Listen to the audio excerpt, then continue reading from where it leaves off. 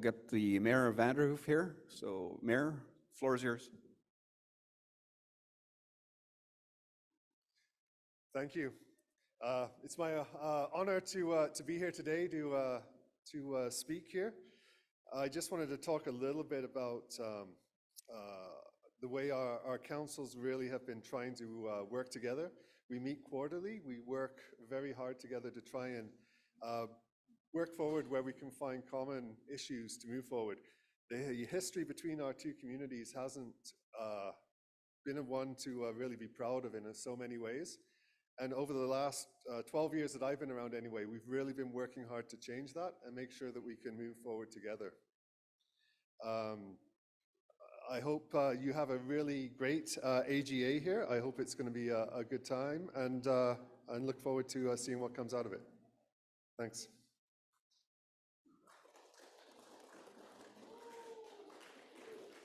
Thank you, Mayor. Next on the agenda, we have the daycare report. Folks from the daycare.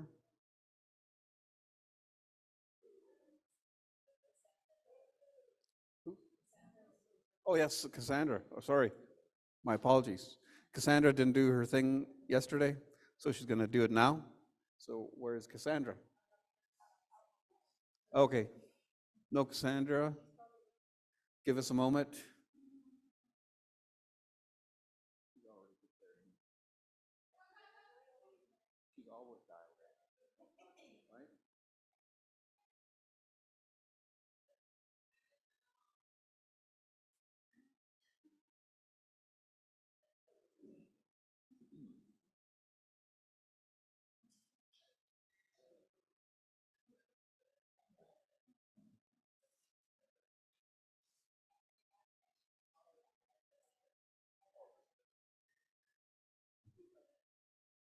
Okay, Cassandra's on her way.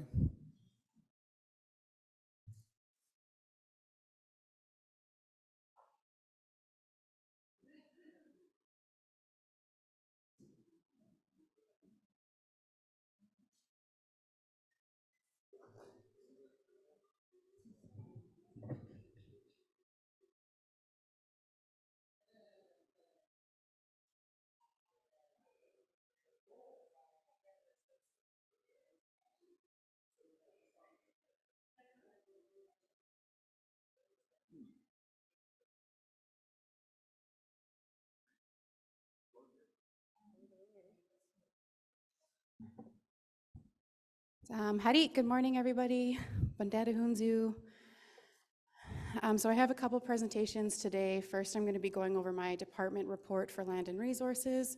Then I have a second presentation that I'm going to be doing on resource management planning with the Carrie-Sicani First Nations.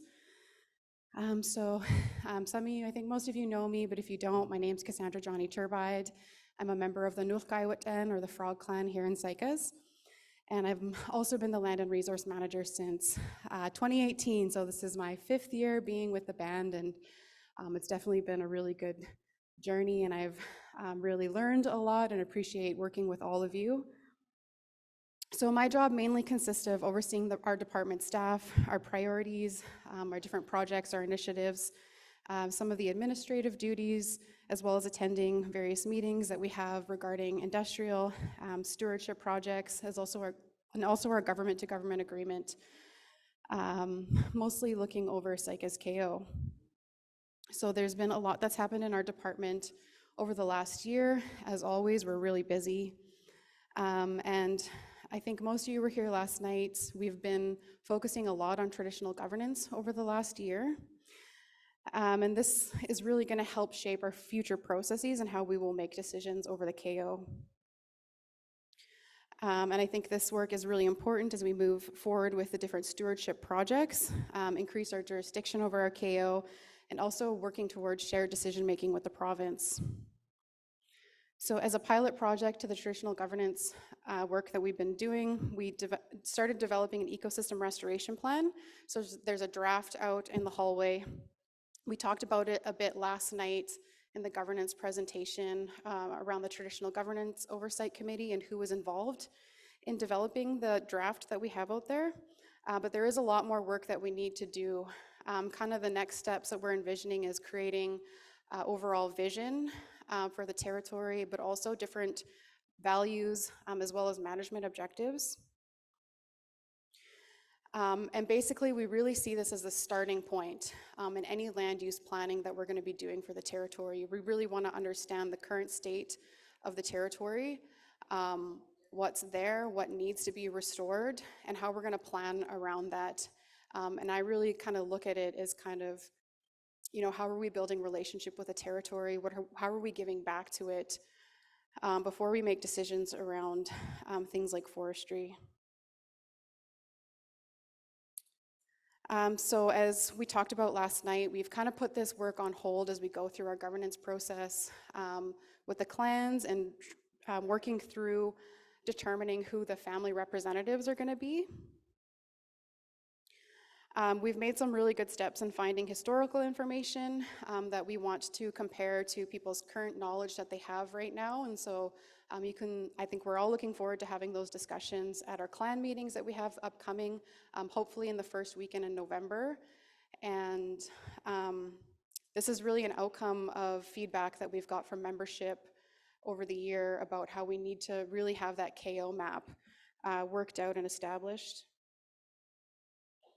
So we also talked about the Nulkai-Tachik pilot project last night, and this is a project where we're really taking a deep look into the watershed of Nulkai and Tachik and seeing what's contributed to the current state. We all know the algal blooms is really bad, and we want to try and make a difference in what's happening out there. So far we have a report that's been developed looking at the historic disturbance.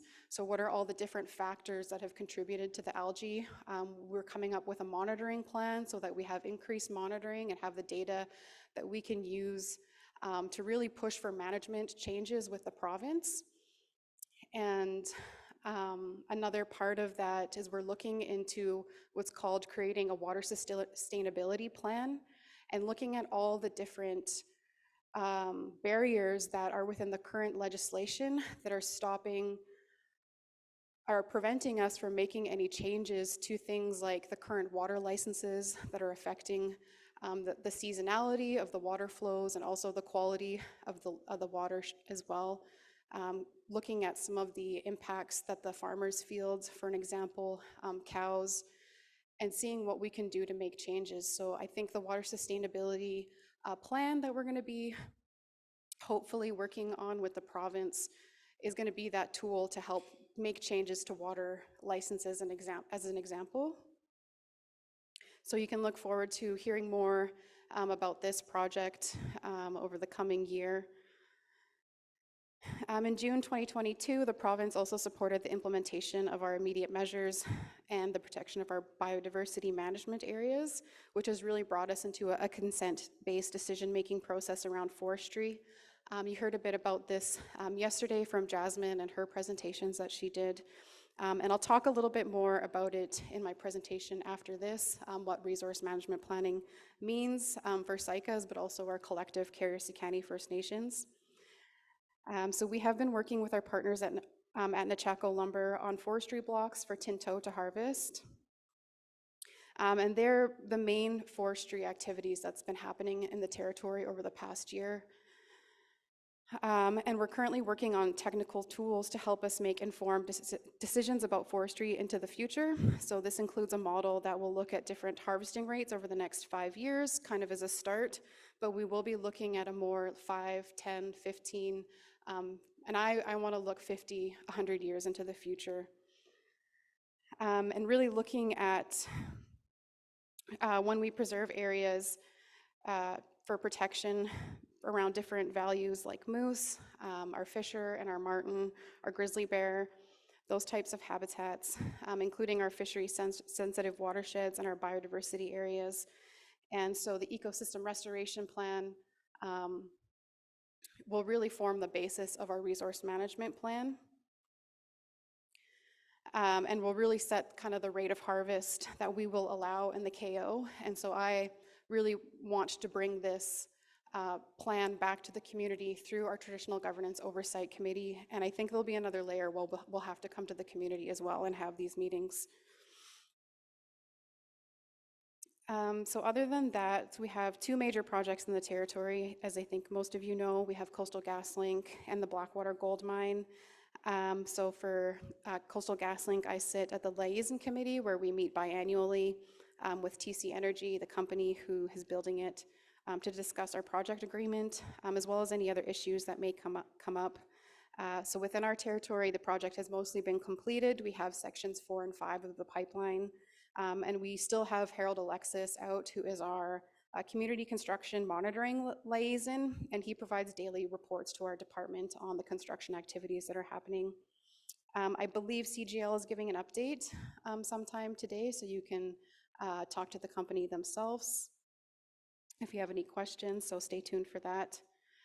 For the Blackwater Gold Mine, Artemis Gold received their permits for construction earlier this year and have started construction at the mine site only.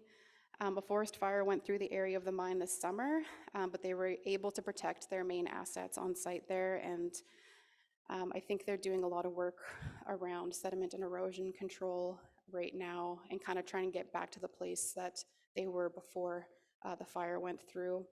So within our territory, we had a lot of meetings earlier this year about the project, so I think most of you know that the transmission line is the main aspect of the project that's within our territories, and also the collective territories of Saik'uz, Notlay, and Stalaten. So we have been heavily engaged in this project over the past several years, and really focusing on the potential effects that the activities from the mine site might have on our receiving waters. So there's many protections that have been put in place from the technical work that our communities, technical representatives, as well as our consultants at Source Environmental that have helped us advocate for. And the mine is required to abide by our Yinka Dene water law, both through the environmental assessment conditions and the project agreement. I think everybody knows that we've completed our negotiations for the project agreement this year, and as we discussed yesterday, the benefit sharing between our three communities is yet to be reconciled. So construction on the transmission line is scheduled to start sometime this fall. We're still trying to figure out when that date is, but we are in the process of working through monitoring plan and everything that we need to hire a monitor for the construction of the transmission line. So hopefully I'll be able to have a posting out for that soon. And I'm also involved in the Life of Mine committee for the project. So we meet once a month to look at the construction updates. And as the construction continues on, we'll be looking at different things that are happening on the mine site during operations, as well as the updates of the various management plans that they have to follow. So our department also has a crew of environmental monitors. So right now we have James Thomas and Eric Johnny Martin. And the crew works on pre and post-harvest forestry monitoring with our partners at Nechako, as well as other licensees operating in the territory. Our goal is to engage with licensees before any planning is solidified so that further protection can be applied to protect our riparian areas, wildlife, and cultural heritage resources. So for the past 3 winters, the crew has also been busy working on a collaborative research project looking at fisher presence and abundance in a habitat with the use of wildlife cameras and baiting. And this is really going to go into a model that the province already has, but it's going to strengthen it so that we'll put that information into our planning that we have as well. They're also involved in the water quality testing for the Carrier-Sicani First Nations. And the crew has been working on a collaborative Nechako River projects, stewardship projects with Notlay and Stalaten, which include operating a sonar to monitor the salmon populations that are migrating through Vanderhoof and Notlay. And other projects that we have on the Nechako River also look at water quality, looking at the varying flow levels and the effects that has on fish habitats, also looking at the effects from cattle and agriculture on the river.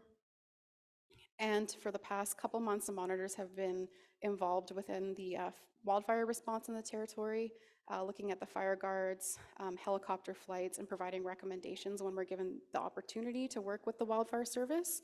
And they also do the annual kokanee count. So this year, we are really interested in seeing what the effects of the wildfire has been at Tatic specifically. So normally we have an annual grizzly bear study that we do. We know that there's usually around 20 grizzly bear that migrate to Tatic every year, and I think this is something that, you know, our people have known since time immemorial. They go there to feed on the kokanee, and we've had this long-standing relationship with grizzly bear. So this year we're putting up cameras again, and we're going to be looking to see, yeah, whether they're going to come back this year. I don't know. The kokanee count does not look too good either. Some years we've had up to 20,000 kokanee come up there, 10,000. This year the numbers are looking pretty low. I think around 100, 150. They've been going out once a week. So yeah, that's some of the work that the monitors are doing. We also have Ashley Rafile, who is Saik'uz and Notley-Waten's Aboriginal Natural Resource Liaison since 2018 as well. So her position is funding through the Oil and Gas Commission, through the Aboriginal Liaison Program, and her job is really to assist community members in voicing their concerns through the different channels within the government. So her job is intended to work with the natural resource officers and go out on inspections and look at anything that's kind of happening. Also looking at safety, environmental and emergency management as well. So she's always learning, training, going out with the monitors as well when she can. She is really integral to the water quality program, and I really want to commend her. She's been a leader within all of Carrier-Sicani communities, but also going down south. She's trained the Chilcotin Rangers with Rebecca Broadbent on that. And yeah, she's really strengthened her knowledge and her skills in this area.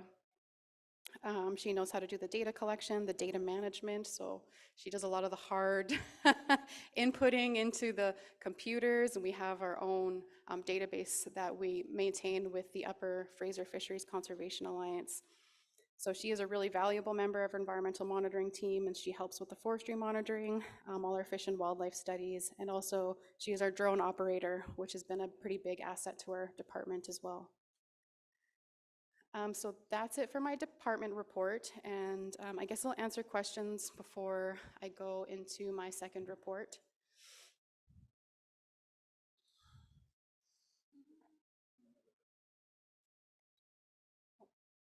April, can you help with the microphones, please? The things you've been talking about, we did all of that 20 plus years ago, and I worked with the late Scott McIntosh on that particular program. Where's all the paperwork associated with what you're talking about? Because every time he did his report, and I know this for a fact, he had the paperwork right in front of him every time without fail. So where's the paperwork associated to what you're talking about? So we do have a copy of that report in the office, and that is definitely valuable information that is still considered. And the late Scott worked with another researcher, Todd French, and so all of the work that they did back then is really vital in us understanding what's happened with the Nalkai-Tachic. They did what's called like a lake core sediment, looking at changes that have happened over the last, I can't remember how far back it goes, but I know. Yeah, Cora just said that it's been 20 years, but yeah, that's what Stephen's talking about. Yeah, so I'm just acknowledging that that is important work that is feeding into the Nalkai-Tachic pilot project, and I just want to share that out of that lake bed core sampling that they've done, they really noticed that the changes that happened in the lakes happened when the dam came in.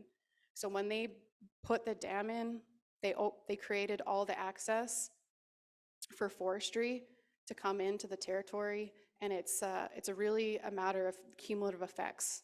So it's the agriculture, it's the forestry, it's the dam, and all of that has contributed to the sediment loading or the nutrient loading that's happened in the lakes. And also I think we can attribute that, farming practices have cut off things like Creek. We know that no longer exists. We know that there was a creek from Sinkit that connected to Nulkai as well. So there's a big change in the water quantity that was there in the past. Another thing that's contributing to the issue is that Nulkai and Tachik are really shallow lakes, and the winds blow from the east to the west. And so because of this, there's a continuous mixing of the water in the lake all the time. And this is different from other lakes that are in the province where they're a lot more deeper and the winds blow from the north to the south. And so the nutrients that are in there, the phosphorus and all of that, it never has a chance to really settle to the bottom of the lake. And that's kind of what's driving the issue, part of it. So thank you for bringing up that work, Stephen. It is, yeah, I think we're really grateful for the work that the late Scott did in the territory.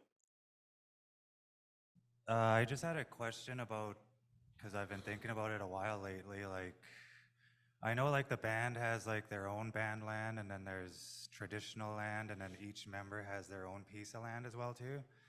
And I was just wondering, as far as traditional land goes, like hobby farms and residential builds that I see, going on the back roads on our lands, like how did they come about that purchase and that? And is there anybody that works for us or in this band like actively trying to prevent like any land grabs from anybody? Or let's say if somebody like a real estate person goes and says, oh, there's 20 acres here, I'll sell it to you for 100 grand. Is there anybody from our band, do real estate people actually come here and say, hey, we're trying to sell this piece of land for a residential build or a hobby build or a farm or something? Is there anybody that like says, hey, you can't do that, or you have to give us money, not all the money to a real estate agency? Or just so we don't have like a Maui situation or anything like that, to where like legally 100 years down the road we have nothing,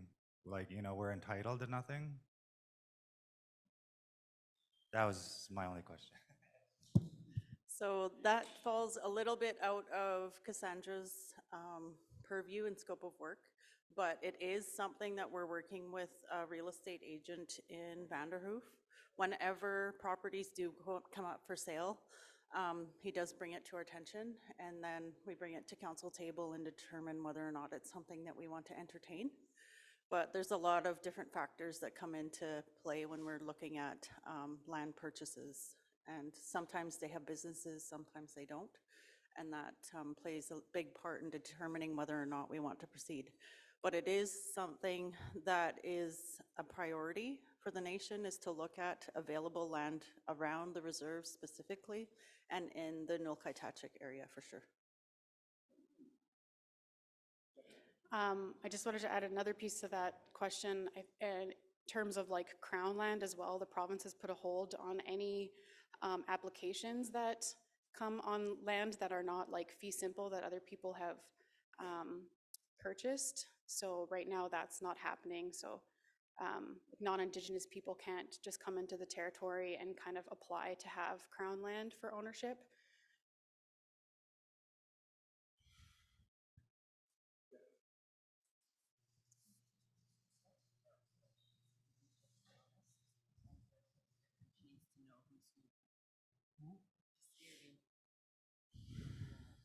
Morning. My name is Jeffrey Thomas, ex-chief of this reserve, the youngest chief that ever walked in this community. In 1974, I graduated with A+ honors. I turned down a low degree to become the chief of this community because of the fact my father was chief here for 10 years. He had no education. At that time, I was the youngest chief. We had 189 people that live in Saik'uz at that time. That's in 1976. Anyways, I refer back to yesterday. I mentioned various items on the agenda. But first and foremost, I forgot to tell everybody, all the leadership here, past and present, the elders of all the professors of this land in front of me, at that time gave me knowledge and power to lead people, your people. They said you must have compassion for your people, kindness and respect. Give your people that every second of your day, leading your people. On the other side of that coin, the elders, they said, you must walk side by side with your chief and council. It's not an easy road to try to lead somebody by the nose. Some people are uneducated. They have no worries on what you're trying to accomplish for their behalf. But I have to ask the chief and council to give your people respect when you answer. Yesterday, Marlene Vickers, she said, stop that, you must listen. She gave you knowledge and power. If you use that power, what she says, you should have no problem to lead. Okay? And then for a fact, when you talk about staff, chief and council, if it wasn't for the people, you wouldn't have a job. Your employees here wouldn't have a job because of your people. That's why you're here on our behalf. Going back to my younger years, for 12 years, I got $500 a month. For 12 years, I never get one day of education, no, 1 day of vacation. I never took 1 day off because the people were so poor, trying to make inroads for the poorest of the poor that live on this land. That's why we're here. Your people owns everything. Everything that wasn't for the people, you wouldn't have nothing. So think about it. That's knowledge and power of your people, all of you own. Go back in history, 150 years ago, some of us wasn't alive. But our elders, all these elders that left us, they have all the knowledge and the power of the land. Protect that knowledge, the youth, the young elders, the elders that we have left today, they're still your professors of this land. They have an education of their language, their culture, and some of us follow on the wayside. And because of not on their own right, but because of the treachery that's going on in the world, in Canada itself. I'll say this about anyways, they said I was leading by the land claims at that time before I dropped out. Dave can verify that. We were dealing with Canada, the government of Canada alone. The province had no business in land claim. They had no power. But what I see when I left 2002, everything pushed by the BC government. All the land in BC belongs to all natives in BC. And Canada holds all the bag of power. But only BC was doing to native people is holding a little card stick for you to try to follow in their power. But yet sometimes the government of Canada, they're standing aside, not doing nothing for us. That's the leadership that has to find out where we're going to go.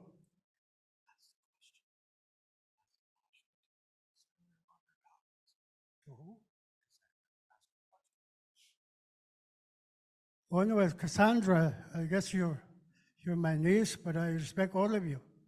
The question is, with you and the chief and council, I have to say this, the question is, you have to look up to your people, back them up. When they come to your assembly, don't look down on them. Don't act harsh to them. You don't have that right as a leader. You have to be very careful with what you do with your people. They pay your wages. They pay your staff everything. Other poor people, you'll be working elsewhere. So the question is, how you can turn that around aspect of your people from here on in. So that's hard answer, hard question to answer. But there's answer behind you, Chief and Council. All us do have due diligence with respect to whoever answers on the floor a question. Maybe they're here to hurt you or whatever, but that's their right. Everybody has a right to answer any of the question. There's no dumb Indian, okay? The system say where some of us Indians are dumb, but there's no dumb Indian, there's no dumb question in this world. So thank you. I'll speak more of that later on before I leave. Thank you. I'm here to help you, Chief and Council. Remember that. I have lots of knowledge the power can give me from 150 years ago. I still hold it in my heart. Thank you. Thanks for your comments, Jeffrey. I didn't quite hear the question, but I think I could say for me personally, much like Cora, I went to university so that I could come back to the community and I could give back. I care very deeply about the people in this community. Many of you are my family, and the territory has been my passion. Stewardship has been my passion. So I have really been enjoying the KO meetings, the clan meetings that we've been having and hearing from membership. And like has been said many times, we all have an open door policy. So I'm happy to talk outside of these AGAs with membership. And I also really appreciate AGAs.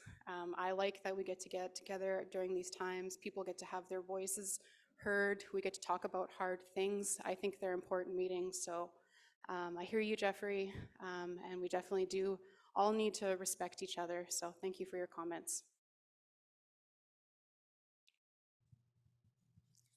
Hi, I'm Georgina Mason, Frog Clan of Saik'uz First Nation. I just have a question, another question. Cassandra, you know that we work in the language department. We have a lot of information of oral history. Just wondering why we're not collaborating with each other, the two Yeah. departments. Yeah, it is something we've talked about. Yeah, I think we're all so busy, but we do need to find the time together. Like maybe we need to implement having weekly meetings or bi-weekly meetings. One of the things that we've been looking into, and we had meetings with Deborah and the new guy from Language and Culture, I keep forgetting his name, Nathan, sorry. I don't know him that well. But we have this piece of software called the Community Knowledge Keeper, and we have uploaded some of the old interviews in there. So we've been thinking about creating a process where we continue to upload the work that your department is doing and then having certain tags so that when either any of us are wanting to research things like salmon or place names, we can just put that into it and it becomes like our own Google for our stories and stuff like that. But yeah, I am open to furthering discussions on how we can collaborate more. I know you guys are doing really, really important work in there and I'm really grateful. I know it's a lot. Maybe we'll follow up next week. Okay, thank you for your question.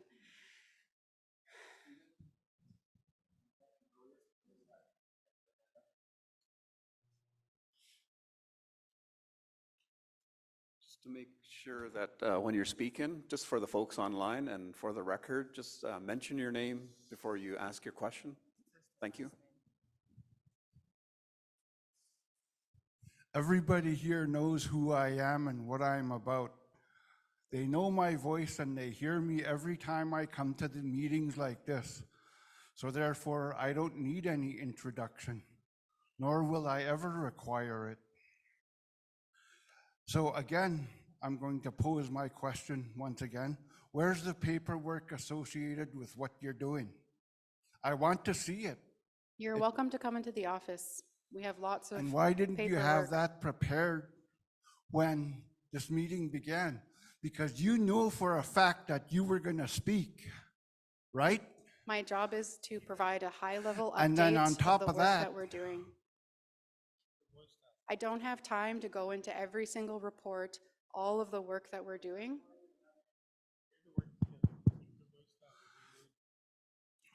You are more than So welcome to where's come the into the paperwork? office. You are more than welcome to come into the office to look at the reports, anything that you want to know. Anybody is open. We're not hiding anything, Stephen. I didn't say you were hiding anything. I'm asking for the paperwork for which you are claiming that's been done. I want to see it.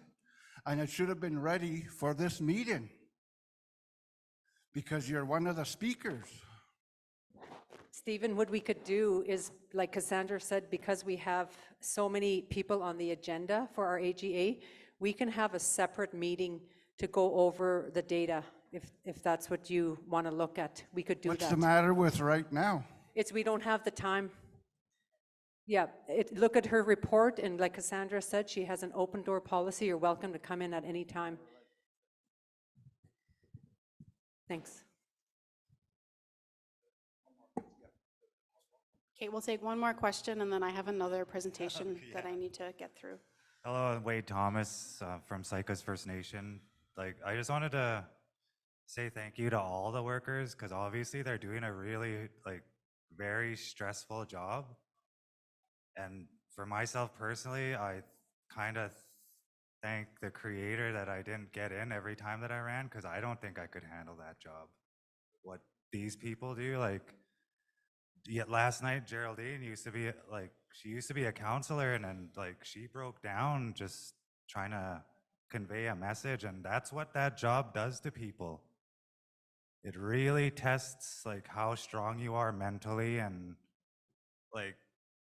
and just sitting here, just everybody has questions, and some people feel like their questions aren't being answered, and I just want to say that for myself personally, I could see that they're trying their best. More than a few of them are getting emotional, so that's all I have to say about that. Good job, everybody that works for the band office and for the people. Because I know growing up on this reserve, there's a lot of mistrust to when people come into power, because a lot of people, they, like Geraldine was saying, when they put their mark down on that ballot, it's they're giving that person their trust that they have the best interest for the people of the community. And then, obviously in the past, that trust has been misused and abused. But for me personally, I feel like the people that are in council now and chief and all the workers, I believe that they have the best interest for all of us. So maybe we should all give them just a little bit more of an easy time instead of a witch hunt, I guess. That's all I had to say. Thank you, everybody. Thank you, Wade. Appreciate your comments. So I will go into my PowerPoint slide now.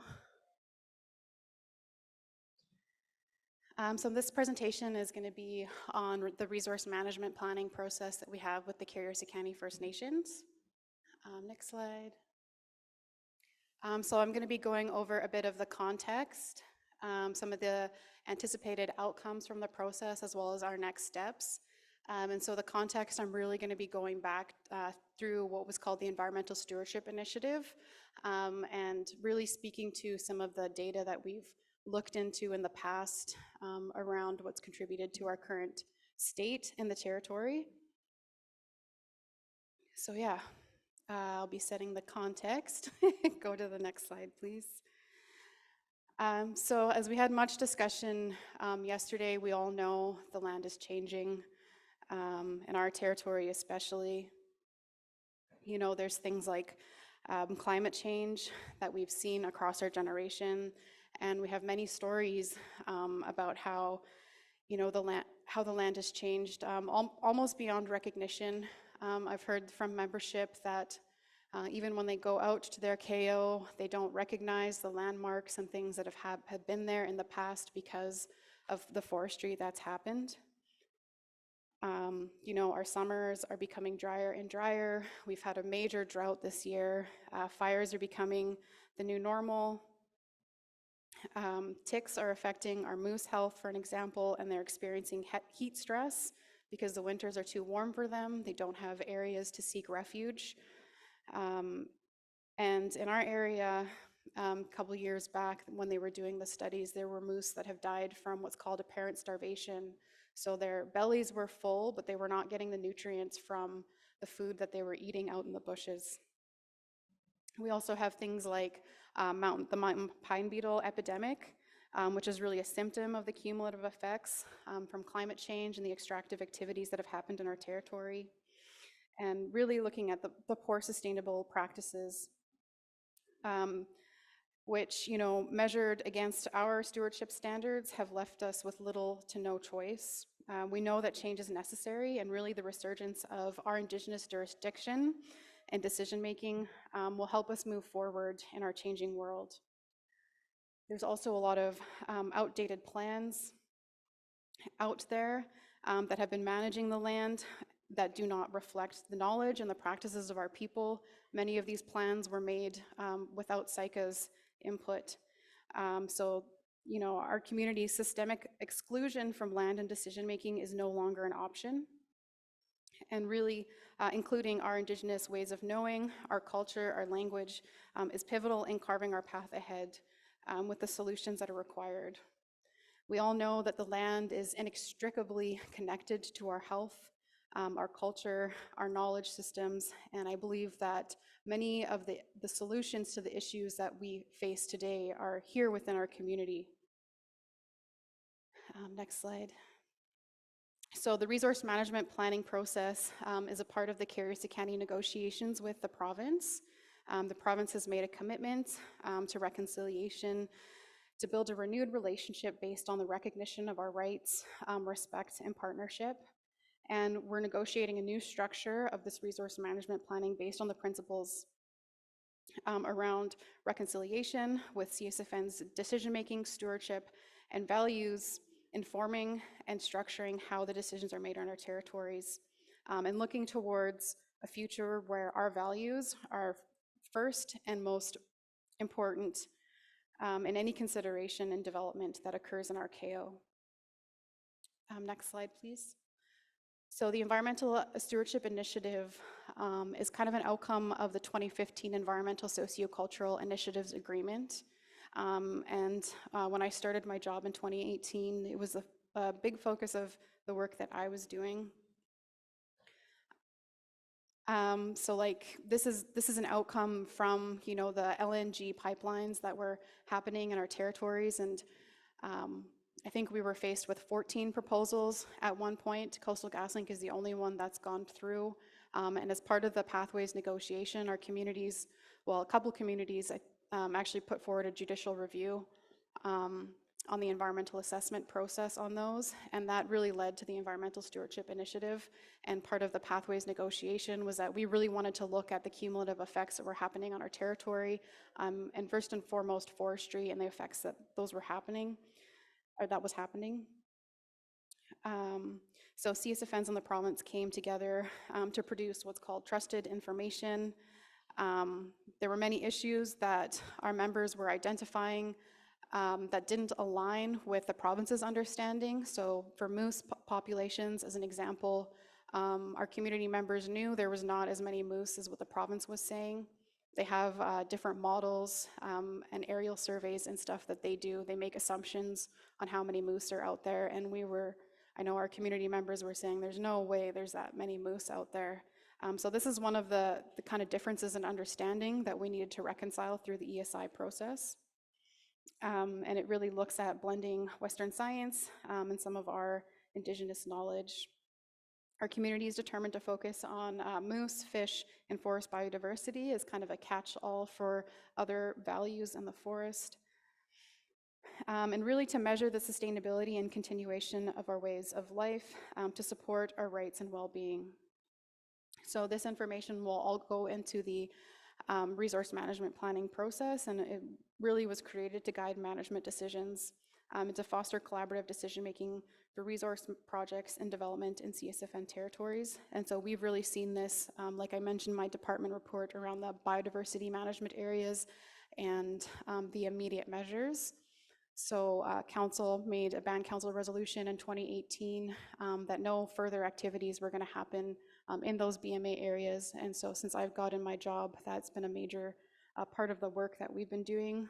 There was a risk assessment that went along with this information that looked at what's called the ability to meaningfully exercise rights. And so council at the time saw that if there was any further incremental damage to the BMA areas, that if we didn't have a proper plan in place, the ecological health would be going down even further than the place that we're at. So for some of the outcomes of the environmental stewardship initiative, so with moose, like I mentioned, some of the key findings was that there was indeed, the province was able to agree with this, that there's been a significant moose population decline. And one of the management responses was they put in place ungulate winter ranges, which resulted in 152 areas and approximately 380,000 hectares that are specified as either a no harvest, core zone that are protected from forestry, and conditional harvest zone, which is a 5-kilometer buffer around those areas. And this has been legalized through what's called a Government Actions Regulation, or a GAR order, under the Forest and Range Practices Act right now. It also applies to mining exploration. For fish, one of the findings was that there's been riparian habitat reduction and risks to erosion and sedimentation are contributing to higher levels of watershed health risks. And I think some of the management responses have been more on a community level. Different communities have projects that they're doing, some around fisheries, and I've talked about some of that we're doing in our territory. And then biodiversity. So like I mentioned, there was a finding that there's been an increased risk to biodiversity due to reduced old growth and natural young forest distribution across the landscape. And this resulted to the biodiversity management areas. And another outcome of this was the mandate for our project team to develop proposed terms of reference for broader resource management planning within our territories. So some numbers around the kind of deferral, the protection of these areas. There's been a huge reduction in harvesting across what's called the Prince George Timber Supply Area within the CSFN territories. So before, there was a rate of 4.65 million cubic meters that were harvested. In the past year, because of result of the immediate measures being in place, it's been reduced to 1.5 million cubic meters. And like I mentioned, any harvest that occurs in these areas is subject to what's called a spatial harvest planning process, where CSFN consent is required. So this means agreements between the affected community are required, and potential changes to cut blocks that are necessary to protect stewardship values. So for Saik'uz, our spatial harvest planning process really involves the monitors going out and looking at cutting blocks, making sure that we're focusing on harvesting dead wood, creating bigger buffers on riparian areas. Sometimes they ask them to move roads to protect kind of the water flow. We've really been communicating the importance of protecting those non-classified streams, drainages, lakes. Those usually have minimal protection under forestry regulations. Next slide. So through this resource management planning process, one of our high overarching goals is getting to healthy land and healthy people. Like I mentioned, we know that our connection to the land is inextricably connected to our people's health, our identity, and that our ways of knowing as well as language come from the land. Next slide. So another outcome is increased jurisdictional authority for CSFNs. The resource management planning is really creating the space and the structure to implement CSFN jurisdiction and joint decision-making of our territories. And we're really seeking to structure a system that is inclusive of our values and our knowledge to take back our inherent stewardship obligations and our relationships with our territories and its resources. Really looking at bridging and balancing the needs of our stewardship and our economic development for our communities. Next slide. So some of the RMP forestry specific outcomes, we really look at this as a tool to kind of replace the current regulatory regimes that are managing our forest right now. So right now we have things like the Forest Act, the Forest and Range Practices Act, and this plan will replace that within our territory. So we're looking at, first of all, continually asserting our values on the land through joint decision making. And we're looking at two major outcomes. So there'll be a forest management plan and a forest operations plan. So some of the outcomes for the forest management plan includes updated landscape level biodiversity and watershed health requirements, reflecting on the territorial based objectives that we've set.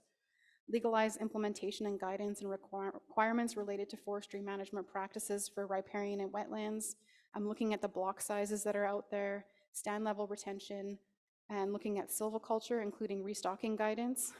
So really putting a stop to the monocultures that have happened in the past and looking at including or retaining the deciduous trees that are out there. Also looking at habitat objectives for moose, caribou, and other species linked to harvest allocation objectives and our recovery objectives. Agreed upon ecosystem restoration and rehabilitation objectives, and plans that are linked to implementation and funding commitments. So we're really looking for the province to provide funding for this. And agreed upon areas to be protected, either through protected areas or Indigenous protected and conserved areas for cultural, sacred, and ceremonial stewardship. And so the forest operations plan includes an agreed upon 5-year spatialized harvest plan for the SFN territories, and an agreed upon rate of harvest for each of the territories. First, with the 5-year term, as I mentioned in my report, that is consistent with the forest management plan aspects of the resource management plan. So as I mentioned in my department report, the first step is that modeling that we're looking at right now. It's in the works. That's something that we're going to be bringing back to our kind of governance committee first and community as well. So yeah, I can't give a timeline exactly, but definitely in the coming months or the new year, we'll start talking about the results of that. And also to develop recommendations on the existing tools that can be used to implement the forest management plan and the forest operations plan. And if there's current gaps in current tools, identify them. So maybe we don't need to recreate things in the province that may already be working for us. But if there are gaps or there's challenges, look to changing them through our plan. Next slide, please. Also looking at increased CSFN presence on the land across the territory. So monitoring will be a part of the implementation of resource management planning. So really making sure that our people are out there and ensuring that what's been agreed to, what's been planned to is being implemented. Right now, Saik'uz is pretty fortunate that we have a monitoring crew, but a lot of the other communities don't have that. And many of them do come to me and ask how we started our program and what are the things that we do. So again, Saik'uz has kind of been leading the way in the Guardian development. Next slide, please. And another important piece that I'm really excited about is what we called story work. So this is long-term Dakheth and Sekani law development. So we understand the need to ground decision-making processes in our cultural ways of knowing. So we really envision all of our communities coming together to share our common stories. Stories like Estas, for example, that ground our values and ways of knowing to build up our processes. So stories have always been our way to teach one another, to assign values and meaning to the world we live in. And many of our stories essentially held or created laws that described the way which we relate not only to each other, but the territories and the beings that we share it with. So story work is an important part of continuing and reclaiming our governance and building out our jurisdictional frameworks in a culturally appropriate way. And there's other examples around the province that we can look to that have already started doing this work, including the Haida and the Shwetmik Nation. So this work will be community-led, just like our governance work, and a matter that makes sense for our Dakheth and our Sekani neighbors up to the north who are part of this process with our knowledge systems, our cultures, and our languages. So this work will be started within the resource management planning process, but it's an important aspect for the long-term jurisdictional authority of our communities and joint decision-making with the province. And it's really the basis. It's called resource management planning because it's not intended to just be forestry. So I think the groundwork that we're going to be doing through this process is really important. It's going to be iterative. You know, we're going to learn through it. We're going to make adjustments, but then it's going to be applied to other industries like mining. Yeah, so it's just the start. It's not going to be a plan that we open and then it's closed. Next slide. So how do we get there? Like I mentioned, each nation produces a plan. Saik'uz has already engaged with technical consultants to start that work. It's a large landscape level planning process that combines all of our territories, but it does start with each nation. So the nation plan comprises of their community-specific decision-making and engagement structures and relationships with the KO, the clans, and community members, and their role in stewardship and connection to the territories. And really through these discussions, we're going to have to be navigating the relationships and the potential trade-offs between stewardship and economic development. You know, it's challenging, but I think there is a way, and we do need to find a balance between stewardship and economic development.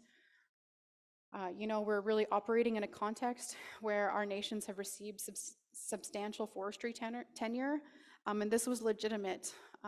Leaders of the past, they did this because they understood that having that tenure was a way for us to have control over what was happening on our territories.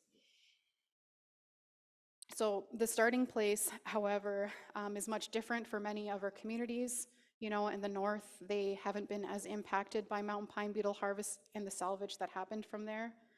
So this really puts us at different places. But ultimately, I'm really excited about this work. I think it's an important step in all of us to uphold our stewardship obligations, and it's really the planning that's required for our future generations. Next slide.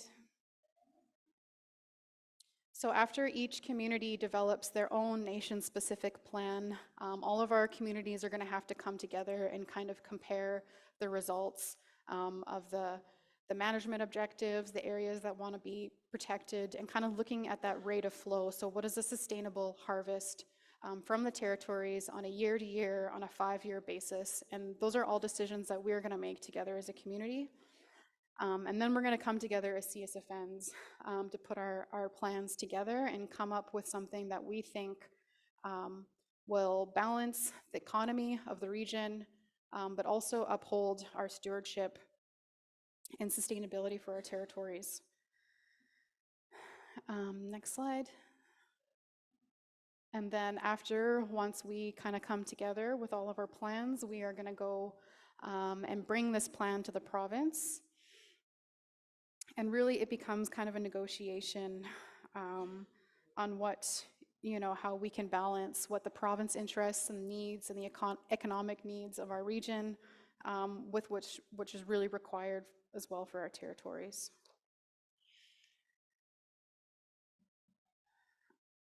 And yeah, I just want to really like stress that all of us recognize how forestry has been done in the past.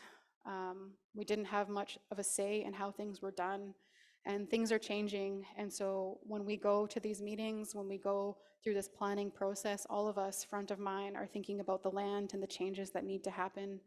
And really, how are we going to create this new jurisdiction where creating our laws are kind of first and foremost, and how we're going to work with the province to implement those. So, next slide. That's the end of my presentation. I'll answer questions now.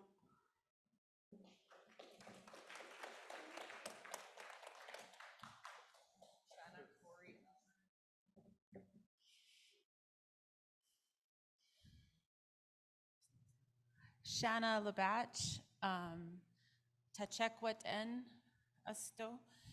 So I really, that's a lot that has been happening behind the scenes.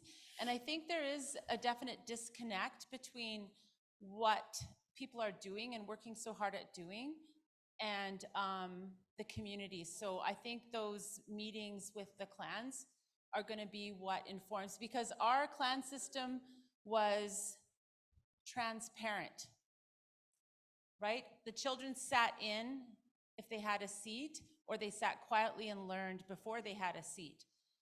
And so everything was done transparently. All the governance, all the choices of the land, the resource management was all done transparent. And so that's part of that disconnect that you guys are experiencing with your roles being, elected or hired versus just being people in your land, right?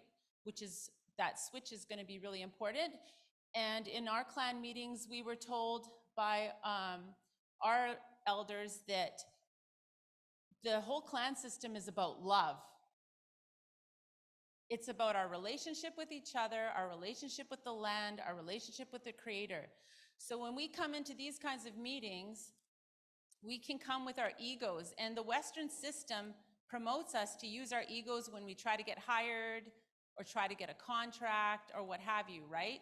It's a different mindset coming into a meeting than if we were in our clans. And Dad said he spoke about that earlier when I was running Augustus around.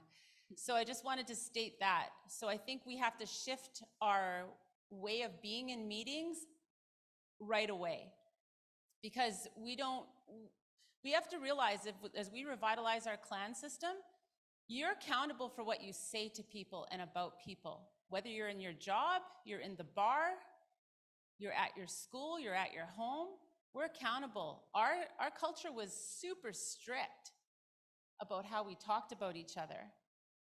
You wouldn't talk about another clan member in the ways, you wouldn't hit them, there's so many things you wouldn't do that is happening in our communities, not just this community, all communities. So we have to really think about, if we're going to revitalize love. We're going to revitalize respect, because that should be what we're about. And that'll make us more healed and happier as well. So some of the things, I like what's happening in all the research. One thing I want to know is, are there sort of a diversification of land use being looked at? One of the things that Dad was just mentioning to me is, for example, well, I don't know if some of us might remember when Dixon Asdeni had his horses running around the community years ago. We would try to hop on those. But, they used the community as rangeland, right, as pasture land. And that's a source of revenue for us if we work with, for example, the Cattlemen's Association. And so Dad has a contact for that. The other thing we were talking about is, what about the Plan Bs when everything burns? Right, we can have a 5-year strategic plan, and then the Creator or people make mistakes and things happen. Not the Creator makes mistakes, pardon me for saying that, but something happens. Because our people also had what they call in business and in art, flow. Like, they knew how to respond to whatever was happening quickly, right? Institutions have trouble responding quickly. A business mindset has to respond quickly or it doesn't survive. So it's kind of, our people, did their business, right? They weren't really an institution. It was a living organism. Their paperwork was like in their minds, first of all, but it was also living documents kind of thing, right? So it could flex with what the future holds. The other thing I wanted to say is a comment on consulting. We shouldn't expect our chief and council and our employees of our nation to know everything. There's like Jeffrey keeps bringing up things and Stephen keeps, what I hear you saying is that, come to me, share with me what you're doing, because I want input. And you're inviting people to input, but maybe we have to have we have employees, but maybe we need a consulting group. I can consult on a lot of construction things and with my colleagues, right? But we don't have a formal relationship where you say, hey, Shannon, we're looking at this, how would you go about this? Based on the learning that I've had outside of Saik'uz, right?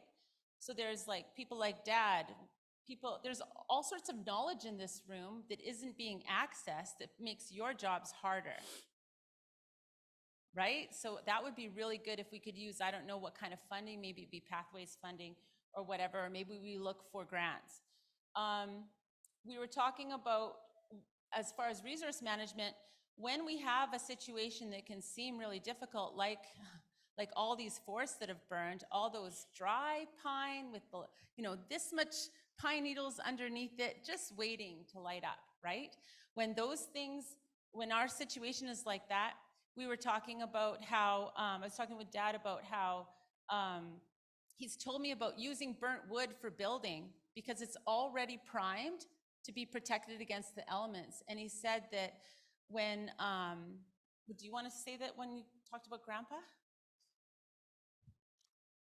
Like there's that one time we're out in the bush setting traps with my dad. And we're going to build a fire, and we dug down into the ground and found some burnt carbon wood.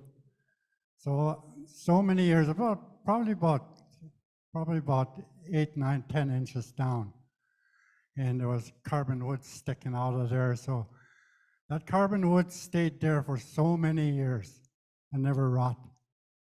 So we should be able to find somehow that we can use that burnt wood in our territories.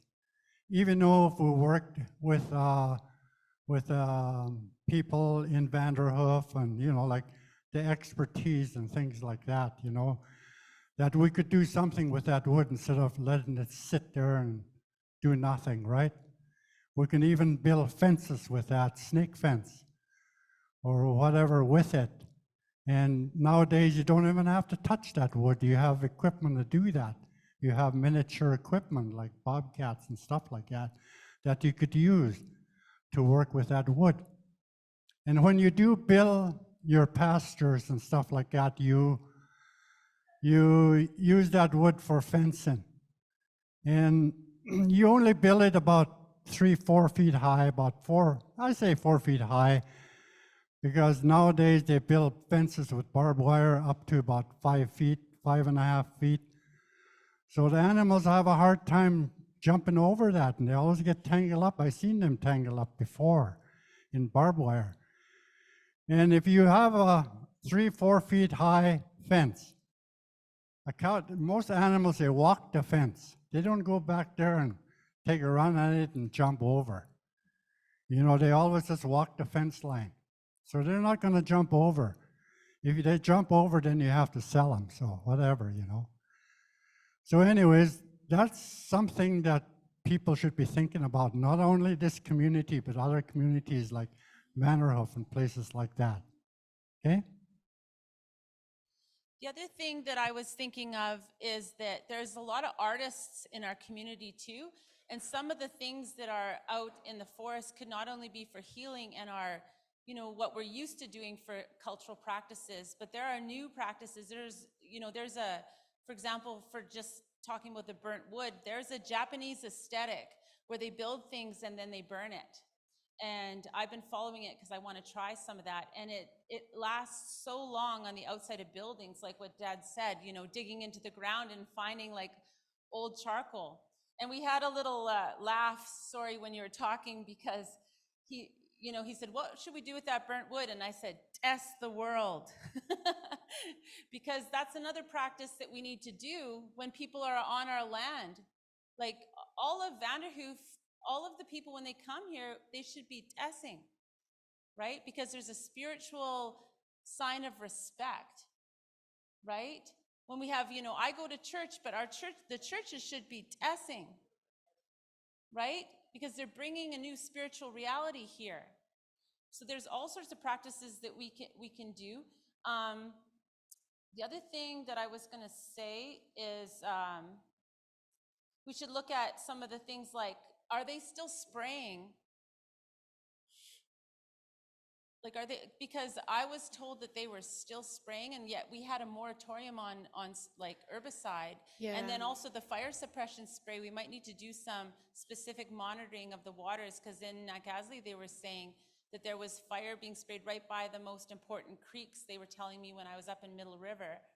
So I have a Yeah. lot of questions. I won't do them Yeah. all, because I'll come into your office. Yeah, we but- do have a herbicide ban in the territory, and I know a lot of the forestry companies, they do manual brushing, they don't spray anymore, but there are things like CN, tried to have discussions with them, TELUS, they're kind of harder to have those discussions, and we've been telling them they should be doing manual vegetation removal, but with the transmission line, I think with Artemis Gold, we've really pushed as well that they need to be doing manual vegetation removal.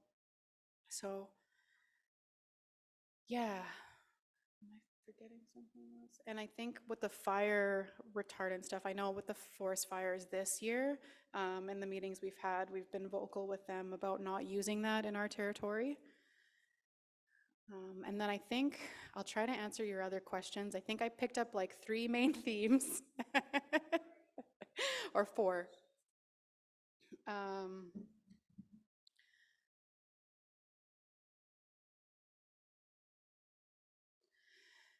Yeah, so kind of what you were talking, kind of between that disconnect between our department and the community. That's where we're really seeing the governance kind of process and the clan meetings. That's kind of the intent of that whole group. And I think we're always like evaluating how those meetings are going and do we need to change the structure of it. But we really want the guidance from the community on that. So I think we will be looking at potentially having another advisory committee. But we do need to have more discussion with the community on how that's going to roll out. And I think we really want to be respectful of people's time. We were meeting quite frequently every weekend, and I think some people were starting to get burnt out. And, there's various things that happen in the communities, there's deaths. So we've had to shift over time. I think ideally we would have had the structures in place so that as these processes, these plans, these reports are being developed, that we're already having these discussions. But we really want to be mindful of what's going on in the community, where people are at, and we're trying to be flexible and kind of adapt and push things out as far as we can, but there is some work that we do need to keep going, and I think like the intent is to keep bringing these things back to the clan meetings or the KO meetings. That's why our ecosystem restoration plan out there is in draft form. It was supposed to be done last year. We had funding requirements with that project, but we did what we could. We tied it up, and we're just trying to keep moving forward with it.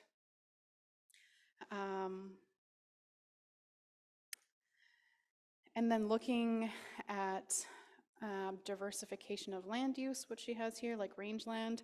So I think range will be a part of resource management planning at one time or in the future. I think we really do need to look at the impacts that rangeland is having on our territory. We know there's not appropriate fencing and things like that that are contributing to the issues that we're having in our streams. That being said, I think there probably is opportunities, on a smaller level within the community, but that might be more in economic development or some of those kind of smaller business things, which is outside of my purview. But would be happy to, if people are, developing that, I would be interested in looking more at, how can we make range more sustainable for our territories. That's one thing that I've kind of been thinking about and I've looked into a little bit in the past, but I think there are also discussions that we need to have with the Cattlemen's Association because it is a big impact on our territory as well. And then the forest fires, so that is actually part of the modeling. They have fire risk kind of mapping and stuff like that, scenarios that they can, that's going to be put into the resource management planning process. And especially given this year, it's front of mind in all our communities. So how can we how can we plan forestry to kind of mitigate maybe forest fire activity that's happening? How can we protect our community? Yeah, how are we going to use what's been burnt? There's a lot of things that we're thinking about, and also, you know, what does prescribed burning look like? How do we revitalize that practice to maybe help kind of what the situation is going on out there as well? Maybe looking at broadcast burning as well. Those are some of the discussions we've been having in our department. And then I think, I also think kind of the other piece around the use of wood and the different things that we could be using, it might be more of a small community project that, yeah, I think I don't know who that would fall under. Yeah, ECDEV or special projects or something like that. So yeah, I think I answered most of it. Thank you, Shanna. Koi John, Frog Clan. My question is with like you guys training other communities about your program. I am an environmental monitor myself, and would I be able to join you guys on that just to give people what the job entails and everything? know? Yeah, I think we probably could work out like a job shadowing thing. We don't really have any open positions for that right now. All right, well, yeah, you know, because I think it's important that you guys do share the knowledge that you guys already have from your program. Yep. And you've been mentioning for quite some time that there would be room for expansion, and you've been telling me that there has been room for expansion, but nothing's really come of it. Is there any room for other monitors to join the team? Yeah, so we've been working on a department plan, looking at our budgets and kind of looking at the potential of hiring new monitors. I think we will be posting sometime, but yeah, I think the plan is at a pretty good place. We do have to bring it to chief and council and kind of have those discussions. But you know, bringing on people is, it takes capacity as well. It takes time and resources to kind of help train people up. And so yeah, we are looking to expand, but it's just taken longer than I would have liked because I'm pretty busy. All right, well, yeah, again, I just wanted to thank you for everything that you do as well. Thank you.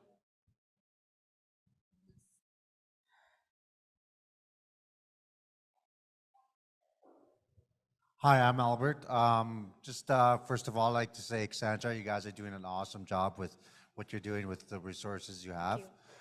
Just a few concerns I have just with the forest plan, management plan there. I noticed that you guys do take a lot of looks at the blocks that are being laid out, but are we actually looking at the blocks that have been laid out and not properly managed, like improper deactivations on blocks that were just officially done? Again, that has a lot to do with runoffs on riparian areas. So are we starting to look at those? Like, I'll give you an example. My family used to pick berries up at the 200 road. Again, it was a great berry spot. However, the invasive species are starting to encroach on those berry patches. So who do we have? Hold responsible to get back those berries? Is it the licensee? And that's what we should be looking at right now, is the resources that we had when before forestry was there. How do we go about to making sure the licensees are responsible for replacing that back into our environment? You know what I'm saying? Yeah. On that? Yeah. So those are questions that I want the licensees to answer, because like I said, we have to go farther out to get berries. We have to go farther out to get our moose. So again, like I said, maybe we start asking them, like, how do we get those berries back? And it could be a project for our greenhouse. We can start growing our own berries and then give us a contract to start replanting them in. So Yeah. that's the only question that I have on those ones, because I did see a lot of missed deactivations on roads. Yeah. And that's what was mostly my concern on those ones. Yeah. That's it. That's all I have. Yeah, I really appreciate Okay. those comments and that question. I think that's the intent kind of our ecosystem restoration plan, to kind of look at, you know, what's there, how can we change it. We may not be able to bring parts of the territory back to what it was because of climate change. So the growing conditions for what have been there in the past may be different now. So we do need to look at that. And I think that is like a goal for the greenhouse, is to be part of that economic part. Yeah. Yeah, totally. Yeah, and the invasive species, I think, is a difficult one because, you know, the way you manage invasive species is herbicide, and we don't want herbicide. And so even on the reserve, it's something that I've kind of been thinking about too, like what are we gonna do about it? I don't know. I heard goats are pretty good at managing invasive species. Maybe we should get some goats. If we're not gonna spray. That's kind of the solution where I've come to. But with the road deactivation, I would encourage you, if you do notice an area that you think, yeah, well, so the natural resource officer would be one route. That's part of Ashley's job, so she can be a liaison between community members and the natural resource officer. So especially if you have like coordinates, or if you use Avenza, I guess, for an example, if you can share something like that, or even if you just bring me a Google map and say like generally this area, sometimes I send the monitors out to look at things like that, and they could get the coordinates, so we can be adaptable in helping address those concerns. So yeah, I would encourage anybody, if they see something out on the territory and they think, you know, that's not right, we can look into it. There's a question for, Rosa. Hi. Hi, my name's Rosa McIntosh at Tachik-Witten. Just a few things. I was talking to the education department and they asked me a question. They said, what do you would like to see in the education that should be more training? I said, well, two things. They should implement the fire suppression, like they take this fire suppression. I said, well, what does it take to get our people to do the firefighting? What's missing that they didn't call our people to do the firefighting in our own territory? I said, well, they need that S28 or something. I said, well, they should consider training our people to get that S28 so they can be called in to do the fire, to fight the fires. Yeah. And another one they ask, well, I also asked that they should have some sort of a conservation officer. Like we have our natural resources workers out there, but we should have a couple of more people out there just to drive around and monitor our territory. Because like you're saying, like all these riparian areas are not being protected. And you know, years ago when I was on council at the time, you know, they put out that question, and we did put out that the riparian areas and the water to be protected. And now I'm hearing that it's not being protected. So who's accountable for that? You know, you need to be considering that the forestry is accountable for protecting our water. And now that they're overstepping their boundaries, who's responsible for that? Yeah. You know, with the forestry, you know, that's been happening, with the fires that's been happening, who's accountable for that? And letting it go for so long. You know, I read one of the Facebook or their posts, there was only 5 workers out there on the Tatuk. And I drove out to Tatuk before the fire took off. There was a lot of spot fires, and then they had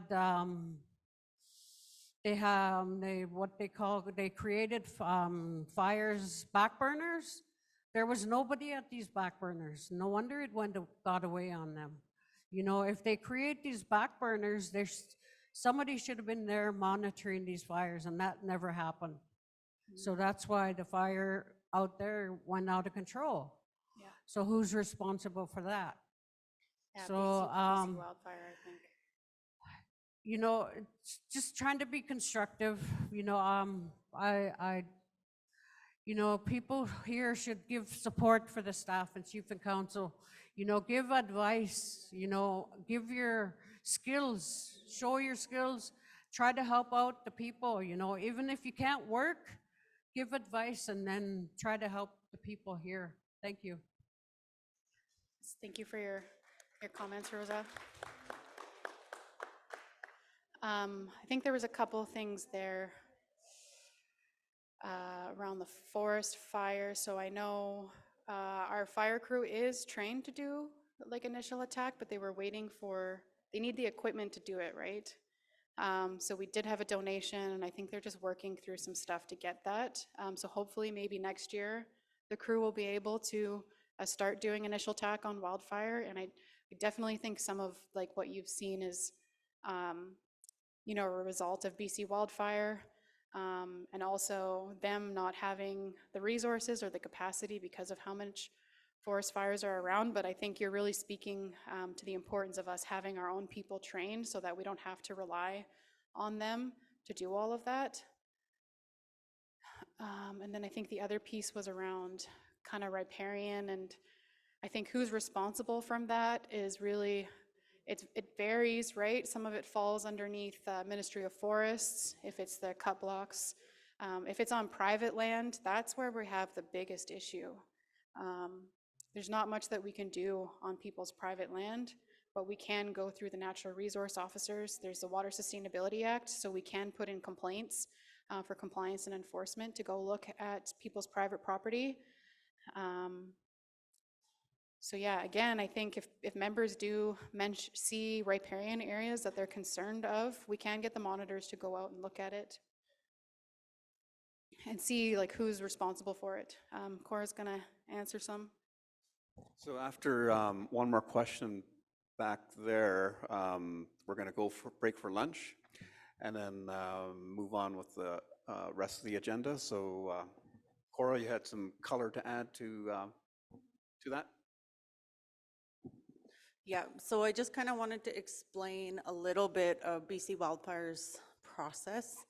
So BC Wildfire doesn't actually have an engagement process with any Indigenous communities, and we felt the effects of that this year because they had planned to do guards and they had planned to do some removal of trees and expanding some roads.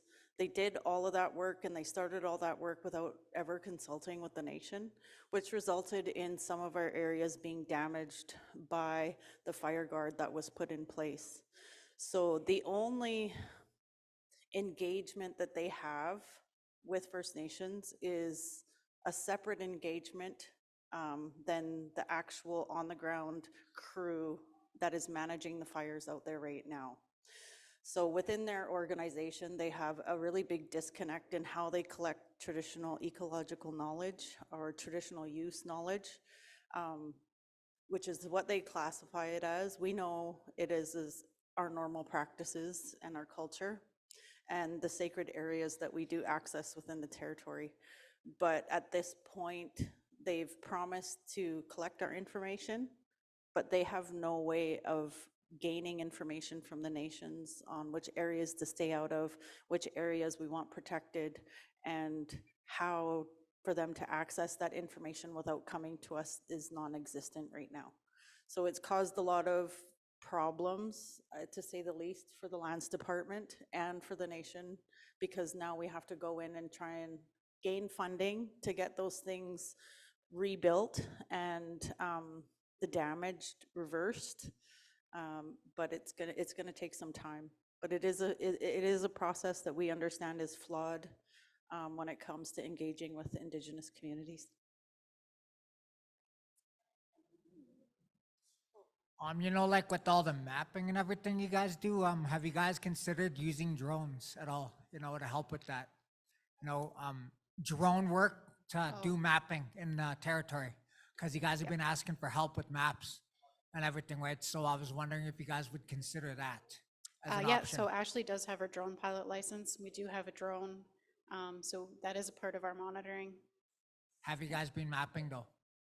No, not specifically. All right, We well, are working with someone yep. who's doing drone mapping on the Nechaco River, which is really cool. Well, you know, Um, it would be nice to, you know, get some drone maps of our own territories and everything, right, you know, also, you know, to, you know, build a more modern map, so to say, you know, for people to understand what's out there and like understand where all the important areas are, you know, to have aerial photos of that, you know. Yeah. And Definitely, thank you. Yep, so thank you all. To be continued. You can come visit me in my office or at another community meeting. Thank you, Cassandra. So we're going to break for lunch shortly here, but just before we do, I do want to be complimentary to your Natural Resources Office. The reason I say that is because Cassandra joined a number of tables here a few years back, and you know, fresh out of university, and she's quickly grown to become one of the technical leaders at the bigger tables, and earn the respect of her peers. So congratulations, Cassandra. I think keep up the good work, you know.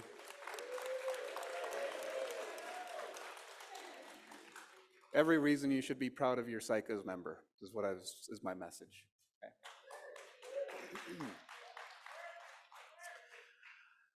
That being said, do we have a volunteer to say a prayer before we break for lunch? Rodney.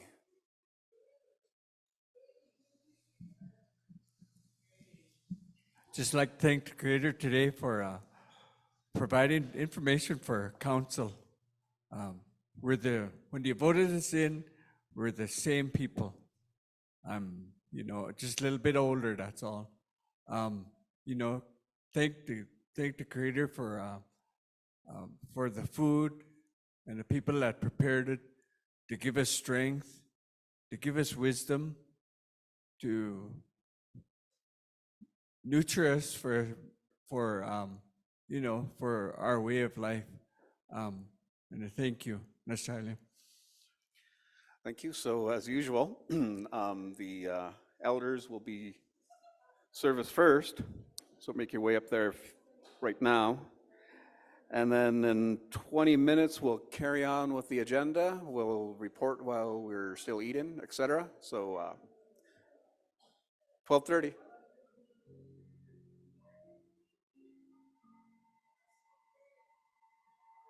We'll get going.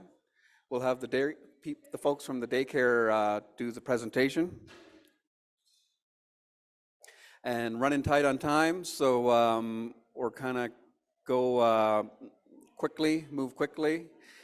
And so we'll get a couple of questions after the presentation, but for the most part, if you want more information, we'll just ask the next presentation presenters. They could take some questions from you outside, like in a sidebar, if you want more detail. So here you go, daycare.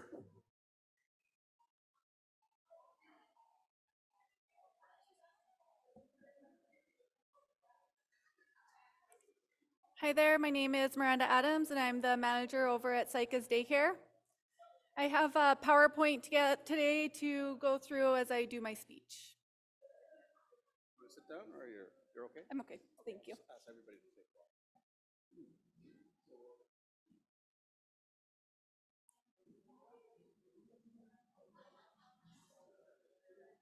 Check, check. Yeah, so next presentation's being done now, so if we could keep your conversations down, that'll be appreciated. Thank you. So today I'll be reporting on our 2022 to 2023 year. Throughout this year, we were delivered with many opportunities for our Head Start and Daycare program. And can I have the next slide, please? We have 5 full-time early childhood educators, a support worker, and a manager that facilitate the programs with the assistance of our cook, custodian, families, community members, elders, and SFN departments, as well as our funders. Throughout the year, we have had 23 children enrolled. 4 children graduated in August of 2022, and we had another 4 graduate this year. The next slide. Here's some photos of our graduates from last year and this year. Sorry, guys, can we get some conversations to just quiet down? It's very hard to hear in the back. Our programs provide a holistic approach to support the 5 developmental domains and the overall growth, development, and well-being of children from birth to age 6. All of our curriculum areas and daily scheduled activities are centered around the following 6 components on the next slide. So we have education, health promotion, culture and language, nutrition, social support, and parent and family involvement. In the next slide, please. We use a play-based learning approach in our program. The theory here is that when children learn, play is how the children naturally explore their world. And when children play, they're motivated to learn and develop their many skills. So we have a quick little video link here to play. It's only 2 minutes.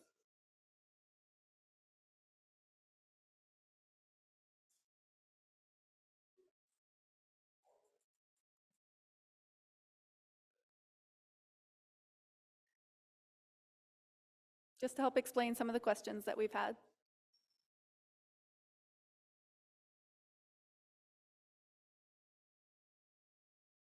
Maybe while the link is loading, I'll just continue on that subject. So traditional subjects that we see in the school system, such as math, reading, writing, science, and social studies, we teach and allow the children to learn through play in our center.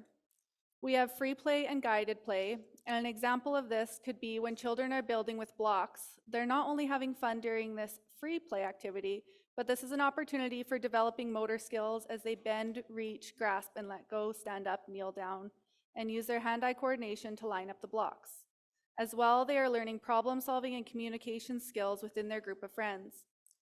When we add in the guided play, educators would then be able to support these social interactions, encourage turn-taking and collaboration, and we can also extend their learning to math concepts such as counting, patterning, and color recognition. We also add in new language and storytelling concepts, and we learn through these engagements what the children are interested in, and this helps us to develop future units of learning from there. We have focused instructional time connected to our unit themes or concepts, as well as our culture language lessons.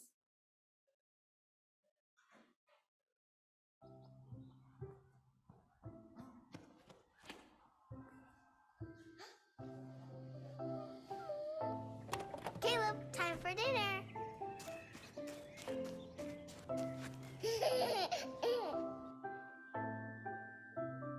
How many legs does a horse have? 1, 2, 3, 4. I need a crane for the roof. Over.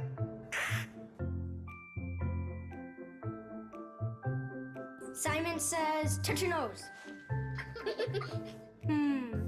Simon says, jump 3 times.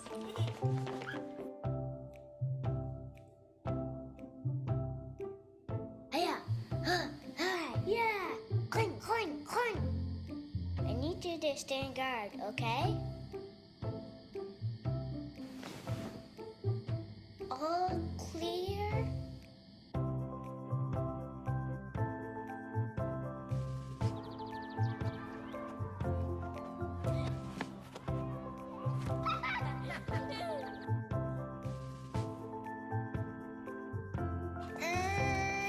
Beep, beep, beep, beep. Yes! Hey, wait! Come sit at the table. Now, which one is the lion? Lion! Now stand on one leg. I didn't say Simon says. Okay, my turn. Simon says, do a crazy dance. Simon says, spin in circles.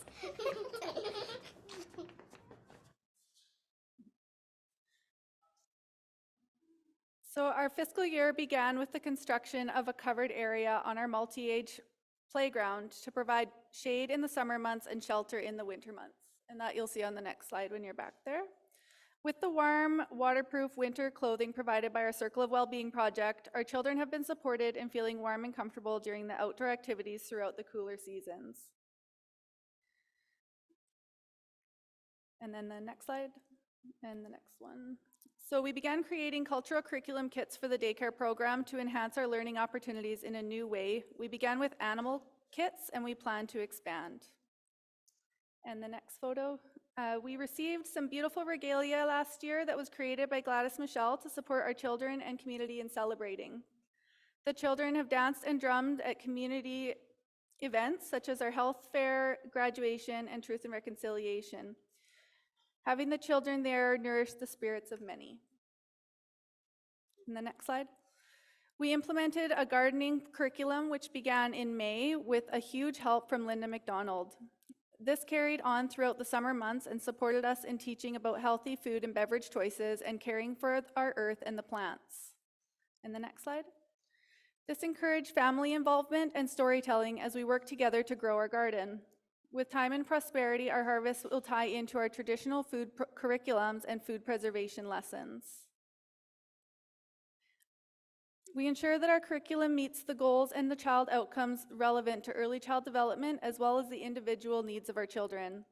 It is a high priority to care for children's physical, emotional, and mental health and diverse needs by applying early intervention, community supports, as well as culture and language curriculum. And the next slide. With the support of the Culture Language Department and elders, we have had language nests daily throughout the school year. The children are learning to speak and understand Dakith through focus lessons during our circle times, and these lessons are extended throughout the days during ordinary moments by classroom teachers to best extend the children's familiarity with the language and the concepts. The next slide, yeah, you got it. The children practice a Dakith prayer before meal times, and many of the children can say and or recognize the words for basic conversation pieces, days of the week, familiar animals, household items, table settings, weather, color, numbers, and so on and so forth. We have a few staff who worked diligently to continue their education and received infant toddler certificates this year, which has allowed our program to open an infant toddler classroom and better meet the growing needs of the community. We have updated the parent handbook, policy and procedure and registration packages, as well as recorded audio and video of these documents. Beginning in February, we offered monthly dinner and Dakith language lessons for families with children attending our Saik'uz Head Start program, which continued into June of 2023 before taking a break for the summer. Each of our projects continue to be child, family, and community focused, and with the intent to honor the strength and resilience of the community. Our team is looking forward to the upcoming year, and we hope that it brings new happiness, goals, achievements, and inspiration to all. Thank you.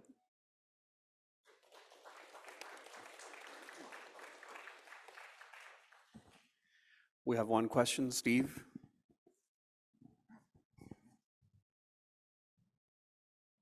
It's more of a generalized comment.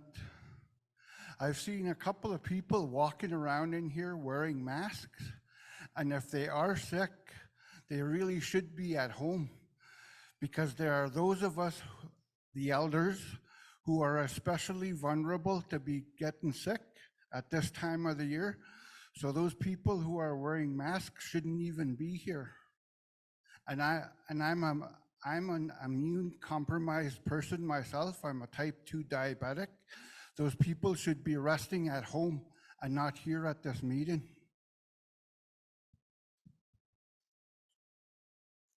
Thanks for that advice, Steve. We will give thanks to the presenter, and we'll get the next presentation up here. Thank you. Good job.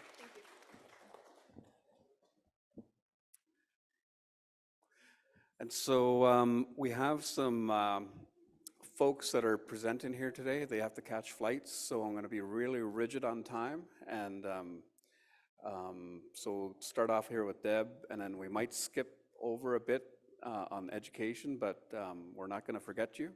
And so right at 1:15, we're going to get Radcliffe up here. So there you go, Deb. Good afternoon. My name is Deborah Page, Grouse Clan. I'm just going to use my printout to just kind of give you an overview of what we've been up to. My title is Cultural Coordinator, but because of the type of funding that I was able to get, a lot of it is focused on language. And the reason for that is that we have very few speakers left in our community that are able to help us with language. So we're working on a lot of the language projects because of that. But health and other people's Cora have kicked in and covered some of the cultural aspects, so that's good. Okay, the first one is the language technology program. There's two components to that. One is the elders continue to translate all of the stories that were told by our predecessors, people like Mary John, Selena John, Sophie, Veronica, my grandmother, Maria Alexis, Adnes. All of those elders took lots of time to tell their stories about how they lived, about the potlatch system, about family trees, and there's so much information in there that the elders have been translating, and Karen Thomas has been transcribing because she's able to write in the language. So those are important things that we need to get done while we still have the speakers, because sadly we have a handful of speakers left that are able to do that work, and it's scary. But listening to those stories, I needed to, my role in those stories is I do a lot of the technical cleanup of the work, so I go through the whole tape and I get to listen to them. And it's so great to hear my grandmother's voice and Mary's voice and Selena's voice and Sophie's voice, and speaking to us from the past and telling us about their life. But one of the things that stood out in my mind when I was listening to talking about the land and the condition of the land is that a lot of the stories they talk about, every late summer, the community would just clear out and people would go to their territory. You know, they'd go to places like Bed and Nesty, they'd go to Taddock, some families like the John family would go to Wedgwood, the Alexis family would go to Noonla, Chinlac they used to go as far as Isle Pierre every year. And they'd go out there and they stay to Christmas. The community would be totally empty until Christmas because people were out in the land doing their gathering for the winter. And I'm thinking about that report today, and I got a little sad because there's no way that our land can support that kind of activity now.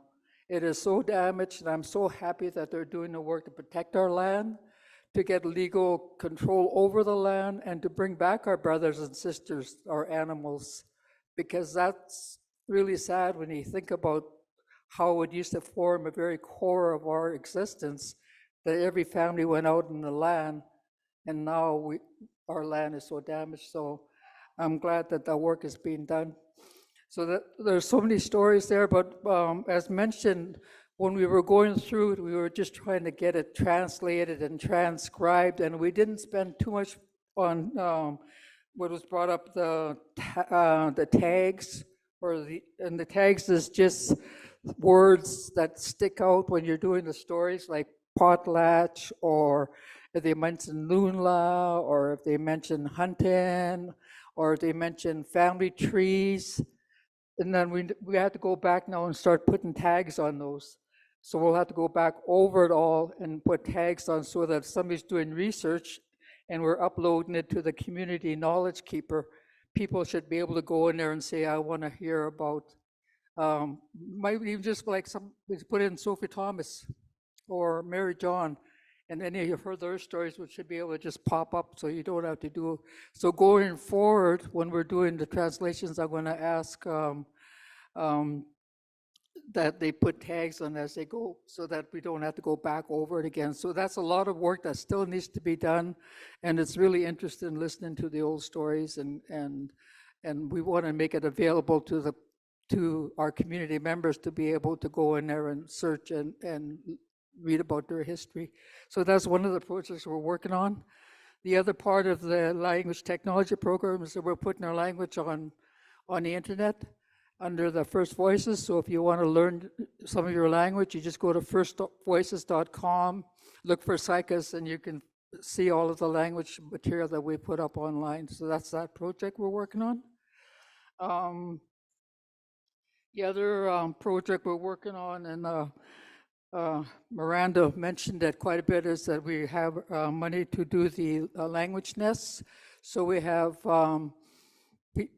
every day there's 3 hours of language instruction and cultural instructions that goes on. Rosa comes in and teaches the language, the dancing and the singing, and the kids love that. They really love to bang the drums and learn their language, and they like to dance. And Susie teaches the language to the kids. And so that's the other programs that we have, is that one. And we also start again this year, we're going to have an after-school language program. I wanted to build more culture into that program, where the kids come after school and they learn the language and learn the college culture. We were able to get a moose hide, so they're going to start learning how to do moose hide probably next week or the week after. So we wanted to involve more culture for the kids.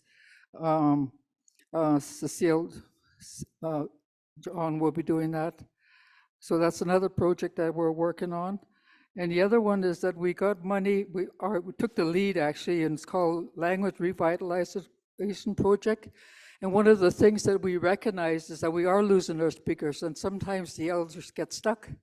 If they're trying to translate something, it's like the old DACA, like a totally fluent speakers, like my grandmother, like Mary, like Sophie. And they may be saying something that our translators don't understand. So we think, well, okay, we'll phone so-and-so from Notley, or we'll phone so-and-so from Stalaco. Maybe they know what they're talking about, because all of our villages are facing loss of language. So what we did is we put in an application to the program called our Language Revitalization Project. And what we're doing is we're going to each of the 16 DACA-speaking communities, and we're going to do a survey of the language, where they are, what their challenges are, what their plans are. And then we're going to bring all 16 communities together to come up with a plan where we can look at DACA as a whole, not worry so much about the dialects, but how do we save DACA as a whole? Because we're going to have to do it as all of us have to get together and try to figure out a way that we're going to save our language. So that's the other project that we're working on. I think I covered the basic idea of what we've been doing.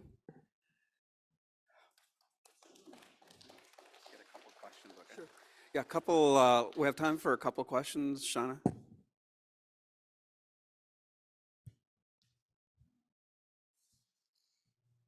As a fellow student with Deborah in the past, what was that, 12 years ago? Yeah, something like that. It was a long time ago. I really appreciate the work that's being done. I've been involved a bit in Nakazli and in Tlaidli. I was there all last year working with School District 57. And one of the things that I'd like you to include when you're surveying and in that larger community aspect is all the people who are also active learners or even inactive learners. Okay. As you know, because sometimes like our program, remember when we did it, we were telling the people, why aren't we out in the bush learning this, like for a week-long camp? Because we spent 6 hours a day, 5 days a week for 3.5 years. And I would guesstimate maybe 60% of that was language. And so I figured that's 2,000 hours. Now, if you have a language program in your community that is, or whatever, that is like 2 hours a week, and we think we're doing really good. Well, we were good students. Like we really tried hard. Catherine Coldwell, as Denny would make sure we tried hard. And so we spent 2,000 hours. If you calculate that out, 2 weeks, like that's only 100 hours a year. That's 20 years to get to my level, which is probably an age 3. Dad, when he talks to me, he can tell that I am not as functional as I should be. But I went to Quebec, and because in 2020, and because I was immersed, I was communicating very fast with the people. I was on a roof in Quebec, and it was snowing, and we had to figure it out, right? And so I took whatever I had from grade 11, but I was immersed in it. And of course, we have a challenge. We don't have anywhere to be immersed in our language. So at some point, I've been planning to share with Deborah, because I'm in discussion with BCIT about language, and I call it Indigenous Language and Culture at Work and Play. So an integrated program, because we need to be working in our language. That's the only way we're gonna have enough time, because you know, you get off of work, you're tired, you maybe have to run down and a kid has this going on in town and whatever. What time do you have? And I've been asking people, how much time are you spending growing in your language and culture? And they say 0, unless they're a language teacher. So, and then another thing is when I'm out in the community and like especially in Prince George and in Nakaslea, I spent 6 months at David Hoy, just on an honoraria casually, like probably 2 days a week, 6 hours a day doing language with them. And I'd see kids uptown and I'd say, Hadi Suinto, and it's just blank, because we're putting language in the box of school.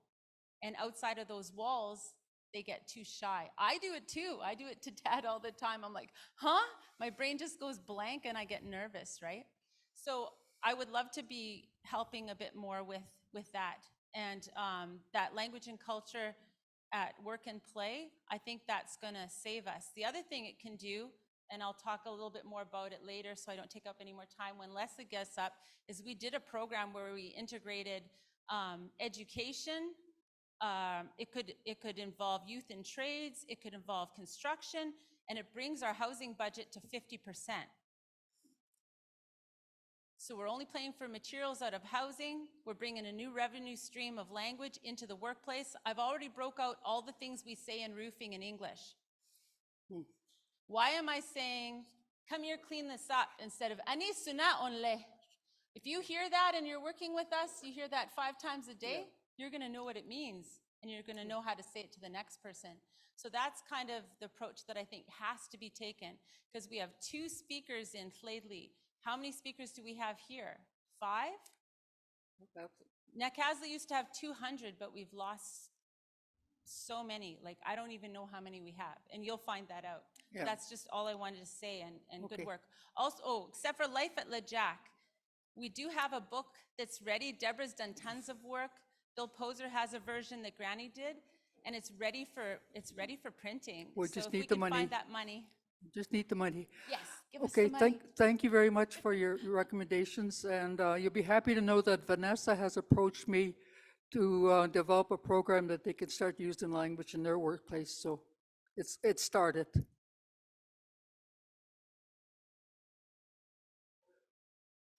There, I had brought up earlier with you, Deborah, that I had just recently talked to an elder from his own community, and 90% of his community speaks Cree. And, you know, we were mentioning knowledge sharing between, you know, nations like that, you know, like what works for them, what doesn't work for them, you know, to be able to get our population up to that, because you hear, you know, all these people from across the border, so to say, you know, in town speaking their language fluently, you know, the East Indians and everything like that. And I feel a sense of shame, because this is our motherland. We should all be conversing in our mother language, you know, just as much as they have the right to come in our country and speak that, but ours was taken away from us. And, you know, like all the fluent speakers were not allowed to speak it in residential schools. So I would say that's one of the bigger barriers also, is, you know, bringing the fluent speakers forward to want to be able to teach us while we have it. Because our language dialect, if nobody knows, this goes all the way down to Arizona with the Athabascan dialect. When they speak, they sound like us. They sound just like carriers, but it's different. So if we were to go down that way, we would most likely be able to understand some of what they're saying. And it does sound very similar to how we say our language too. So, you know, like, it's a big branch of language that we have, and we should be proud of that. That's all I wanted to say. Thanks, Corey. I just wanted to mention that, not surprisingly, the people that we have now that are doing the translations are the people whose parents refused to send them to Lajak, and they were able to save their language.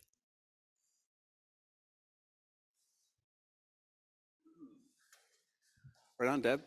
Good presentation. Next presentation, sticking to our little more rigid afternoon for time, for our timetable. Melinda Skeel, she's from Radcliffe and Company. She was part of the litigation team for the last 2008-ish, right till the decision was handed down in January 2022. And then more recently, the appeals court process, which was completed in June.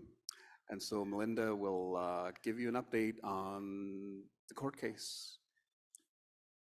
It is Thomas versus Rio Tinto and the two Crowns.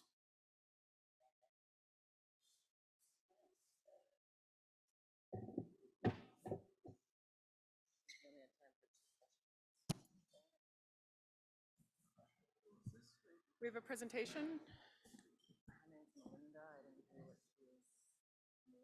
Hi, everyone. You hear me okay? Excellent. Just while I'm waiting for the presentation to come up, I was reflecting while I was listening to Deborah speak about really exciting work that they're doing. I spent a lot of time with a number of your elders and others like Gladys Michelle and Jackie Thomas talking about what their parents and grandparents had taught to them. The idea that Sophie Thomas's words and Mary John's words could just be looked up in that way in the future is that's really pretty exciting.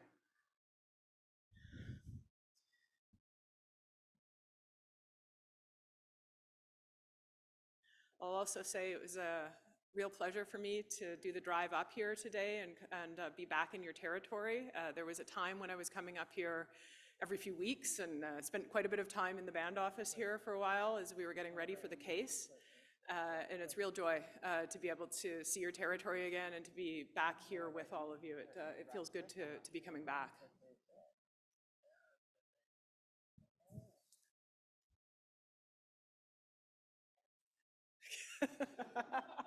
I can keep talking. I'm wondering if I should start without you having the benefit of my slides. I think in the interest of time, maybe I should do that. Okay. It's okay. I talk for a living, so I can do it this way until we've got some slides to go along with it. As David mentioned, we've been working on this case for a long time. I started working on it in 2008 when I was an articled student, just on my way to becoming a lawyer. I'm a partner now, so in measuring things in my world, that's quite a while that I've been at this. Started working, we did an opinion actually for Carriers County Tribal Council, and thank you, you can go right on to the next slide there, please. Next slide, please. We worked on an opinion for Carriers County Tribal Council about bringing this claim in 2008. Ultimately, we ended up filing the claim in 2011 with this community, Saik'uz and Stellatan, as the two claimant First Nations. That claim was actually struck in 2013 by the BC Supreme Court on an application by Rio Tinto. We went to the Court of Appeal in 2015, and the claim was reinstated. That decision striking it was found to be wrong. And in that Court of Appeal decision, the Court of Appeal confirmed that Aboriginal rights exist prior to the recognition by the court or by the Crown, which is something that LCAN was arguing quite strongly. They were basically saying before you can come to court to have your rights enforced, first of all, either the Crown has to have recognized it through a treaty, or the court has to have recognized it through a case, and we were successful in arguing that no, that's not correct. You can establish the rights at the same time as you come to court to seek to have them enforced. And they also confirmed that Aboriginal interests, that would be Aboriginal rights or Aboriginal title, can ground a tort claim. That's not something that had happened before in Canadian law. And I'll talk about that a little bit more because that was a big issue in the trial. In 2016, Rio Tinto was successful in applying to have both Crowns, provincial and federal, added as defendants. We then worked for a number of years getting ready for trial. Trial was 189 days in court between 2019 and 2021. We got our decision in January of 2022, and then just this past June of this year, we did the appeal. Next slide, please. So what I'm going to do, I'm going to actually focus largely on key elements of the trial decision, the evidence that we led and the decision at trial, because that, of course, forms the basis for the appeal that was heard in June that I'm here to update you on. So I'll just take you through the sort of the main elements of our case and the main findings of the trial judge, and then I'll get on to the appeal towards the end of my presentation. The river, the Nechako River, is, of course, at the center of the claim. As I think probably I don't need to tell anyone in this room, the Central DeKalb Nations have depended on the resources of that river since time immemorial. It's central artery for travel through your territory, and of course it is how the salmon get back from the ocean up to your territory, and where some of them are reared and spawn, and where the sturgeon spend most of their lives. Next slide, please. In the early 1950s, the Kenny Dam was constructed.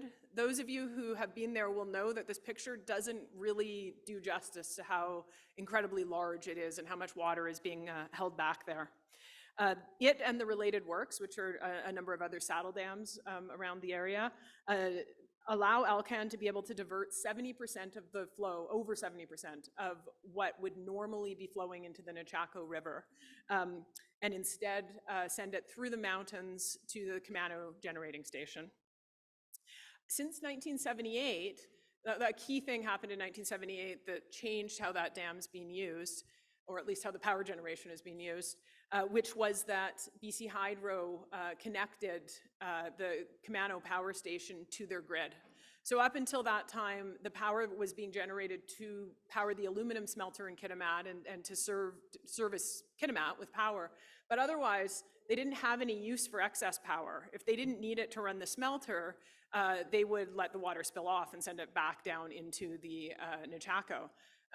1978, they connect to the BC Hydro system, and then they're able to sell all of the excess power to BC Hydro, which is when you started to see even more impacts because there's so much less water going down the Nechako River.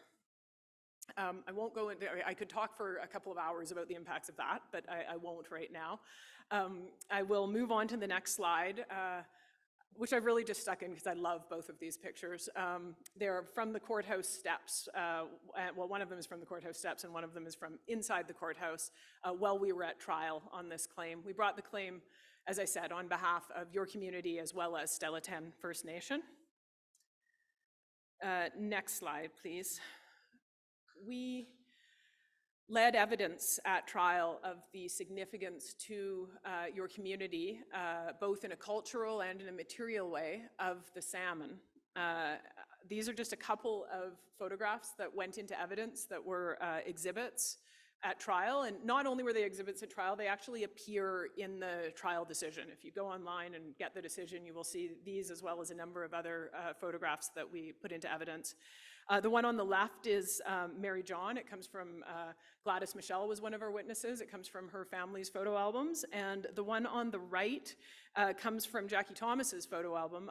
I'm not sure. I think that this is at Sophie Thomas's house, but I could be mistaken about that. We had a number of people from your community: Hazel, Alexis, Betsy William, Jackie, who I've already mentioned, Gladys, who I've already mentioned, and Jerry Mole were all witnesses at the trial. Some of you may have seen Hazel and Betsy and Jerry as they testified in the Prince George courthouse, and then Jackie and Gladys both came down to Vancouver to testify there. From Stella 10, we had Mary Newski, Tanis Reynolds, and David Lugie all came to testify. And that evidence was instrumental in the court's findings, which I will talk about a little bit more in just a moment. We also, if we could go to the next slide, please, led quite a bit of scientific evidence at trial. I'm not going to bog you down with a lot of it, but this particular slide also made its way into the judgment and is quite important. I think it was quite convincing to the judge, and it really illustrates what happened here. So what you see on the top in that kind of khaki green color is I don't know if you can read from where you are, but across the bottom, you've got the months of the year, starting with January. And then up the side, you've got the discharge from the, now from the dam and from the Skins Lake spillway, actually, in cubic meters per second.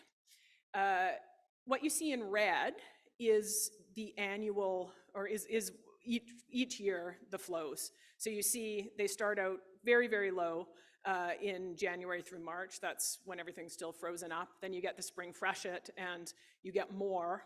The khaki color is what you would get naturally. So you see what you would expect on an unregulated river, what you observe around you when you see the spring melt happening and the rains coming in the spring. Very high flows in April, May, and June. And then as things start to dry out, they taper off and you get that downward swoop into the fall.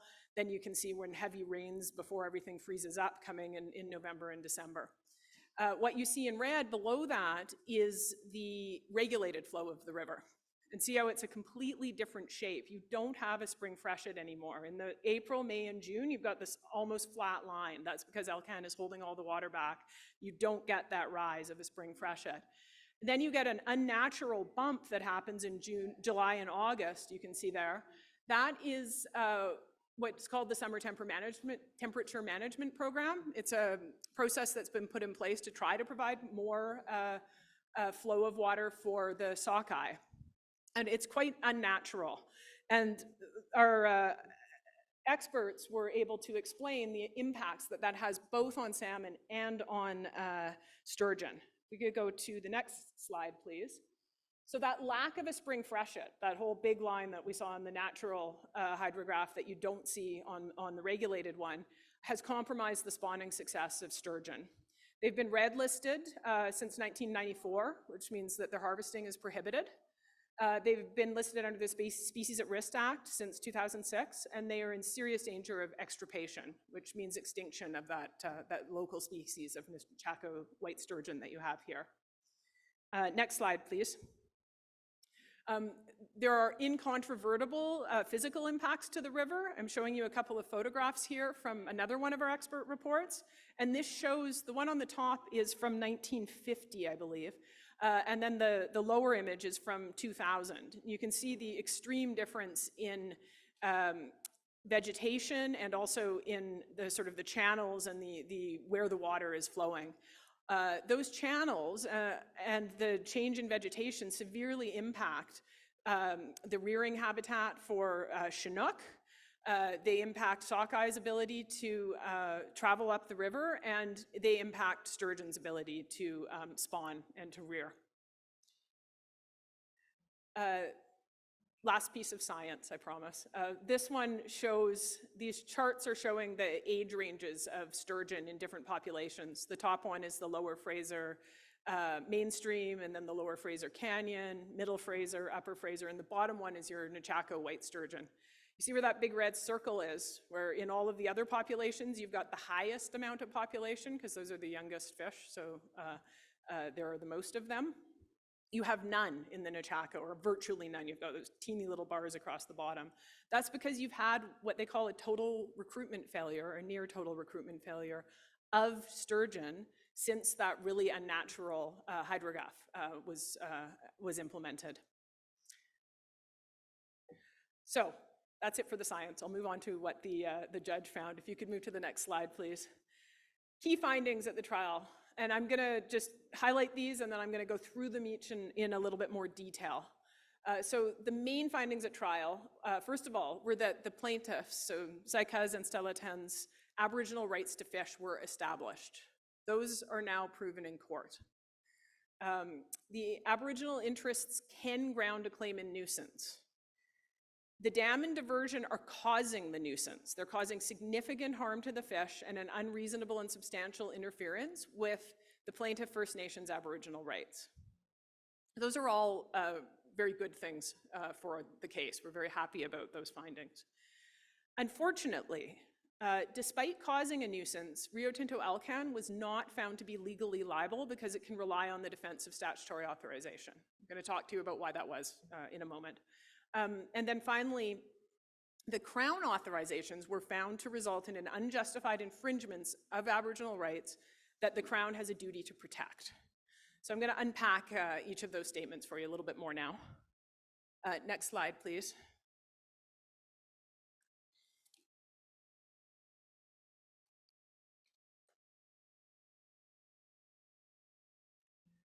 So the court had no hesitation, it said it had no hesitation, in finding that the plaintiffs have Aboriginal rights to fish in your respective areas of the Nunchako watershed.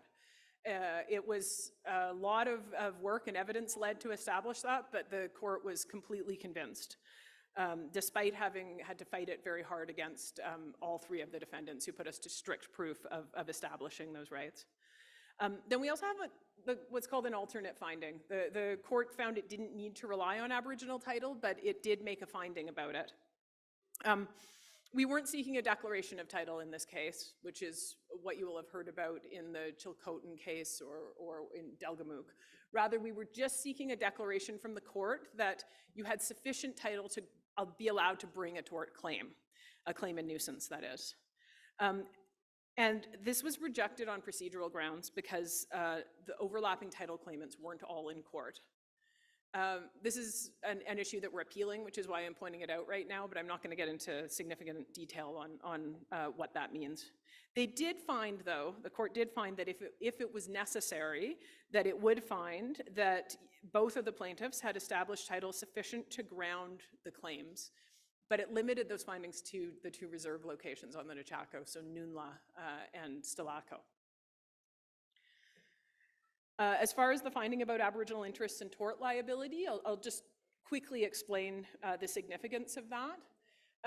Tort is what you sue in if, for example, you slip and fall in the grocery store, or if your neighbor drops a tree on your house. It's the branch of the common law that has been developed to protect people, to enforce your rights against your neighbors, essentially. If they do wrong to you, you can go to court and ask for a remedy.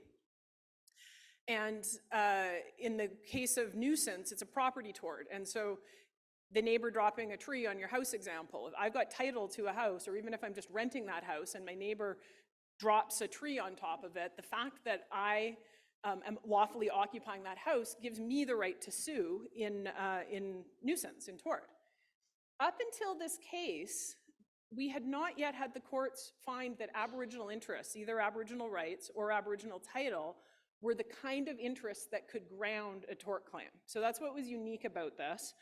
As I said, the Court of Appeal back in 2015 confirmed that it was theoretically possible, and now in this case we have the court actually doing it, saying yes, you established interests that are sufficient to ground the claim, and so if you can establish that you suffered a harm to those interests, a remedy can flow from that.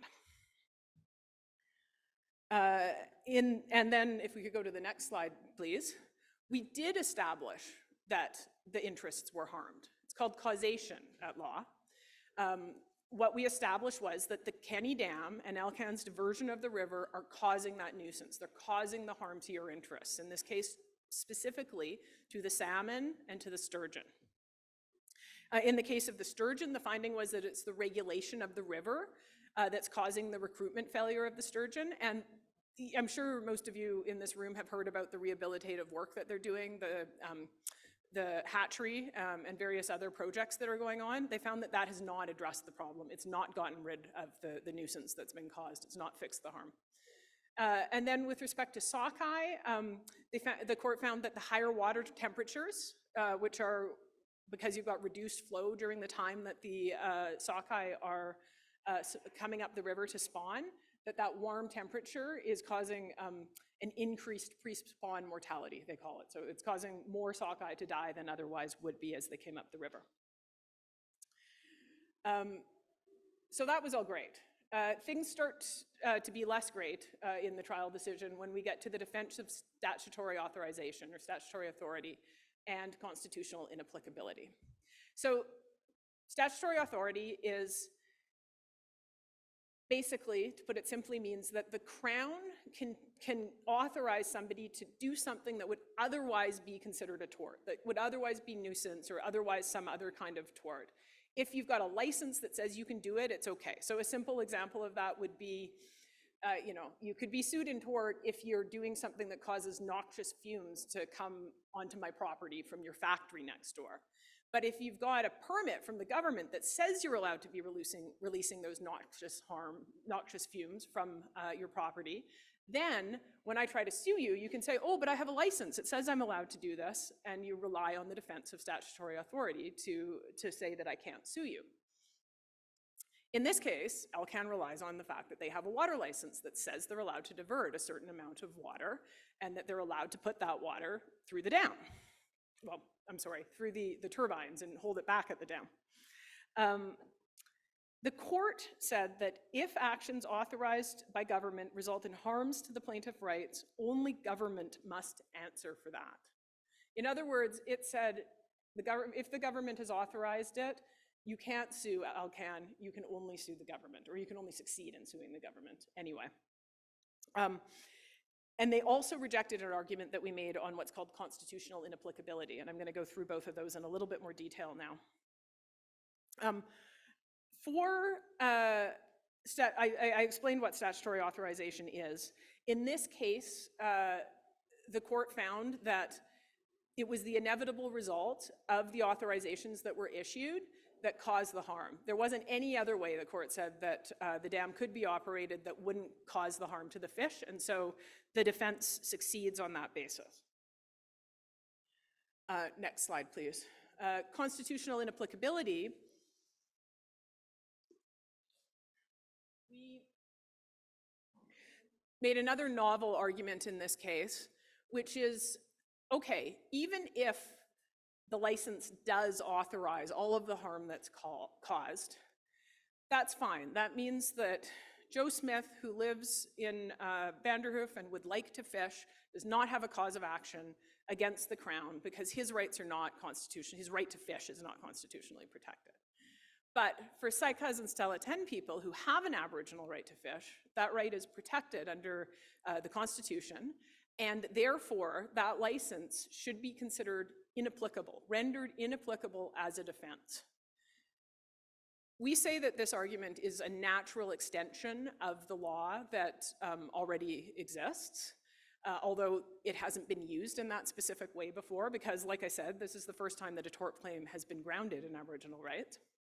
The defendants argued very strongly that constitutional inapplicability essentially doesn't work that way and can't be used that way, because the reason that there's a large body of law on it, but that we don't have a case that uses it in this way is because the whole body of law has developed using it as a defense. So when you have an individual who is charged with fishing out of season, for example, if that individual has an Aboriginal right, they can use that as a defense to fishing out of season, and the court says the law that says that you're not allowed to fish out of season is inapplicable against this person who has an Aboriginal right. And we say the same logic should apply to the license authorizing the damage, or purportedly authorizing the damage to the river.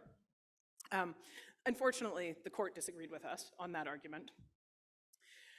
What the court did do was grant a remedy to, or declarations against the Crown. We had asked the Crown, or asked for a declaration that the Crown be required to release more water. The court didn't do that. Instead, the court said that the Crown, provincial and federal, quote, has an obligation to protect the plaintiff's Aboriginal right to fish by taking all appropriate steps to protect the fish and act honorably in doing so, and made two declarations that it thought would be helpful, the court thought would be helpful. One, that the plaintiffs have an Aboriginal right as claimed to fish for food, social, and ceremonial purposes in the Nechako River watershed. And two, as an incident of the honor of the Crown, both the provincial and federal governments have an obligation to protect that Aboriginal right. So, next slide, please, yes. Before the decision, the Crown was denying that it had a duty, it was denying that harms to rights were occurring, and it was denying that it was responsible for any harm to the rights. After the decision, we know the Crown has a positive duty to protect the rights and the fish. The source of the harm has been recognized by the court, and the measures taken to date have been found insufficient to protect the fish. The court has said all of that. So this is helpful in negotiations, but it doesn't result in an order that says Alcan, you will release X amount of water at X times, nor does it result in an order saying, Crown, you have to essentially change the water license so that Alcan is required to release that particular amount of water at those particular times. I would think that having just taken you through that, what I'm about to say will be fairly obvious. The grounds for appeal. First of all, the plaintiffs appealed the finding that the statutory authorization immunizes Alcan from liability and nuisance. In particular, the finding that the damage to fish is the inevitable result of the authorization. In other words, we said that there are other ways the dam could be operated.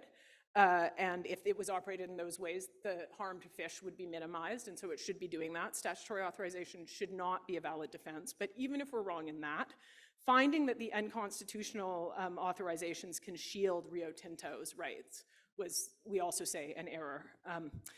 We also appealed the court's refusal to order the Crown to require the change in flows. And finally, we appealed the court's refusal to make a finding of Aboriginal title without overlapping claimants also being in court and to the riverbed. That last point is almost a footnote compared to the first two in terms of how the court has been dealing with it and the questions that they've asked. Now, what I thought I would do, maybe I'm going to look to our MC and see if, I thought I'd read the opening statement from the appeal that sort of is the summary, succinct summary of what we put before the court, but I'm noting the time, and so I'm wondering if we should go to questions. Do you have a view, David? Should I? Okay. So I'm hoping that having given you that primer in the law and what happened at trial, that the opening statement will resonate with you. This is what we put before the court, the first page of the factum that went before the court. This appeal is about remedy. It is about the recognized obligation of the court to enforce the common law and the Constitution. And in this case, to do so to reconcile the pre-existing legal rights of the appellants with the assertion and exercise of Crown sovereignty, and what has been proven to be the harmful and ongoing encroachment upon those rights by the continued excessive taking of the waters of the Nechako River. After 189 days of trial, and the denial of all factual and legal claims by the three defendants, the appellants proved that the diversion of waters from the Nechako by Alcan is causing serious decline of the fisheries their Indigenous communities have relied on since time immemorial, to the near extirpation of sturgeon, and with salmon now, quote, a mere shadow of its former abundance. That's a quote from the trial decision, end quote. The impacts are severe and real. Fish is foundational to the Dakelf people. The identity, culture, and way of life of the appellants, the very core of what Section 35 of the Constitution promises to protect, are bound up and lost in the decline of the fisheries. Elders testified about formerly bustling fishing stations now being, quote, too quiet. Parents not being able to teach their children, having to buy salmon from other First Nations. The trial judge held this to be a nuisance at common law and considered it an infringement no longer justifiable under the Sparrow analysis. Yet the trial judge left the appellants with no relief. Instead, he permitted Alcan to carry on its harmful operations with impunity, not just at the level it is now, but at increased rates into an indefinite future. He did so based on his view that if the Crown authorized Alcan's actions, only the Crown should answer. Not only does this incorrectly avoid the long-recognized concurrent liability upon private actors to meet tort law, as well as statutory obligations, it has no remedial effect if the court does not hold the Crown to its obligations, which the court declined to do. The appellates say the court improperly applied the defense of statutory authority, failing both to analyze the defense as it has long existed at common law, and to apply the limits of the Constitution to the lawful authority of the Crown to permit unjustified infringements. Further, the Crown failed to issue a declaration against, the court failed to issue a declaration against the Crown that enforces its constitutional obligations. The appellants seek this court's correction of errors in the judge's approach to Aboriginal title, including submerged lands. So factum goes on for another 40 pages after it, but that right there is the crux of what we argued on the appeal. I'll just mention one other thing, if we could go to the next slide, which is Alcan effectively cross-appealed on 2 points. One is the legal point about whether Aboriginal interests should be able to ground a tort claim against private entities. That's a legal question. It's one that we prevailed on in the Court of Appeal in 2015, and it's one that we think we have very good ground for. It's an incremental progression of the common law, but there's nothing out of step with the common law about it. The second one is that they argued that we had not, or that the court should not have found that we'd established causation, that we'd established that the actions of Rio Tinto were what has harmed the salmon and the sturgeon. That is a very uphill battle for Alcan. It is the role of trial courts to make decisions on facts. And after 189 days of hearing evidence, that is the decision that the trial court made. So maybe I'll stop there because I know I'm close to our time and see if there's any questions.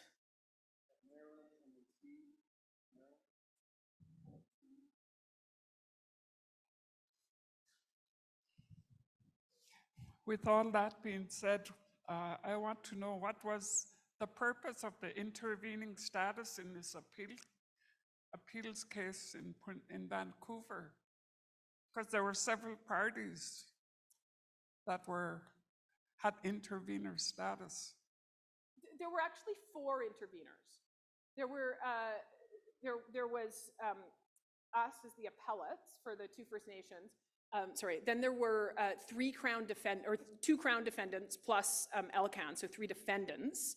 And then there were 4 interveners. And those interveners were Nodle Wuten, Heltzik, the Saik'uz of Nawash, and Haida. So they were all intervening in support of the plaintiffs and the appellates in this action. 3 of those, Haida, Heltzik, and the Saik'uz of Nawash, were there largely on this issue that turned out not to be the biggest issue in the appeal, the question of Aboriginal title to submerged lands.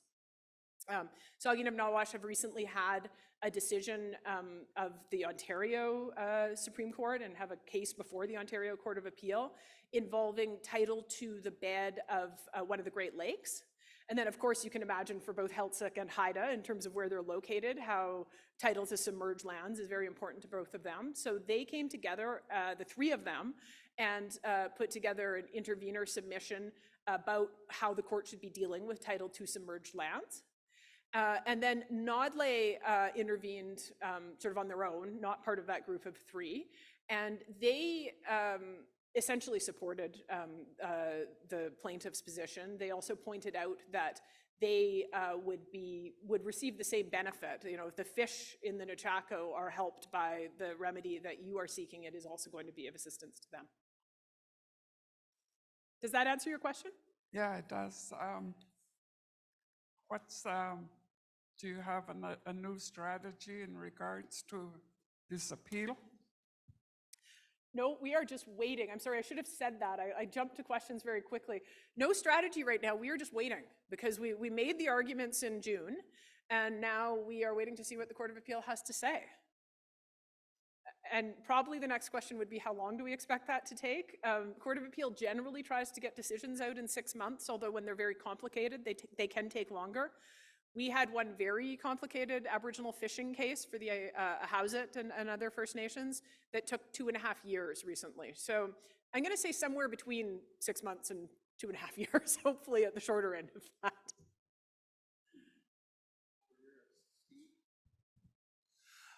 Hello. Why haven't you mentioned the Delgamuth case? I mean, that's a landmark case in First Nations people's rights and title and claim to the land. That is a very important issue that should not have been overstepped, because we've been fighting since time immemorial for our rights. I mean, like, if you're not going to mention that, then what's the point in you doing your presentation? And I'll say it again, the Delgamuth case is the one that established First Nations right and title. And the judge in that particular case overruled Judge Kent and established that First Nations peoples do have a right and say in the rights of their land. let's get with the program here. I mean, like, we come here to listen to the experts, to deliver their reports, and yet some of the more important things have been overlooked. I had a limited time, so I didn't really go into any of the case law supporting the claim. We had, I'm trying to remember the volume. It was like at least this high of cases that we argued at trial. Smaller pile, but still quite large at the appeal. And Delgamuukw, Silcoteen, Sparrow, Gladstone. I mean, there's a number of very, very important Aboriginal law cases that definitely form the line, getting to the position that we took. And actually, we were successful on establishing Aboriginal rights and as an alternative finding title based on the strength of those authorities. So thank you for pointing that out so that everyone could hear about those important cases.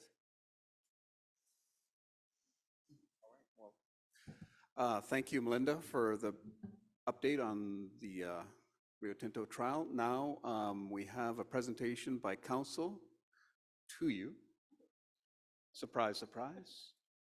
I could tell you're surprised, but thanks again.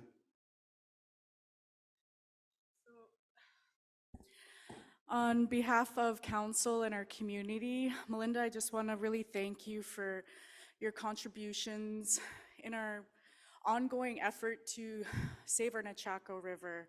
This has been over a decade-long journey, and you've been a part of it along with many of your colleagues at Ratcliffe, Matthew, Emma, Megan, Natalia, and community members. You know, the leadership of Jackie Thomas and others who brought forward this case along with our neighbors in Stellatan. And to show gratitude, we just had this gift of a salmon carving made by Caden Thomas, Jackie Thomas's son. And it's one of his earliest pieces. And hopefully the salmon that we receive in community aren't just on our ears or on paintings, but are realized and come back to our river, come back to our communities. So just thank you for all your hard work and being a powerhouse legal team for our communities. We appreciate you. Thank you. I gotta give you a hug too. Thank you very much. It's been an honor working for this community and a great honor to receive this. It's much appreciated. For your office. Thank you.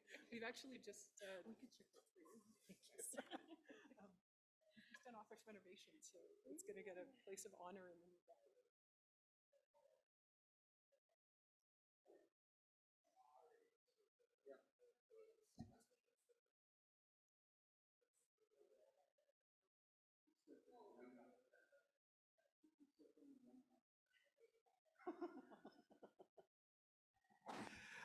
Once again, thanks, Melinda, for the update.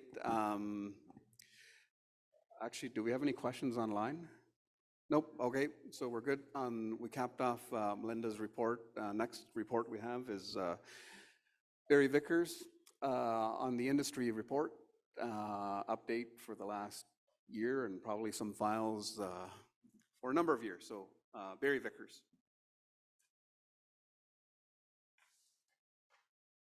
Good afternoon, everybody. Nice to see everybody again. Can you hear me now okay? Right on. Nice to see everybody. Good afternoon.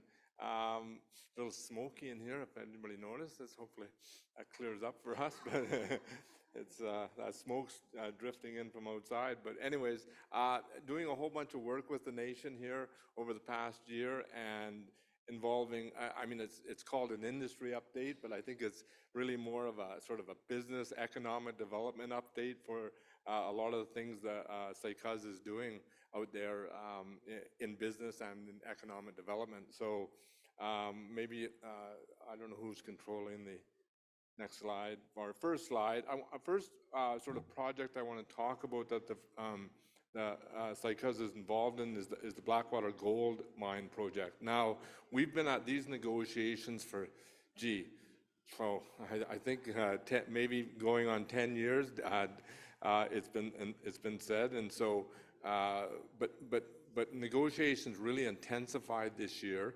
and we actually were able to come to a finalize an agreement with Artemis, the company that owns the Blackwater gold mine. Of course, as I've noted here in my presentation, we were working with Notley and Stellatin in that agreement. I've been specifically in that agreement sort of focused on some of the procurement and contracting parts of it. So one of the things I was involved in was negotiating and working on securing a fairly sizable contract at the mine for drilling and blasting at the mine to approximately a value of $70 million, which the communities will see benefits from in terms of revenue sharing, employment and training. And, you know, this is over and above training and employment and other benefits that we will see in the main agreement, which are quite substantial. And I've reported on previously in other meetings. Again, we'll share in the profits of in that mining contract. So that's a real positive development. Work is to commence in this contract in the summer of 2024. I don't know that I really need to say much more on the Blackwater Gold. I could go into the actual project agreement, but I haven't. It is finalized. You know, there's been a substantial benefits to the community in that agreement, and we've reported on those previously. So I won't go into any detail on those. Next slide. Clive Ventures partnership. So this is a partnership that was started between Stellatin, Claylee Tenay First Nation, and Notley, and Saik'uz, of course, and Saik'uz has a 22.5% interest in Clive Ventures. And what is the purpose of this Clive Ventures? Basically has been to pursue contracting opportunities on the Coastal GasLink pipeline project. Now, yeah, I think really that was the sole purpose of Clive Ventures, and it's been in existence for approximately 4 years, and I've been providing, you know, over those 4 years, support to the general manager. Some of you may know Regina Toth is the general manager there, and so I've been providing support to her. And that support has been really on developing partnerships with industry and bidding on the various contracts that were available under the Coastal GasLink project. And the Coastal GasLink project now has been largely completed. So, you know, there's currently a direction by a few of the First Nations, including Saik'uz, to withdraw from CLI or to sort of dissolve CLI, because the purpose and the objective was specifically related to the Coastal GasLink pipeline. And of course, that project is all but complete or very close to completion. What can I say about the success? It's been mixed. I'd say that Saik'uz will probably see about $1 million in benefits from the contracts that have been awarded, but the nations fought quite vigorously against Coastal GasLink on the sort of the lack of contract opportunities that were provided to the nations, and so, but largely unsuccessful in that fight. But nevertheless, you know, Saik'uz will see some benefit in this, and there's also been some substantial employment and training opportunities for various members in some of these contracts that Clive Ventures was able to acquire. So there's also been that benefit as well. Next slide. And this is sort of a more recent development, and this is I guess a really positive and development and could potentially be very substantial, or will be very substantial. And it's really the twinning of the 500 kilovolt transmission line between Prince George and Terrace, BC. 14 First Nations will be impacted by this new transmission line. The first phase of the transmission line is from Prince George to just outside of Stellaton at Indaco. There's a substation there. So a substation just outside of Prince George to a substation just outside of Stellaco would be the first phase. There are 5 nations that BC Hydro have identified as being impacted by that. That includes Clayton-Tenay, Nazco, Saik'uz, Stellaton, and Nodeley. So we'll be kind of first up on the negotiation there to negotiate with Hydro on benefits and accommodations for that transmission line. That phase 1 we expect will be in the range of $1 billion to build. The entire line they're suggesting will be upwards of $3 billion to build. It's a very substantial project. Sort of in addition to that, there's also been a major project around upgrading capacitors on the existing line. So what these capacitors do is basically provide extra capacity on the existing line. And so I don't know how many, I don't know precisely, I think it's sort of been in and around 600 megawatts of power have been added to the line by the addition of 3 capacitor stations between Prince George and Terrace. Now, that's not part of the same twinning project, that's a separate project. One of those capacitor stations is here in Saik'uz territory, in the heart of Saik'uz territory. You will see it, you know, as you drive up the hill just outside of Vanderhoof, that land's been cleared. That's where the new capacitor station will go. Saik'uz will see some direct award opportunities with that, but you know, by and large, I would have to say BC Hydro has kind of, has not engaged Saik'uz enough in that project and engaged Saik'uz very late. So something that I think that we will continue to work on. I think, so in terms of the twinning projects, basically it's been sort of late spring this year when BC Hydro approached Saik'uz, the chief and council, and negotiations are expected to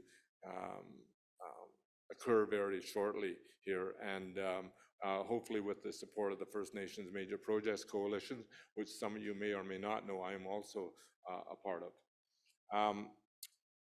And so just as I've already mentioned, there will be an accommodations agreement there, or impact benefits agreement, if you will, much like we've had with the Blackwater project and other projects, as well as an ownership opportunity. So BC Hydro and the province of BC have signaled that there will be an ownership opportunity, potentially up to 50% of the new 500 kilovolt line could be owned by First Nations. So as I mentioned, there's the 14 First Nations.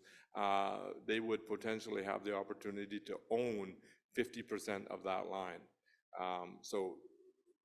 But there's a lot of work before we get to that stage, but just want to give everybody a heads up that that's the opportunity. Next slide.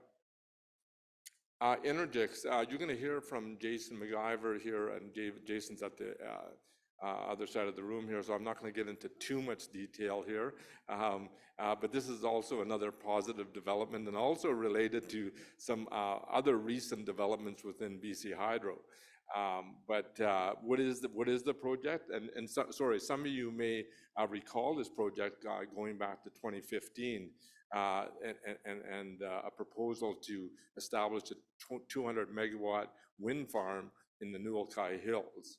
The project has an estimated capital cost of $700 million, so very substantial capital cost, and 200 megawatts. I've said it, it may take 2 or more years to go through the environmental review process, and upwards of 18 months to build. So those timelines align, I think, with another part of this, which I will talk about in a second, and specifically BC Hydro's call for proposals. So Saik'uz has the potential to own 50% of this business. This was a sort of a provision that was sort of negotiated some time ago with Interjex in 2015. And so that's a positive piece, but again, we're talking a $700 million project, so it's going to require significant cash.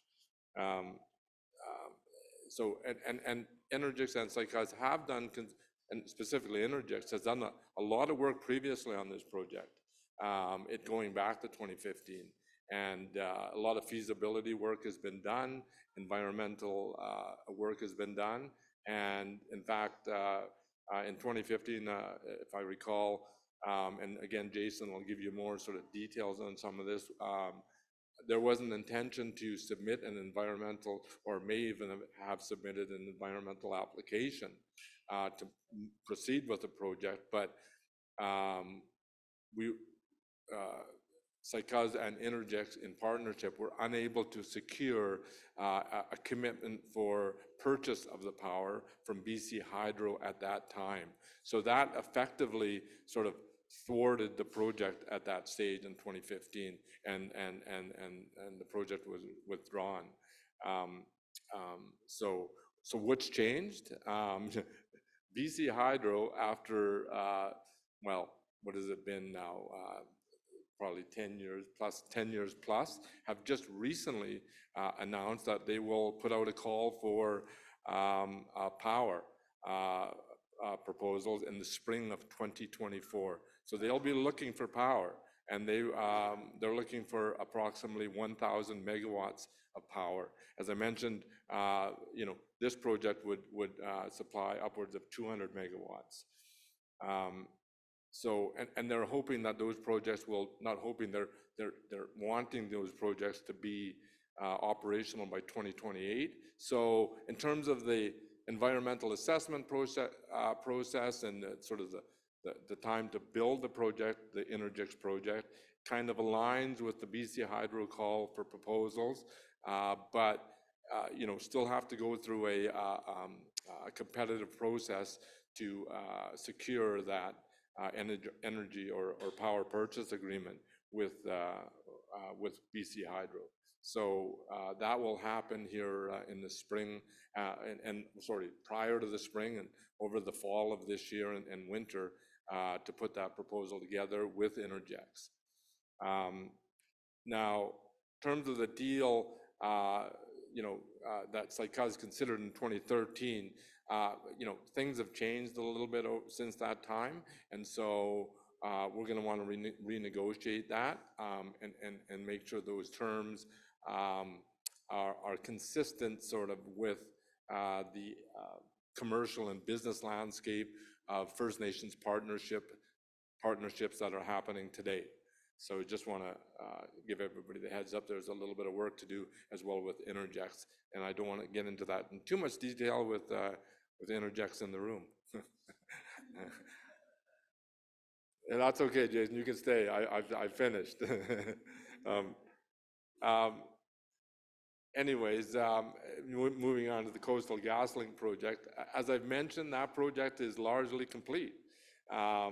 But there is one piece still outstanding, and that is an equity purchase option that Saik'uz signed along with 17, 18 other First Nations in 2020. Was it 2020, Dave? Thanks. I was going to say 2019, but yeah, 2020. And I was involved in that negotiation, and that is for a 10% ownership of the Coastal GasLink pipeline project. And I think one of the most interesting things about that project is when I started in those negotiations, and Chief Priscilla has also been a part of those negotiations as well, the project was estimated to have a capital cost of around $6.6 billion. And but there's been cost overruns on that project. That project is now estimated to cost in the range of $14.5 billion, and that may not even be the final tally. So substantial cost overruns. What does that mean for Saik'uz? The cost to purchase that 10% equity will go up. And I'm estimating that cost will be around $20 million for the nation. So as well as the other 18 or so nations that will participate as well. So, and that will give us sort of 0.5% interest in the Coastal GasLink project. Doesn't seem like a big ownership piece, but when you have a 0.5% interest in a 14 or 15, approximately $15 billion project, the benefits are substantial. And those are, and again, I've been involved in those negotiations, and I think the deal terms are really positive, a really good return on investment for First Nations, and I'm looking forward to working on that. Access to capital, because a lot of the nations, 18 First Nations that have signed the option to purchase equity, don't have $20 million. So I'm working at the First Nations Major Projects Coalition on a strategy to access the capital for all of the nations, not just Saik'uz. And I won't get into the details of that work, other than it's we've done a lot over the past number of years, and things are looking very positive. So that and our approach and our outlook has always been that First Nations should not have to come up with that $20 million or each. That we should be able to leverage that in other ways, and we think we're making really good progress there, and are optimistic, very optimistic. What does the timing look like on this? So the option to purchase equity is triggered by the completion of the project. And as I mentioned earlier, that project is very near completion. They were sort of publicly said that they would be finished by the end of this year. I don't anticipate it's going to be the end of this year, but it could be sort of the end of Q1 of 2024. And so that would then trigger the need for nations to come up with the money and acquire the 10% collective equity. So that just gives you a sense of the timing. That's going to really get busy in 2024, and I'll be very busy with that. I should also mention there's a phase 2 to the project, and these are to add 8 or so compressor stations along the line that sort of runs from sort of Dawson Creek in northeast BC to Kitimat, BC. Again, 8 compressor stations. One of those compressor stations is at this current time, one of them would occur within Saik'uz territory. And so these compressor stations are in the hundreds of millions of dollars as well. So that will be another project that Saik'uz will want to be involved with and want to see benefits from. And so we will continue to work on that as well. Next slide. Just want to sort of talk more generally about some of the other projects I've been helping the nation with over the past year. Sort of helping with some of the forestry stuff. CANFOR continues to do some minor harvesting in the territory, but really we've sort of got to a place, I think, where we've, first of all, they're not harvesting any of their own volume in our territory, so they've honored the commitment not to harvest in our territory. So that's been a positive thing, but we have some licenses in our territory, and we've worked out various arrangements to be able to work with them and harvest very small amounts of volume. I think those have been positive, and I've sort of been involved in some of those. But also sort of constantly in discussions with CANFOR to see if the nation can't get into a better relationship with CANFOR. It's always, as some may have experienced, has always been somewhat of a rocky relationship with CANFOR. Also, the nation was looking at 3 properties potentially to purchase in Vanderhoof. CN Properties had approached the nation to look at 3 different properties, one along Highway 16, one just or 2 others just off of Highway 16 within Vanderhoof. We took a really good hard look at those projects and did sort of an analysis of the environmental risks and the commercial potential of those properties. Unfortunately, after we sort of went through it, I think, after looking at sort of the commercial prospects and the environmental issues and contamination that is part of those different properties, the nation, I think, prudently decided to not proceed with those purchases. So I thought that was, although a little bit of work was done, I think it was a good decision in the end.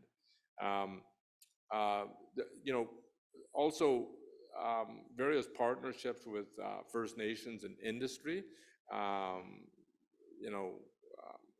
There's some bigger construction companies that the nation will partner with potentially in the next few years to take on some of the work that would come down, for instance, with the BC Hydro twinning project, with potentially the Coastal GasLink Phase 2 compressor station work, and then other projects as well. So working on some of those partnerships with industry, as well as, we're in partnership with Clive Ventures. I've been very involved with Clive Ventures and other partnerships that nations may have with other First Nations.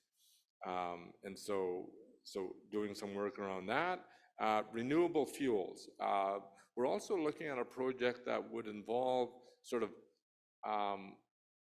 and I won't get into too much detail because it's still very preliminary, but potentially to tie up fiber within the sort of Saik'uz territory, forest land base, to tie up fiber that is not being used for lumber. We're not talking about sort of lumber grade timber. We're talking about dying timber, a lot of the piles that get left behind in the bush that are burnt. By using all that fiber and turning it into renewable diesel. Now, believe it or not, there's a process that you can do, a pyrolysis process that exists to do that. And so looking at a project to do that, have had some preliminary discussions with the various mills to use their residual fiber that they bring in at the mill to feed renewable fuels. And it's not just diesel, there's also aviation fuel and other types of fuels that can result from this. So some of those discussions with some of the mills have gone very positively. And then just the last thing I want to comment on, some of the business and economic development opportunities that are coming to the nation really require somewhat of a separation of the business of Saik'uz from the sort of the governance side of Saik'uz, the chief and council. And really, a lot of nations you may have seen have done this, have separated that business component out and have development corporations and other corporate structures that sort of work alongside of the band. But how does the band and these wholly owned entities of the band that you want to have operate separately, how do you make sure that there's accountability between, back to the band? And so, very involved in putting together a framework to make sure that there is accountability to the band ultimately. A lot of work in that, and that means sort of setting up new companies. It's going to be selection of directors, structuring of the companies, a whole bunch of work there. So been very involved with that. And I think that's about it. I don't think there's another slide. Maybe if I could just say, thank you for allowing me to assist our nation in taking on the immense economic opportunities and challenges that we face. I look forward to working with Chief and Council in 2023.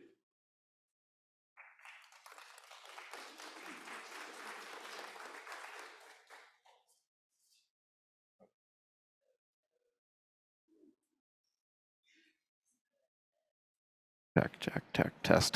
So we have Shauna and then Steve.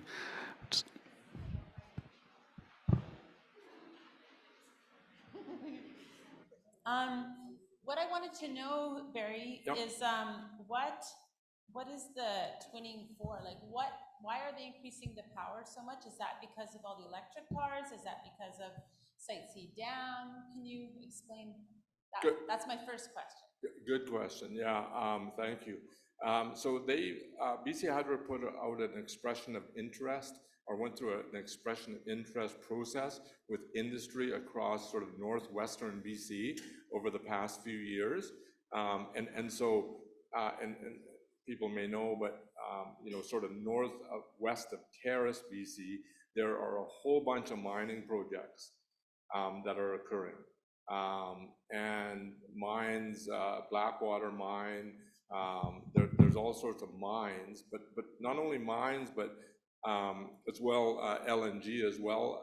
LNG Canada and Kitimat has committed to going electric, fully electric at some point. That project alone would take all of the power that Site C has and still not be enough. So just when they looked at all the projects, they're seeing a demand out there of upwards of 2,000 megawatts of power. So they felt secure. And in fact, the new line will have a capacity of approximately, I think, 2.4 or 2,400 megawatts of power. So, so they basically went to industry, and industry came back and says, yes, we need the power. So really this is to unlock all of the development that will occur between Prince George and northwest of BC in the coming years. So yeah. That helps, because that's what I thought, but I didn't know for sure. I would like us to, when we're considering negotiating, to be talking with some of the other First Nations who have cumulative impacts on their lands based on, how they're doing in Blueberry, for example, and to kind of have like a sense of teamwork because sometimes if we agree to something over here, it creates a domino effect in their lands when they're fighting against something. Also internationally, a lot of the electrical conversion from gas to electric, for example, in this case, it's probably diesel to electric, I'm imagining, for industry. Then there's a lot of infractions on Indigenous rights throughout the world, including areas in India and Brazil where there's illegal nickel mining happening, and Indigenous people are being displaced and forced out. Areas of the earth are also being destroyed for nickel mining, but it's not in a practice. Like, they haven't had the chance to fight for their rights like we are, and I feel like as Indigenous people in North America, we also have to look out for Indigenous people in other countries. So whatever, just that background research too, when we're coming at BC Hydro to say, we want an impact statement on where this electricity will go and how it affects people around the world, as well as just like it is a flow of power, just like our river was a flow of power. And if there's excess power, where does the excess power go? Just like, where did the excess power generated from our river go? It didn't go back to us, for example, right? It wasn't part of our revenue sharing. And so that was one of the things. And I wanted to know, what is FNMPC? Yeah, sorry, that's the First Nations Major Projects Coalition. Okay. Right, sorry. That's okay, I'm new, I'm just learning, and I think that was it. Oh, and I wanted to mention, just quickly, in case I forget to tell you in person, but I have a colleague named Gil Davis from Moberly Soto Nation, and he has done a lot of work with BC Hydro successfully in negotiating on behalf of Indigenous people. So just remind me and I'll link you up. Thank you. All right, so before we before we get to Steve, there's a question online. And Barry, the question is, when does the transmission line start? So knowing from other presentations that we have, there's 2 transmission lines that are going to be going through Saik'uz territory.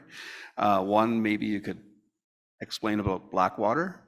And then number 2, the proposed 500 kilovolt transmission line. So the person online, Emily Isidore, is looking for the start dates. Start dates, okay, yeah. So the 500 kilovolt line, it depends on routing. And so they're still doing some preliminary investigations in terms of environmental impacts and a whole bunch of sort of design work and where this transmission line would go. Largely, they're signaling that it would follow the existing right-of-way. There will be probably deviations in some cases from that existing right-of-way, but by sticking largely to the existing right-of-way, it's gonna reduce the amount of work they have to do on an environmental and regulatory side. So that could be much quicker. But I anticipate that, I mean, they want some, under their call for power, they want power to be available for 2028, because that's what industry needs. That's what industry is telling them. They need power for 2028. So effectively, I think, when would it start?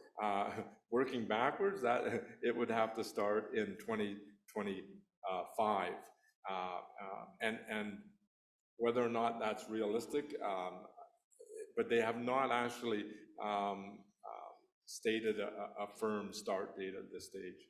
Or yeah, and the Blackwater project, I think construction of that line was supposed to start here this fall, so literally now or in October. But I think Artemis has run into some problems this summer. I think they had to evacuate their camp and you know, sort of had some pressures to get the mine, some of the mine work going as well. And so, but they're still sort of saying that they'd like to start construction of the transmission line this fall. And to some degree they have to, because if they don't, they will not be able to meet their deadlines in terms of providing power to the mine when the mine's completed. So that's sort of the best answer I can give you, but there is some existing issues going on there that could delay them and create a delay in the project in the start of that transmission line. Thank you, Barry. So Steve, and then Jeffrey. The floor is yours, Steve. Okay.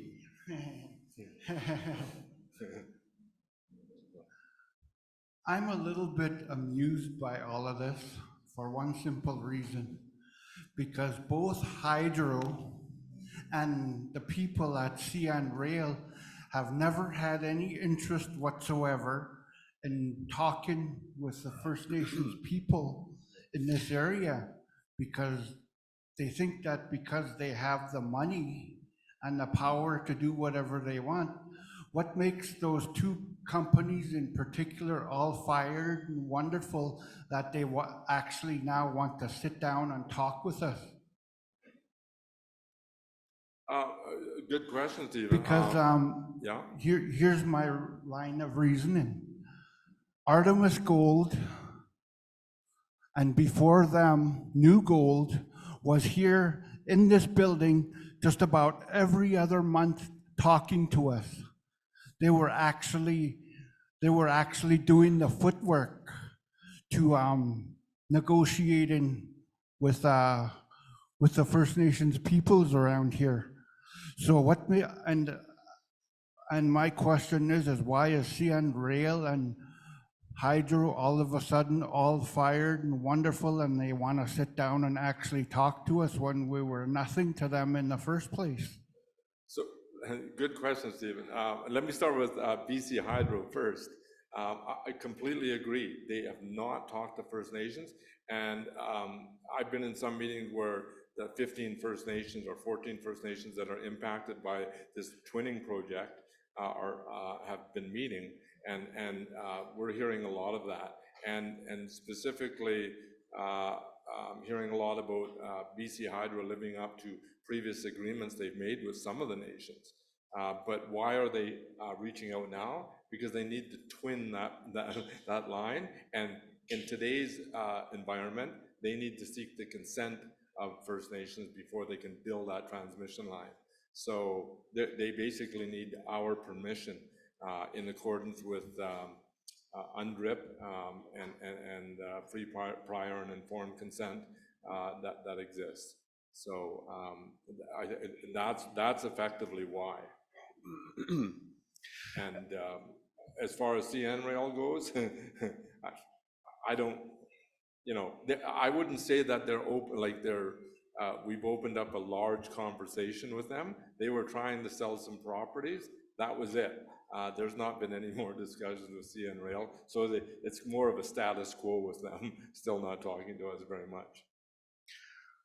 Thank you. So Barry, I'll just add a little color to that because Cassandra talked about this earlier in her presentation to help you get a better understanding of this, Steve, is that she talked about the immediate measure areas in the G2G agreement that Saik'uz is involved in with the Carrier-Sakani family or First Nations, as well as the biodiversity management areas.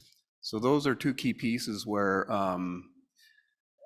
industry needs the consent of the First Nation to get through those areas. So it's no longer, in the old days, the company submits their application, a fly-by consultation. Yeah, we hear you, but do go about doing their own thing anyways.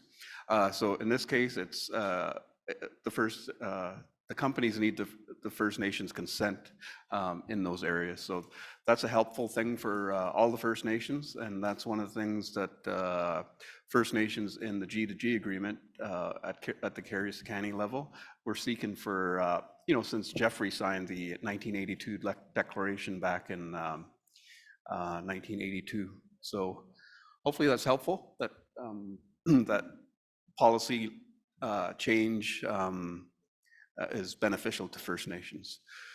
So that, just before we get to Jeffrey, I want to make sure that we have education, housing, and membership all ready to rock and roll. Yeah, thumbs up. Okay, cool. Jeffrey, you have the floor, Jeffrey.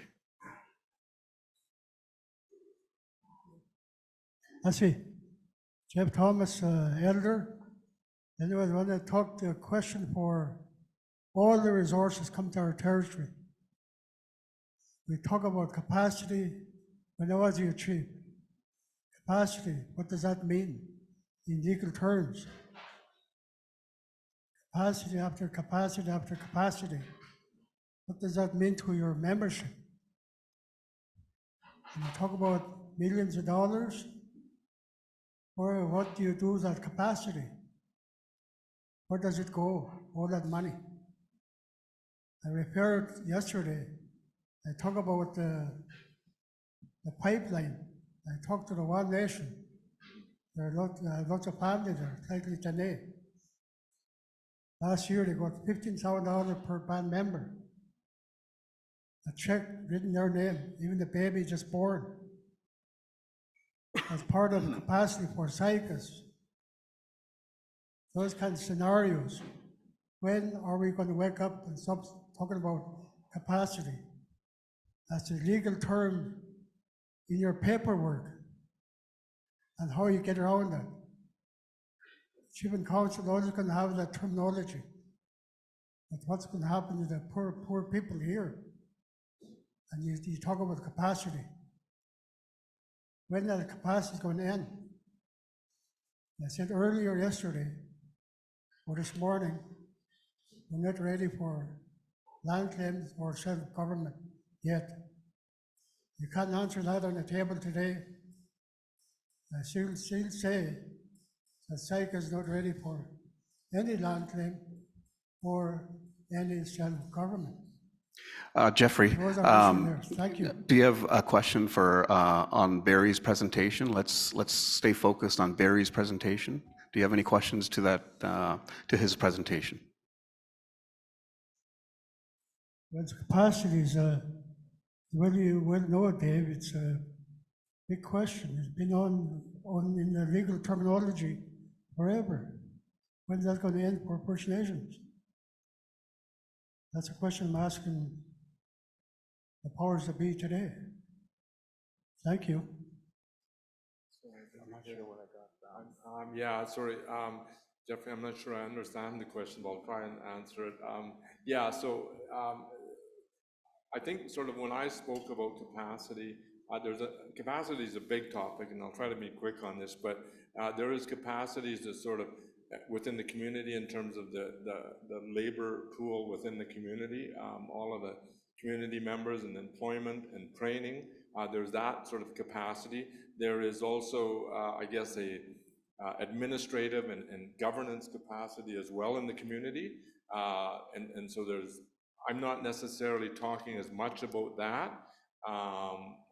There is, and not as much about the employment and training of members part of it. I'm really, when I refer to capacity, I think I'm referring to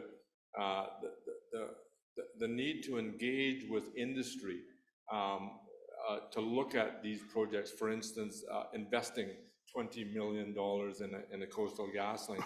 Well, you don't sort of make those decisions and get access to that capital without having capacity. And when I say capacity, I mean the support of legal advisors, financial advisors, engineers,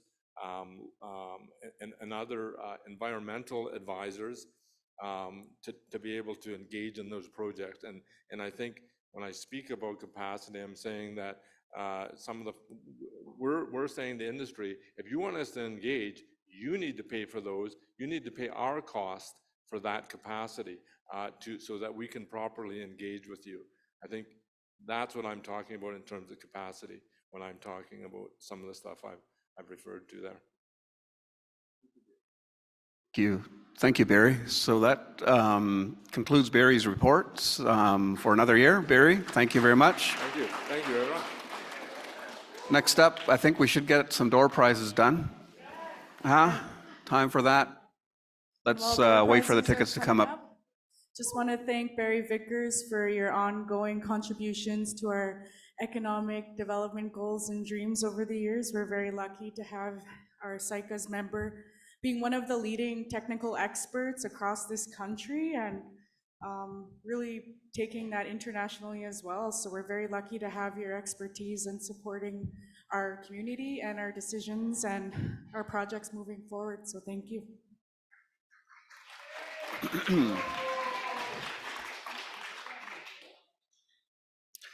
All right, in the meantime, while we're doing the draw, let's have the education folks tee themselves up, presentation, et cetera, teed up at the technical level. How many door prizes we're doing here? 5, okay. Angel David, you got a bingo. Angel David.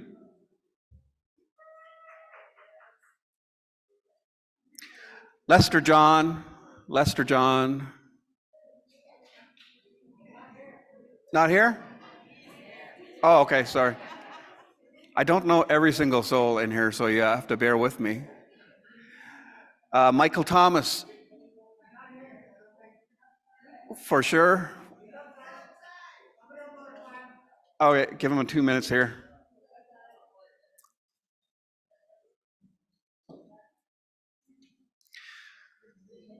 Is it Stephanie Todd? Stephanie? Okay, one more. Margie Thomas, I know her. So Margie, yay. You're,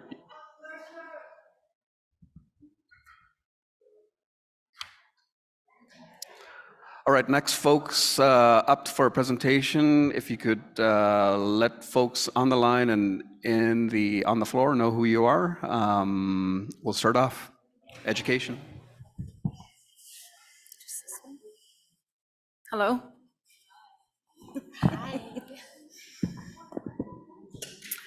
Hello, I'm Shawnee Everett.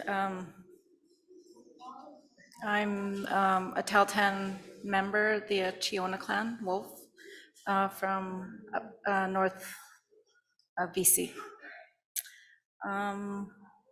So first of all, I'm the Education and Employment and Training Manager.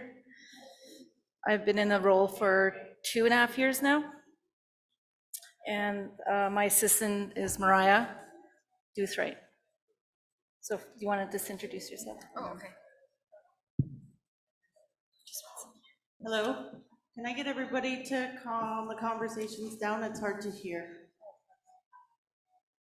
Thank you. Hello? Hello, hello. So hi everyone, my name is Mariah Doothright. I'm the education assistant here for Saik'uz First Nation. As some of you may know, I'm the daughter of Rose Branton, or as many of you call her, Lil Rosie. We're members of the Lower Nicola Indian Band of the Interior Salish. Both my mom and I grew up here on Saik'uz territory from young ages, and we've made lots of meaningful connections here. I'm now grateful to work for Saik'uz First Nation and for the opportunity to continue to grow connections here. I started last year on October 3rd, and I've had the privilege of working with many of you. Is that better? Okay. So yeah, I'm just about coming up on a year here. It's been great. I'm really passionate about education and personal and professional development. And I believe that we should always continue to learn and grow. I just also want to say thank you to Chief and Council and all the staff and members who have been so welcoming here. And I just wanted to let everybody know that our door is always open, so don't be shy to come see us. So I'll let Shawnee continue on with her report, and then I have some after to share as well. Thank you, Mariah. So first of all, I'm just going to start with education support. So education support is money that we use for school supplies for students on reserve and non-band members that live in our community from kindergarten to grade 12. We also support incentives from grades 7 to 12, and that's dependent on good attendance and excused lates and absences. So it's really important for the kids to attend and have regular attendance, and the parents to call in to excuse them if need be.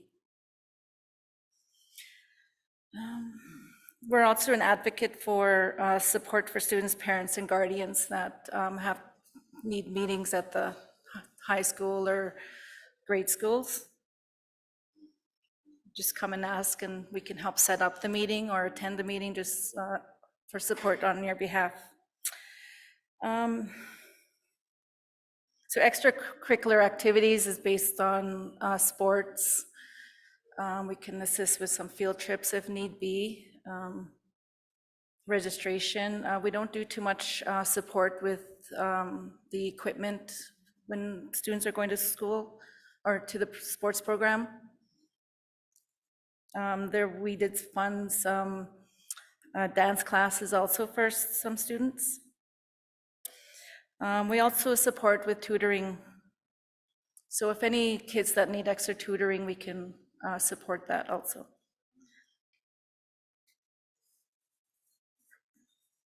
So graduates that graduated in June 2023 was Trafton T, Silas Alexis, Anaya Raphael, and Shaughnessy Lazar.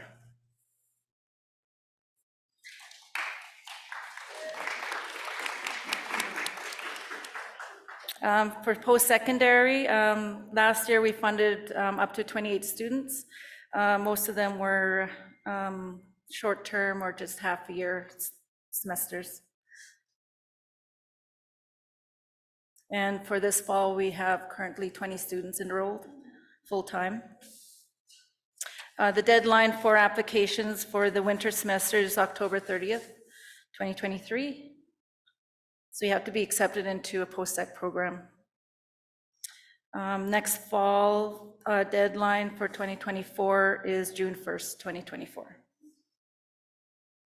If you have any questions, or if you have family members that has questions, just have them contact me or Mariah, and then we can support with that. We are looking at changing the living allowance allocation due to inflation. So that will be in the works, and that will be with the Education Committee. So we had a graduate this year, Kirsty West.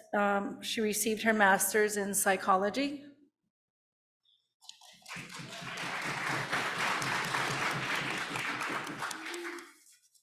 Send it to me. For employment and training, we are in partnership with PIGNATA in Prince George. In the past year, we assisted community members and off-reserve band members with training and return to work support. We also assist with resumes and cover letters. We also email out requests to job postings also.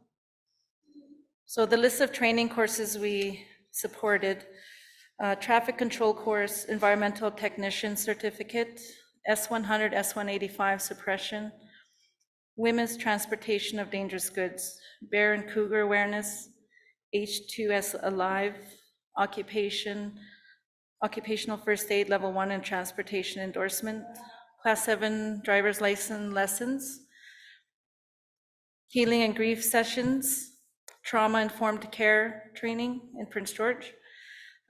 We have an employee that's doing a bookkeeping certificate. We have another employee that's doing the building inspector level 1 course. We did BACO training for a few members, OFA level 1 transportation. Oh, did I say that already? I did too. OFA level 3 industrial mechanics. So congratulations to Levi Vickers for completing that program in June.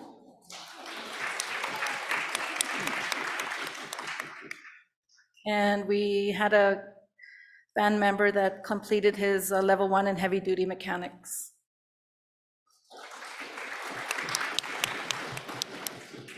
So we are in partnership with PIGNATA to do the pre-employment support program, which Mariah will read up on. Yeah, so we work, closer, sorry. So we work closely with PIGNATA. They have a great crew there in their pre-employment sports staff. So they target ages 18 to 64, recipients of income assistance on reserve. So they do things like work gear or any kind of training, nutrition incentives, anything that helps get you employed and help maintain that employment. So the proposals that we received last year was a summer work experience program. So we funded 2 summer students in 2022. This is from First Nation Education Steering Committee. Skills Link program, career fair held in the community in November 2022 and April 2023. So we'll be doing another career fair in November, hopefully. Health and science related career promotion program Mariah and I took high school students to UNBC and CNC and PG, and also had Ivan from the paramedics, and he held a vaping workshop. Also, Northern Health talked about careers in the health field. We also had a grant with Learning Academy and tutoring. So Cultural Days was held monthly from October to March with many cultural activities, tutoring after school for grades K to 12. And we also supported with the culture camp at Tatuk. I'm happy to say that we received another lump sum for these activities, so I'll be collaborating with Cecilia and her language program in Cultural Days. So that'll be starting up soon. Over the past year with Clive Ventures, we were able to employ 5 environmental monitors. Nechako Lumber, we had around 15 band members employed with Nechako Lumber. And we're just waiting on an email response from Sinclair to see how many we have now. And due to the going down to 1 shift with Nechako Lumber, it's gonna impact some of our members. So we have some info sheets out on our table and like some ideas of what kind of training you're wanting to see in the community. If you want to go and write some things down. I'm looking at doing a heavy equipment operations program. So that's just in the works right now. We're wanting to start up a parents club just to start collaborating with parents and work towards how important attendance is, nutrition, their sleep, how many hours each age group needs, you know, to succeed in school. The limits on screen time, like their games and how that's impacting their sleep schedule. We're also going to be holding a parent-teacher RCMP ball game on September 25th at the ball field with a barbecue. So we're really encouraging students and the baseball players and anyone that's wanting to play some ball to come out. It'll be at 5 o'clock. You'll see posters around the community. Yeah, there's a lot more. So we have an open door policy. So anytime, just come and see us and we'll assist you as best as we can. Any questions? Thank you. So check. Yes, questions. We'll pick you first and then go to Steve. 2 questions. Albert.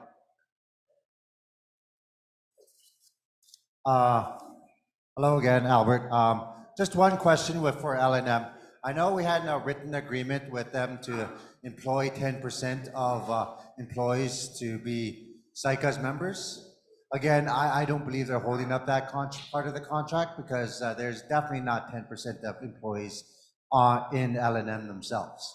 So maybe that's, I know that it's been cut back a lot, but they should still withhold their side of the contract and have 10% employees.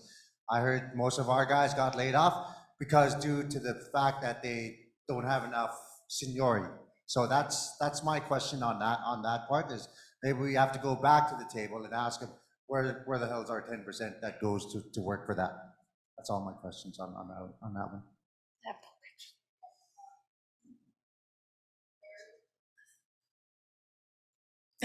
Barry, can you answer that? Yeah, on the microphone there, Barry, so everybody online can hear you and in the room. Thanks you, Barry. Yeah, sorry, Albert. It's been a while since we negotiated that agreement with L&M or Nechako Lumber. It wasn't actually 10%. It was, I think, upwards of 20 or 22 members they needed to employ, which is still, you know, as she mentioned, the number is short. But I think partly is, number one, it went down to 1 shift. I think that's part of the reason. But they are continually trying to recruit members. And not everybody wants to work in a milk road these days. I think that's part of the issue too. Right.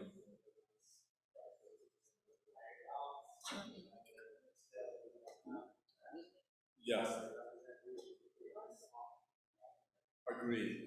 Wouldn't disagree with that. And I know it's one of those things that, you know, we just need to stay on them and let them know. But agreed, there should be They should be living up to the commitments. Our members should be the last ones to be laid off there. I completely agree. More work on that front. So thank you for that, Barry. We'll go to Steve. Steve?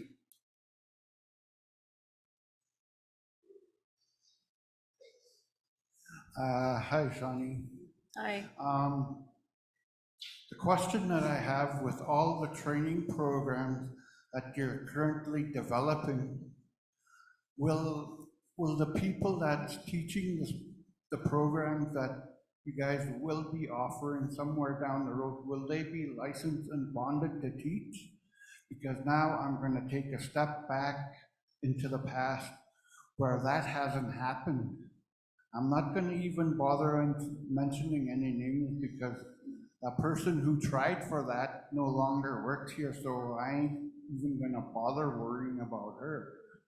Anyhow, so the question is will the people be licensed and bonded to deliver the training programs? Yes. Thank you. Any other questions? One more, and then we'll move on to the next presentation. My biggest question is a lot of our members don't have a driver's license. That's one of our biggest barriers. I have a license. I have my class 7 N, but there's a lot of members who have no license, and I just wanted to know how you would be able to make people excited to get their license. Because I should have had my license when I was 16, as everyone here could, still can. But the only reason I didn't get it when I was 16 was because I was an alcoholic. I like to drink, so I'm a late bloomer for a license, but I have a license. But is there anything you guys can do motivate members to want to get a license? So right now, we do support driving lessons for class L.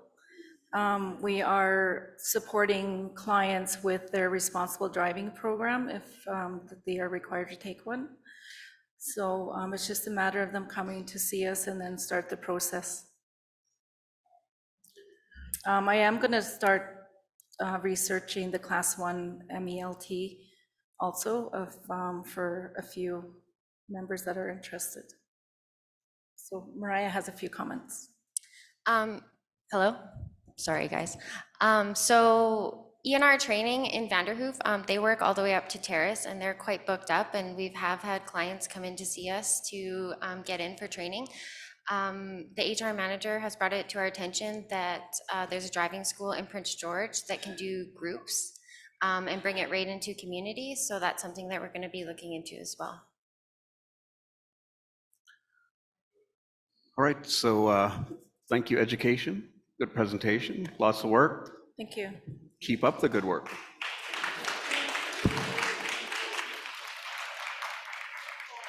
Next up, we have housing and membership.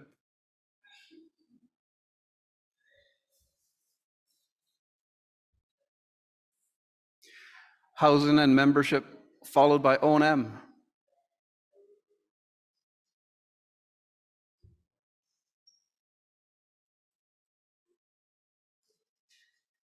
Good afternoon, Saik'uz members and guests. My name is Leslie Raphael. I'm a Saik'uz member. My positions are Indian Register Administrator and Housing Coordinator. The membership program now has a certified backup RA, Chantel Murray. She will be assisting with the new secured status card applications. So if any band members need a secured status card, you can make appointment with Chantel Murray. And I still do the laminated cards, and they're still $10. My responsibilities as an Indian Register Administrator is to assist and maintain the Indian registration and ban list programs on behalf of the department by supporting clients reviewing application and supporting ID documents, issue status card, the CIS, and/or assist individuals in applying for a secured status card, reviewing and submitting reports to the regional office. As an IRA, we must also ensure the integrity of the Indian registers maintained by securing the Indian registration system, register pages, blank certificates of Indian status, and any other Indian registration related materials in a locked filing cabinet at all times, by always maintaining an effective and efficient filing system, by protecting the privacy of others through restricting access to Indian registration records so that persons wishing to obtain information will only have access to the personal information that specifically relates to them. Certificate of Indian status cards. The laminated cards can be issued same day for Saik'uz members only. Other First Nation groups must provide their information, and then we get the information verified by Indigenous Services Canada or individual bands, then an appointment schedule. The fees are $10 for Saik'uz members and $20 for other First Nations. Secured certificate of Indian status, you must provide 2 passport photos, or we can get the photo done through the CSIS photo app. It is recommended that you provide photos because there are no shadows and better lighting. The adults 16 years and older, and dependent adults are valid for 10 years. Children 15 and younger are valid for 5 years. Takes up to 12 to 16 weeks to process a completed application. There is no fee. Birth registration, parents must provide the original birth certificate with parents' name listed. The application is available also online. The processing time for complete registration applications takes from 6 months to 2 years, depending on the complexity of the file. I am now certified to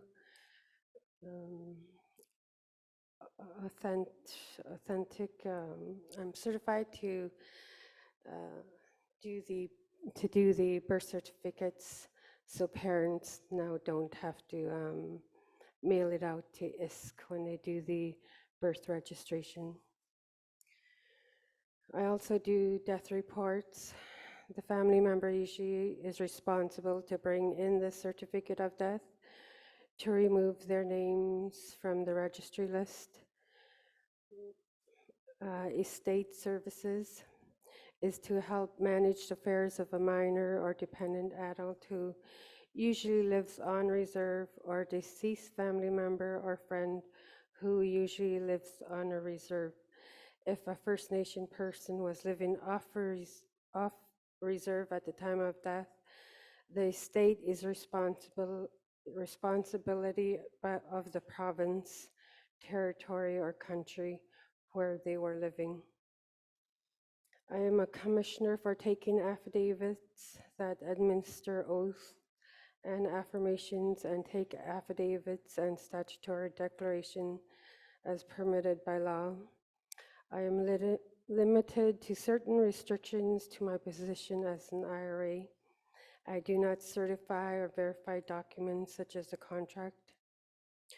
The population as of December 31st, 2022 is 998 members.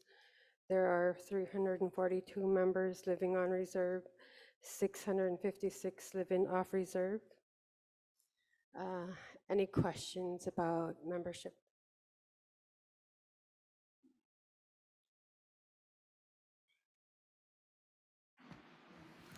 Questions on membership?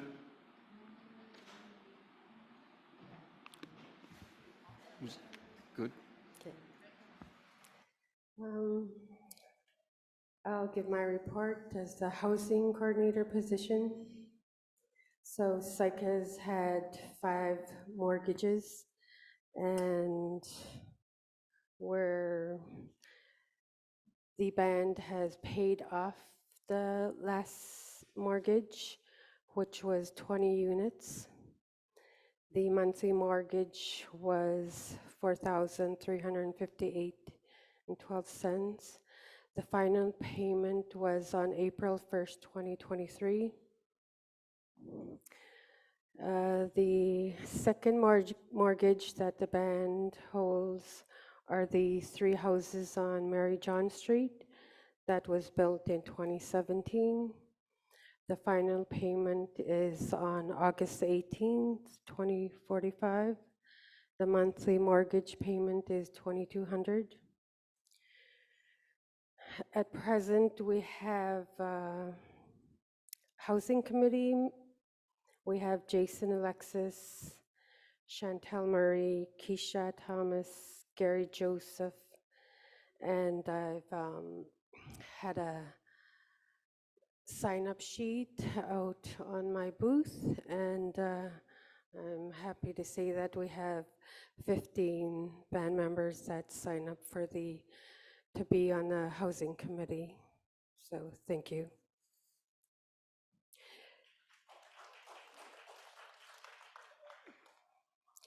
Oh, I'm not done.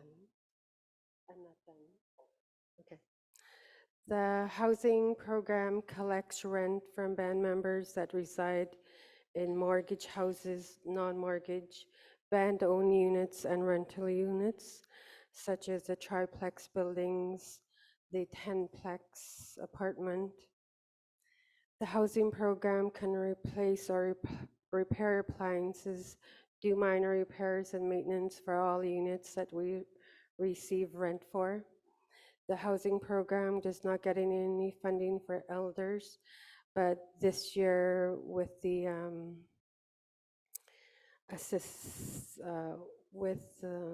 the assistant from Chief and Council through the gaming program, we are now able to do minor repairs or emergency repairs for the elders on reserve. The housing department has been slowly moving unwanted vehicles, abandoned houses that's beyond repairable. The housing department has completed 2 duplex buildings, 2 fourplex buildings, and 5 3-bedroom houses. The funding was through CMHC Rapid Housing Initiative Round 2 and the Saik'uz First Nation contribution. The housing department did apply for renovations the previous fiscal year, and we're still working on completing these 26 units. And to date, we are working on the discrepancy list on a few houses, and that project will be completed. The housing department has applied for funding through ISK Housing Support Program for governance and capacity. The funding has been approved through Saik'uz Pathways and ISK. Saik'uz Housing will be working with Community Power Company to develop a multi-year housing upgrade plan, 40 houses, which will provide a clear path forward to improve the on-reserve housing condition, reduce energy costs, and make homes more healthy, safe, and comfortable. We will be identifying, prioritizing, and implementing housing renovations and energy improvements within the community housing stock, identifying sources and apply to hydro and other programs for housing renovations and energy upgrade, strategically plan renovation and upgrade work in a way to empower our nation to build capacity, create economic development opportunities, and support members to pursue meaningful careers. The housing department is working with a company called Paradigm Building Solutions on submitting an application to CMHC Rapid Housing initiative round 3.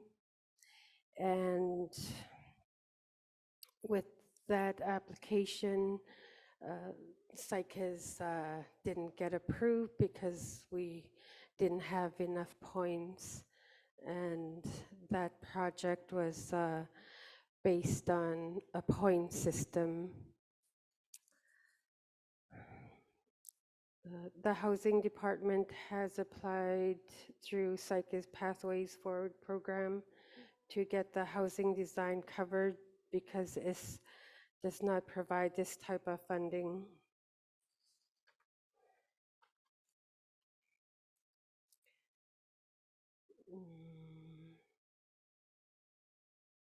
I believe that's all. Yeah. Thank you. Thank you. So Shanna, question, and then Steve. Okay.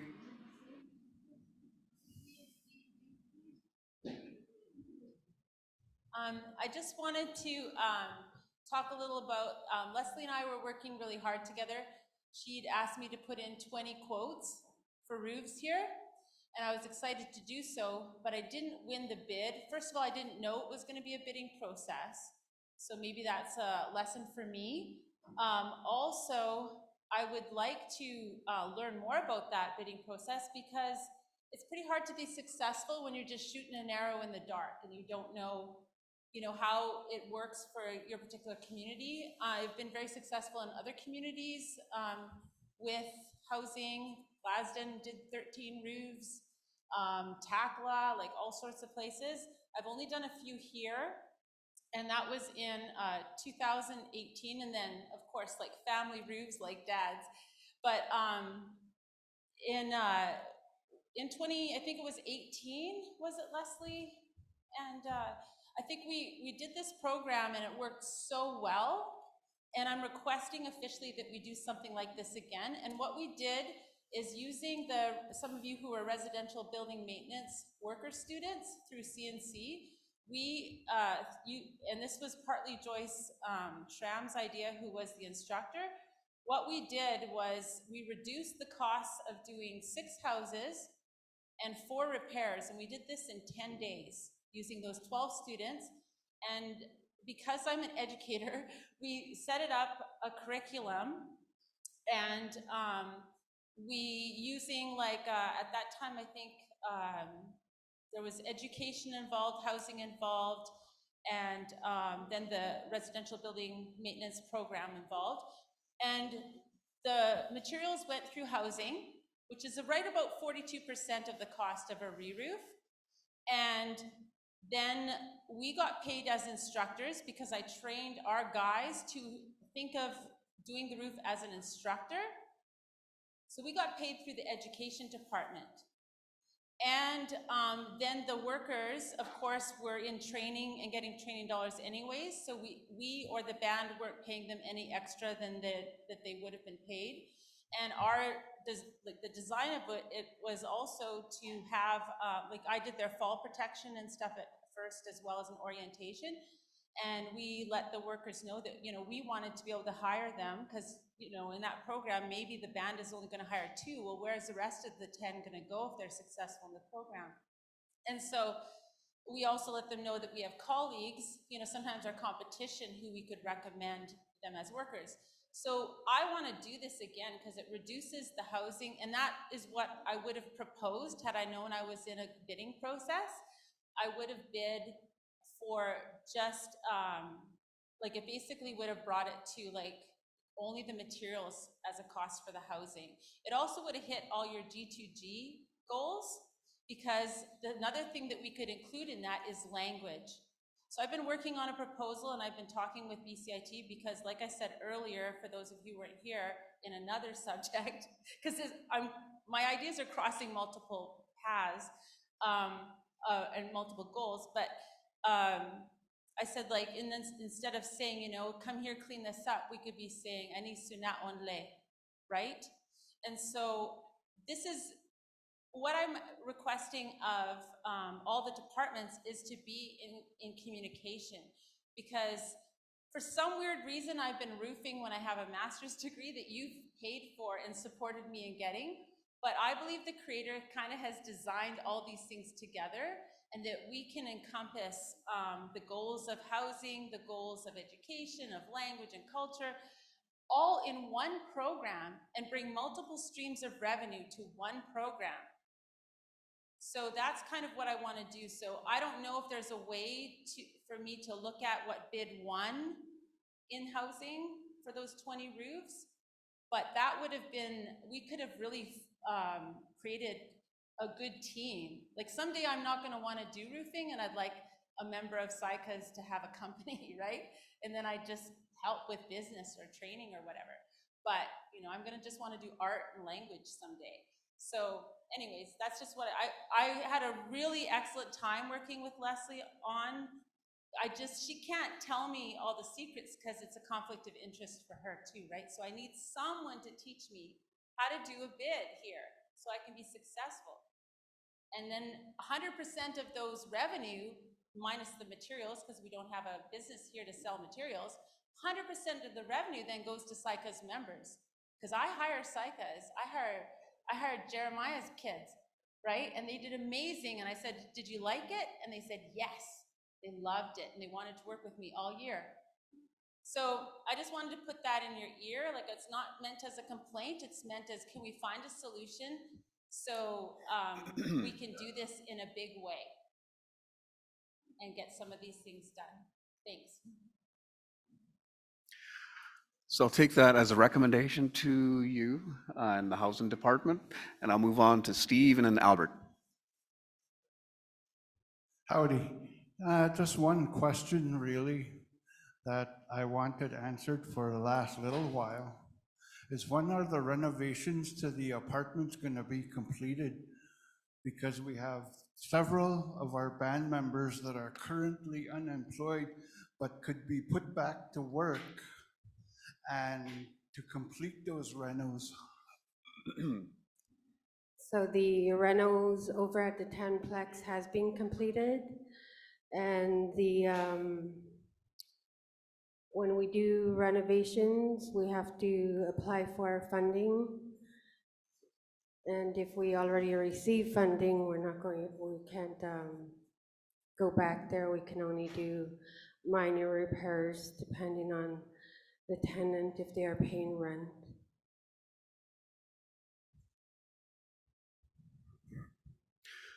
All right, Albert. Hello? Okay, mine's more of a suggestion. All of these modern homes have modern technology. And we found that most of the people that do live in there do not know how to run some of the digital stuff that has been in there. So we've been running into a lot of problems with the brand new furnaces because most of them are digital. Is there some way that we can do some kind of a course with the people that made the furnaces, that made the temperature monitoring things in the newer buildings, so that it's easier for the homeowners to figure out that, because they've been having a lot of problems with trying to reset the temperatures and put the temperatures to what it is, because they don't know that they don't have the training to work the digital display or to work the digital furnaces. And that's some things that are coming to rise to a lot of the new homeowners right now. So that's only a suggestion that I have for that one, because as a new homeowner, they want to do stuff in the longevity of that their house stays maintained, right? That's all I have on that one. So for the new houses, the new buildings that was just built, we did have a workshop with the HVAC and the heating in those units. And we did let Bragg Construction know to show the band members on how to use their new furnace. But if they have a problem, then they could let me know and we can ask them to do a small workshop or something. Thank you for your report. Oh, so one more question and then we'll go to the next report with O&M. Oh, and one more question online. So two more quick questions and then we'll let you go there on your housing report.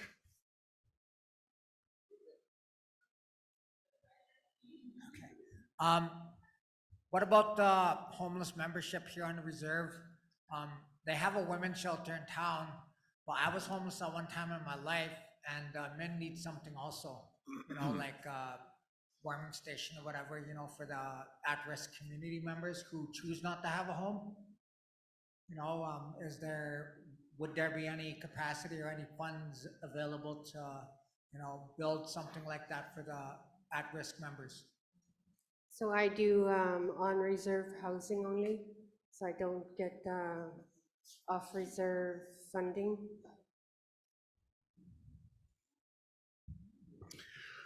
All right, so I'll go on to a question online.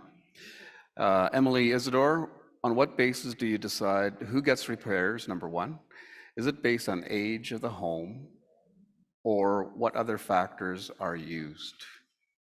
So right now we're doing the priority for chief and council is to get the elders completed.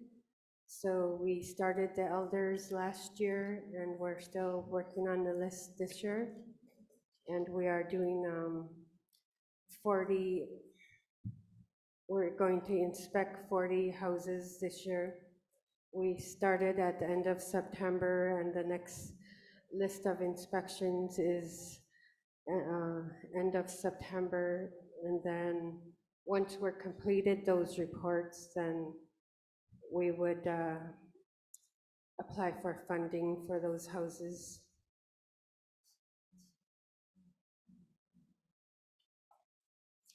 Okay, thank you. So one more question, then we have to move on to the O&M report. We have a tight schedule. Sorry, there's probably more questions, so back there.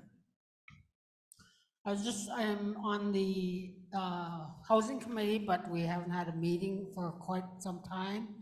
I was just wondering what can we do regarding the abandoned houses that's on the reserve? We need to do something about those. Most of these abandoned houses are on CP land, and that's not banned land. And I only do banned houses unless the only time I work with band members that live on CP land is if they're actually living in the house. So it would have to be up to the family members of the abandoned house to deal with. All right, so with that, we'll have to move on with the next report. So thank you for the housing and membership report. Lots of work in housing all the time. It never ends. It never will end. So with that, we have Mickey. Hello, I'm Mickey Phillips. I'm Operation Maintenance and Manager. This year I have Harvey Rafile as Maintenance Assistant. I have Joseph Barfoot, Maintenance Laborer. Operation Maintenance is responsible for road, sewer, water, garbage, and maintenance on main buildings. This year we had a sewer electric box that broke down and are obsolete, and we are redesigning the lift station to function properly. We have been cutting grass for elders and fire hydrants, lagoons, around well houses, ditches. And this year we replaced the roof at Mary John's lift station next to Fabian John's place. I've been working with Albert with the backhoe cleaning up through the reserve, assisting with the new sheds, sweeping the roads and sand and debris, assisting with community projects like the garden and the healing gazebo, assisting with housing programs with minor maintenance. This year we had 3 summer students, Ethan Harper, Preston Case, Julian Hickson, maintaining lift station, well house, and also put in new well pipes and booster pumps at the well house. Starting to put a new roof on the old shop located near the graveyard. Starting this month, started pumping out septic tanks at some of the older houses that have them. In the next 2 weeks, we'll be repairing and cleaning fire hydrants throughout the reserve. And if you have any black sand that comes into your taps, just leave them run until they clear. And I'd like to thank Chief and Council for getting O&M a new backhoe. And thank you, Mickey Phillips, Joseph Barfoot, and Harvey Rafile. Any questions?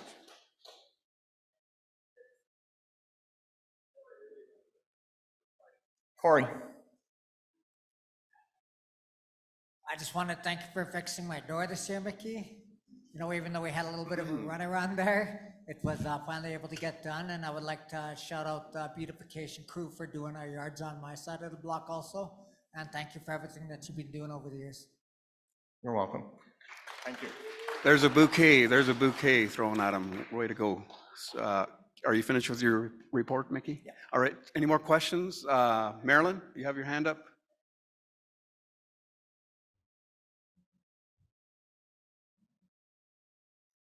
I know you had nothing to do with putting them up, but those speed bumps around the res, it doesn't, if there's a house fire and the fire department has to get to that home right away, those speed bumps really don't help.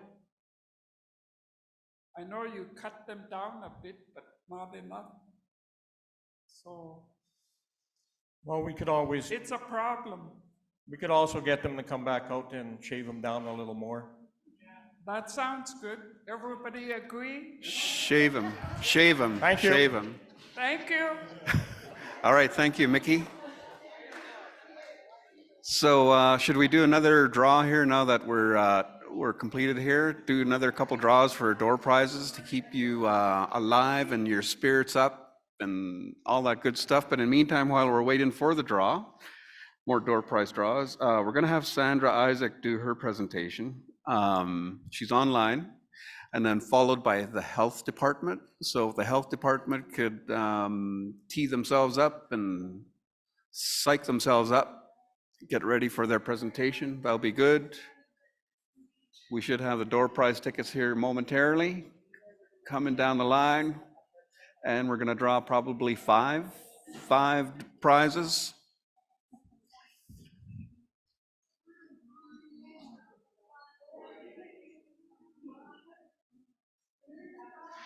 Dakota David, are you around?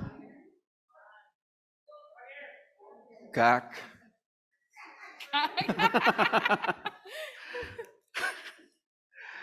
Is that Lacey? Yeah. Lacey Qua. She's here. Look at that. Oh, yeah. Again? Yeah. Yeah, Lacey Qua again. Is it becoming a fix or something? Yeah, I'm not looking at the who's winning here. I'm just picking blindly. Lee Bill.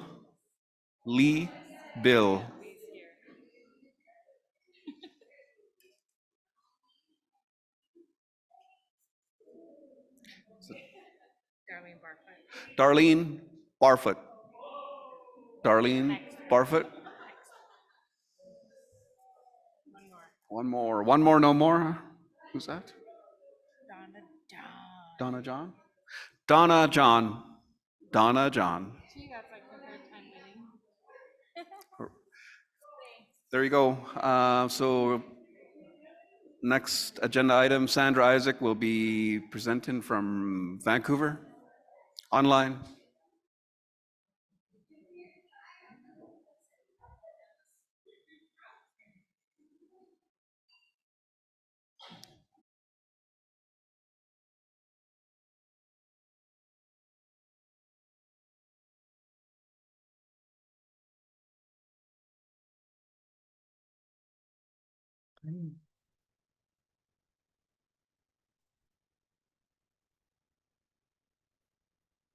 Hello? Hello? Uh-oh. We can hear you. Okay. Fire away, Sandra, fire away. Okay, all right, hold on just a sec. I'm not used to all this technology, so I would have preferred being there in person, but I ended up getting sick with the flu, so this is my first day back, really. So you'll have to just bear with me. So how do I just share my screen, right, David? No, it's done for you. Oh, it's done. All you got to do is talk and talk some more. Okay. All right. I just want to make sure I've got the PowerPoint here in front of me. Okay. Where is the... Okay. So yes, the subject I will be speaking about today are the clan houses. And Chief Mueller had mentioned that at on day one that we had received funding. So I'll just go into the history as to why we're doing this, why we are. Can you see me, or am I not seen here? Okay, wait just a sec. I'm so sorry.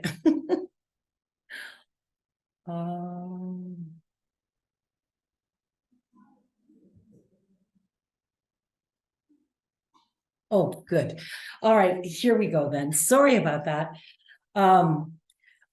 Chief and council, members of the Saik'uz Nation and the elders, I'm here today to present on the clan houses and the future protection of our children, those children in care. I'll get into a little bit of the history of the clan houses historically or pre-contact, and how we're going to revitalize them for the future care and protection of our children. I was asked by CEO Warner Adam of CSFS to concentrate on the clan houses because it was always their vision, the vision of CSFS, to care for their children, themselves, the member nations. And the clan house was always the vehicle that, they thought would be the best avenue to protect the children, because historically they're symbolic of the place, a place of protection for the children. And then that leads us into the inherent and legal rights to protect the children and how we made our application. The applications that we made were through CHRT 41. And those deal with basically prevention and the, what I did with the application is I used the national standards. And as you know, the law, this has been law since 2020, the Act Respecting First Nations, Inuit and Métis Children, Youth and Families.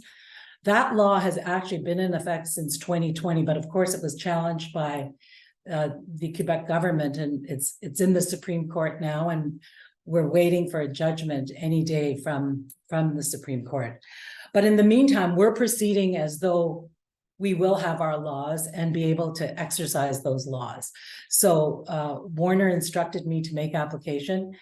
So I made 7 applications. All were approved. We actually got approved for 70 million and still counting, because I have one more application that was just, it will be submitted on Monday. So how we will prepare the clan houses to fulfill this new role, well, it's not really a new role, it's an old role. We always took care of our children. So next slide, please. Oh, that was just a photograph I found. Well, we have it here in the office, in the Vancouver office. And I just thought it was a cool picture. And this is in Saik'uz.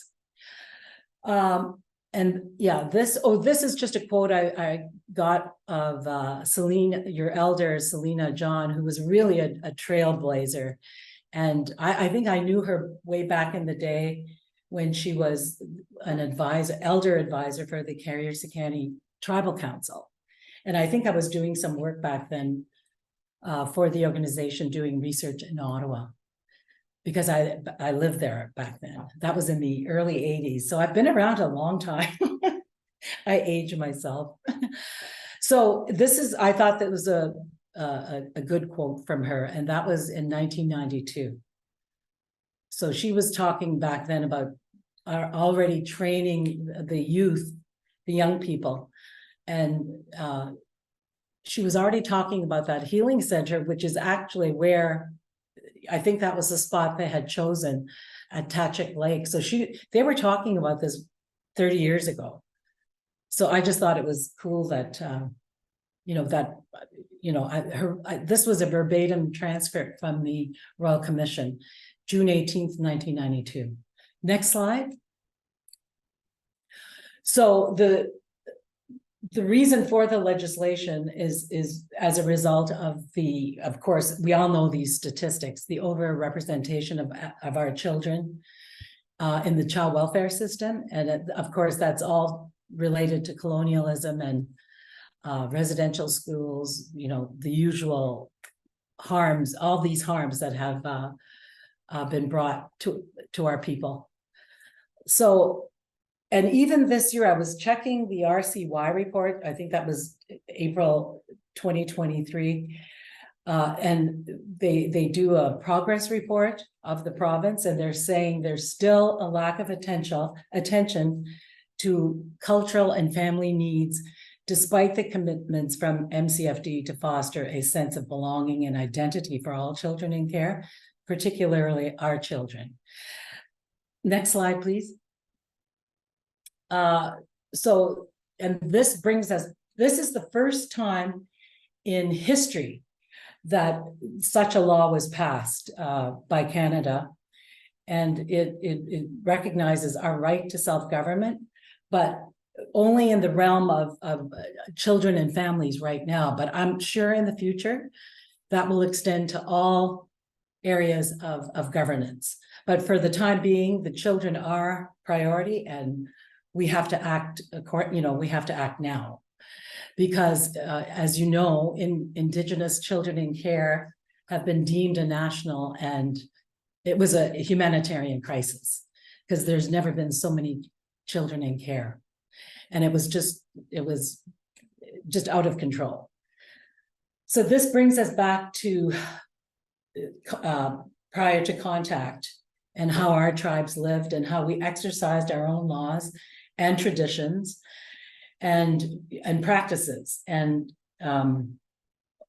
so wise practices such as ensuring the protection of children in the botlat were always worthy of being passed down from generation to generation, through oral history.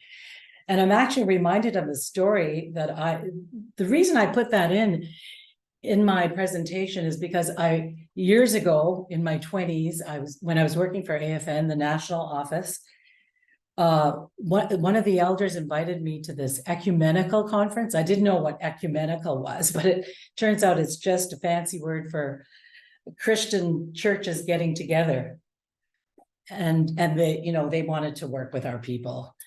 But there was a Hopi, I don't know if he was Hopi or Navajo.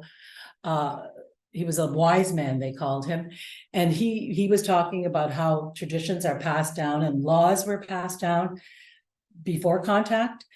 And he says, we only pass down good laws or good practices and good traditions. And I was reminded of the botlat, because I had to do lots of history on it. There's not that much out there, but what I was so impressed with is the way they related the paying off of debt at botlat, which was done, of course, publicly and with much ceremony, as you all know. But it was done in pre-contact days as a means of and this is a quote I found, ensuring the well-being of the clan children should they be left for many reasons as orphans when they are young. So the people were always looking for a way to make sure they were cared for and taken care of, and they paid these debts for that purpose. So the clan the rest of the clan and kin would look after the child if one of their children became orphaned. So it was a built-in, I called it, intentionally used the word ensuring, IN, because it was seen as a notarial act. It was, business. So I just thought that's an important tradition and value that should be reflected in future laws. Next slide, please. Sorry I took so long on that one. So yeah, here I'm just talking about just one aspect of governance, and that is, the law that was passed, C-92. It's only children and families where it pertains, and I think we have to take advantage of that because it's never been done ever in history. It's unprecedented. It's the first time Canada is finally doing the right thing. I mean, they've been pressured, of course, but this is the time, I think, for our nations to make things right again and whole. And the way we do that, I believe, is through the clan houses. Next slide. Okay, so this is what I just said before about this right. Is basically it's entrenched in Section 35 of the Constitution. Section 35 of the Constitution recognizes any existing Aboriginal and treaty rights and our right to self-government. So this is the first time that it's ever been recognized in federal law. And again, the first statute that recognizes the inherent Indigenous jurisdiction over child and family services as an Aboriginal right. So no new government can come along and take away that right because it's entrenched in the Constitution. But now it's our time to get that jurisdiction back and to create and pass our own laws. And the vehicle by which we do that are coordination agreements under 22 of the Act, which gives us paramountcy over all, paramountcy of our laws, Indigenous laws, over that of the province or the federal government. And this has never been done in history. So it's a first.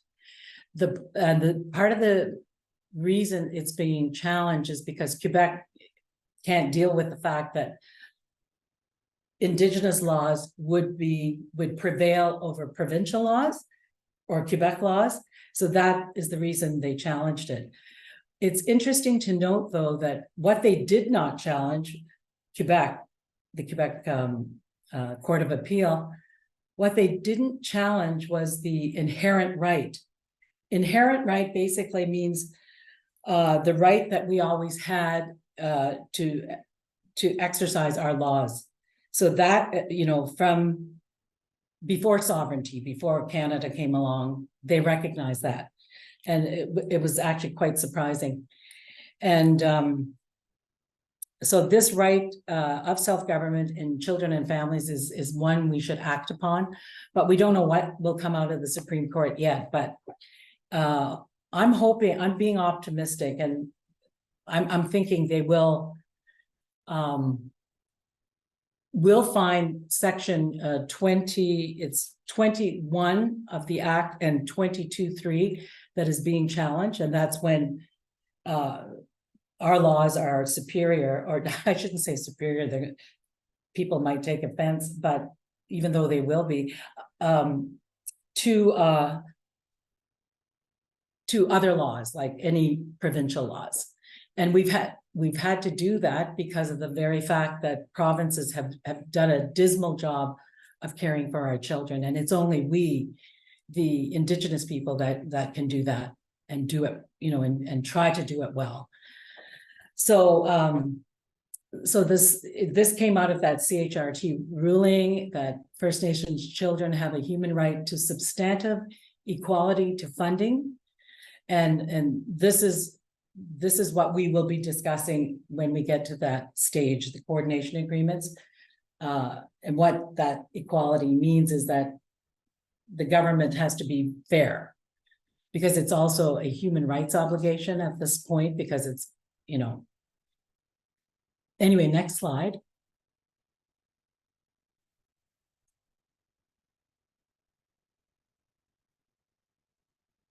So this is basically, again, implementing our traditional inherent laws to protect our children under C-92. But even before C-92 came, there was one, there was a court case, Casimil versus ICBC, that Stalaten brought that to court, where they proved that custom laws had been legally recognized in the common law. So we already had that. But, you know, we can still, you know, somehow use that and any laws that we create to reflect the custom laws. So, next slide. Oh, yeah, this is what I was saying earlier. CSFS always had that vision of mirroring clan houses as the primary space for children's safety and cultural integrity. And that's, you know, we won't have cases of apprehension. And because of the obvious harm that it's done to our people and our children. And I'm just stating here that it's based on antiquated and a cruel colonial system, which should never be revisited upon any child. So the clan houses will basically represent that cultural extension of the lot and protection of the children. And where CSFS comes in, they'll enter into obviously a contractual relationship with the member nations, and then carry out the operational plans, which will all be, you know, take all of this into consideration. And they will be, of course, meeting with all the member nations to ensure that everything is represented. All the nations are represented in the law. Next slide. Oh, I was so happy to see so many. I was listening in yesterday on the assembly, and I noticed lots of elders there, which is just so wonderful to see. But they have a very important pivotal role in the future of the clan houses. So the operation, part of the CSFS's operational plans includes the elders and the matriarchs, and which is actually in the next slide, I think, where I make reference. Yeah. We see the elders as having a very active role with the clan leaders, elders, matriarchs, families in protecting, and we'll go beyond I said upholding national standards. We do have to uphold the national standards, but we will likely go way beyond the national standards. And this, of course, includes the best interest of the Indigenous child. And because that, as you all know, best interest of the child has been used against us in the past. And then the clan houses addresses this by providing cultural continuity, family and community relationships, upholding those and making sure families stay together. So, and it's basically all about prevention and practice. And also, you know, which is also in accordance with Carrier and Saik'uz customs and traditions. Next slide. Oh, this is just the funding that when I made the application, using the national standards, and I applied for 7, using the national standards because it is already the law. And there are 4 sections that I used. I didn't write them down, but it's 10, 14, 15, and 16 of the act that I use under national standards to advance the rationale for a clan house in each of the nations. So the turnaround was actually quite quick because Indian ISK doesn't operate that quickly. So they approved the 70 million. There are 4 phases under the program. Feasibility, and most of you are probably received your letters now approving of this stage of the funding, feasibility. So this is when the architects and engineers go out to your communities to discuss what you want to see in the client house, and from there it goes to design and then construction. Oh, I put construction twice, I meant post-construction, sorry. And so in a nutshell, that's what we've been doing. And the clan houses are just a very important symbol of the past and will be for the future as well. Do I have another slide? Oh, this is another quote from Selena I put in. And you can, she was very passionate. I love this quote. And then the next, I think that's my last. The next, oh, this is just an old photograph I found in the archives. I just love it. We superimpose those words. It's from a chief in the States somewhere. So if you must have some questions. I noticed Saik'uz members have lots of questions. So I'm ready to hear any that you might have. So questions for Sandra. We have one that I could see. Corey? With what Carriers County Family Services does, I have a child that I'm currently going to be opting for adoption. And I've been given every opportunity to get my child back home. Yes. And you guys advocate that you want your children home. Yes. And yet I have to adopt my oldest daughter out to care. You know, you guys have been talking about this whole bringing the children back home, and I'm going to be losing my child. You know, I have opted to have her move permanently into her current foster home. And I've jumped through all the hoops you guys have wanted. I've done everything you guys have needed done, and you know, yeah, I still have to give my child up. well, hopefully you don't have to. I mean, the law is being challenged now, but we're still acting as though C-92, that act has been in effect since 2020. So you should reach out to Mary T.G. or Joan Conlon. They're the frontline workers, and they should be able to help you and prevent you from losing your child. It shouldn't be happening. Excuse me, but like I said, I've done everything on your guys' end that needed to be done. You know, I have my social workers and everything. We have a meeting at the end of this month, and you know, it's just really frustrating. That's all. No, and I feel for you, but I'm not a social worker. I don't do any of that stuff, but I want to make sure that you get in contact with the right people. And can I get your name, please? Corey John. Sorry, for Corey John. Corey John. And, I am also a foster child as well. Okay. Well, I'm going to pass your name on, and we're going to try to intervene in this. I'm not a social worker, but I'll make sure the staff does. Okay, I appreciate that, and just wanted to thank you also for the work that you do.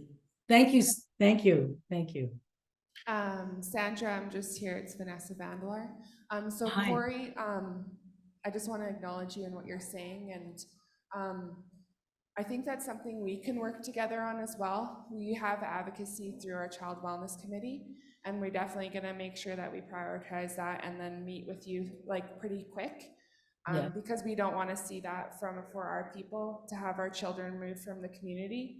And so I'll talk about that in my report to everyone, but we want to make sure that that doesn't happen. Yes, you can still make all those changes, but having your community and the people that help support like getting our children back through the Child Wellness Committee, we can make sure we advocate and get you the resources, whether it be legal counsel and all those things that you might need to make that happen for you and your family. Thank you for that. We have Marilyn next speaker. Marilyn? The mic's coming at you there, Marilyn. Here you go. What is the time frame for the feasibility and the four stages? construction? What are we looking at? What year? Oh, the clan houses are expected to be built by 2025. We're at the feasibility phase now. That we should be done by November, December, but the feds gave us till the end of the fiscal. So and then we move on to design and then construction and then post-construction. But all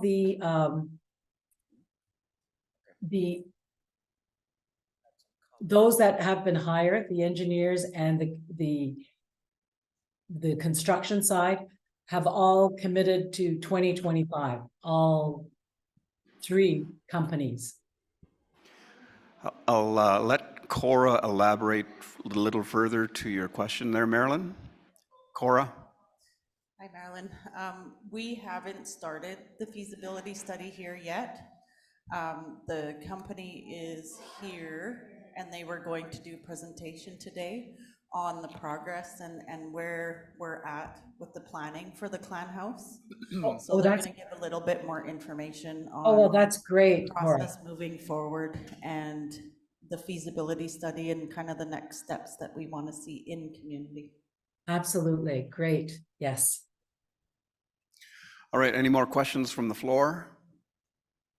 We will get the health department up here for the next presentation, and don't know if we have any more door prizes to do. If that's the case, let's get her done. Door prizes, and then the health department presentation. Okay, thank you, everyone. Thank you, Sandra. And this is from Pathways? Who's this? Sharon? Sharon Raphael from, you get a door prize from the Pathways program. Here, I have to leave. That's it? From Pathways? Okay. And then we have the another 5 drawn from the main door prize. So I'm not looking inside the bowl here, so I'm not fixing anything. Selena Case. Selena? Not here? Lacey Qua? Is she around? Yep, okay, good. Stephanie Todd? Stephanie Todd? Good, 2 good bingos so far. Nathan Qua? Not qualified is what you're saying, right? Angel David. Angel. Nathan Qua again. Strike 2. Usually strike 3, you're out, right? And Lacey Qua.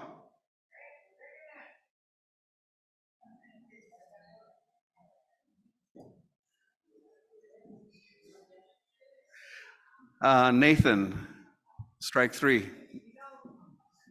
He struck out. Nathan is the first one to strike out today, okay?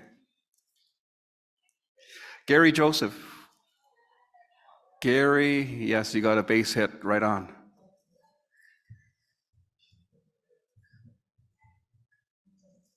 Put him back in.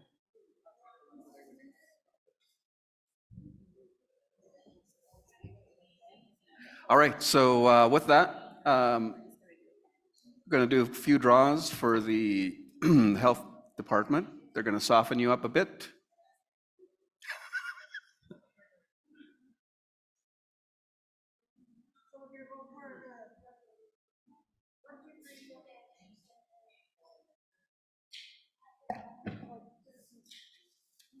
$15 prizes.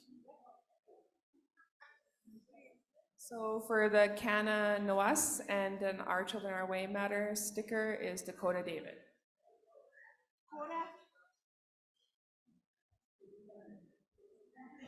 The Huckleberry canned berries there and Every Child Matters sticker for Gracie John.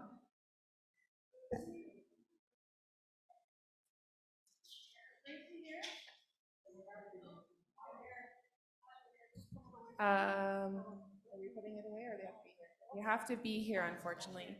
The next person, Lacey Qua, so she would get that.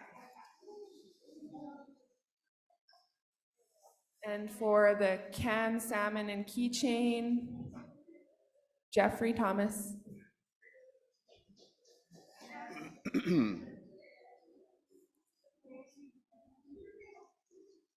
Next item is a notebook, and that's for Selena Case. Not here. Donna John. Donna John.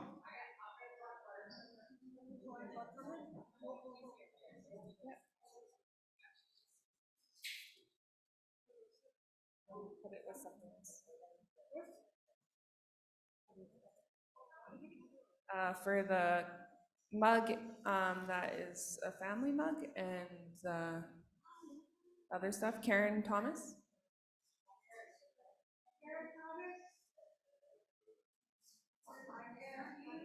Nathan Qua.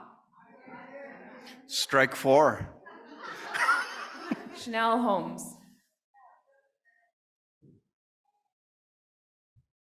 And at the end of the day, we're going to put them all together for the gathering basket that you guys seen at our booth as well. So the next one is for the community strength mug and a notebook is Mark William.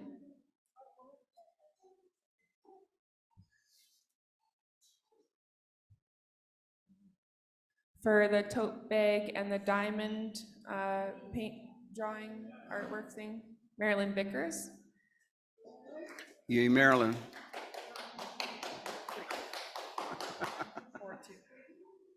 Put them together.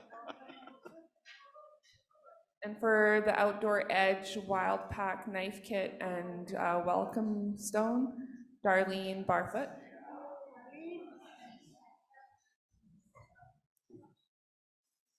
And for the Gladys Michelle little bag, Shalise Vandelar.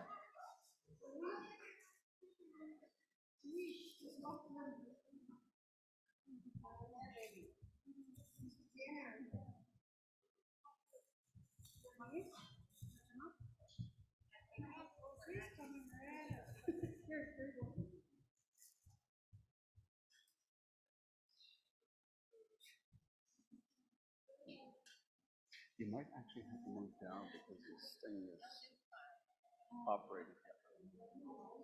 You're the main speaker, right? Okay. Not that I'm trying to boss you around. Yeah, so bring it toward you and then press the button where it says, it should go green and blonde. There you go. That's 1, 2. Test, test. Test, test. I'm really tall. I think I need to lower my chair down. There we go. Hadit, CCZ Vanessa, Health Operations Director, and oversee prevention as well. And I have my staff here if they would like to introduce themselves. Hi, my name's Jennifer David. My name's Lydia Poole. So I'm hoping with my report, I can just communicate the services that are happening within Saik'uz Health and kind of future goals that we have within our department. I have a report there at the front that you can review. It goes over a lot of the services and goals within the department as well. So there's been a lot of growth and change with health.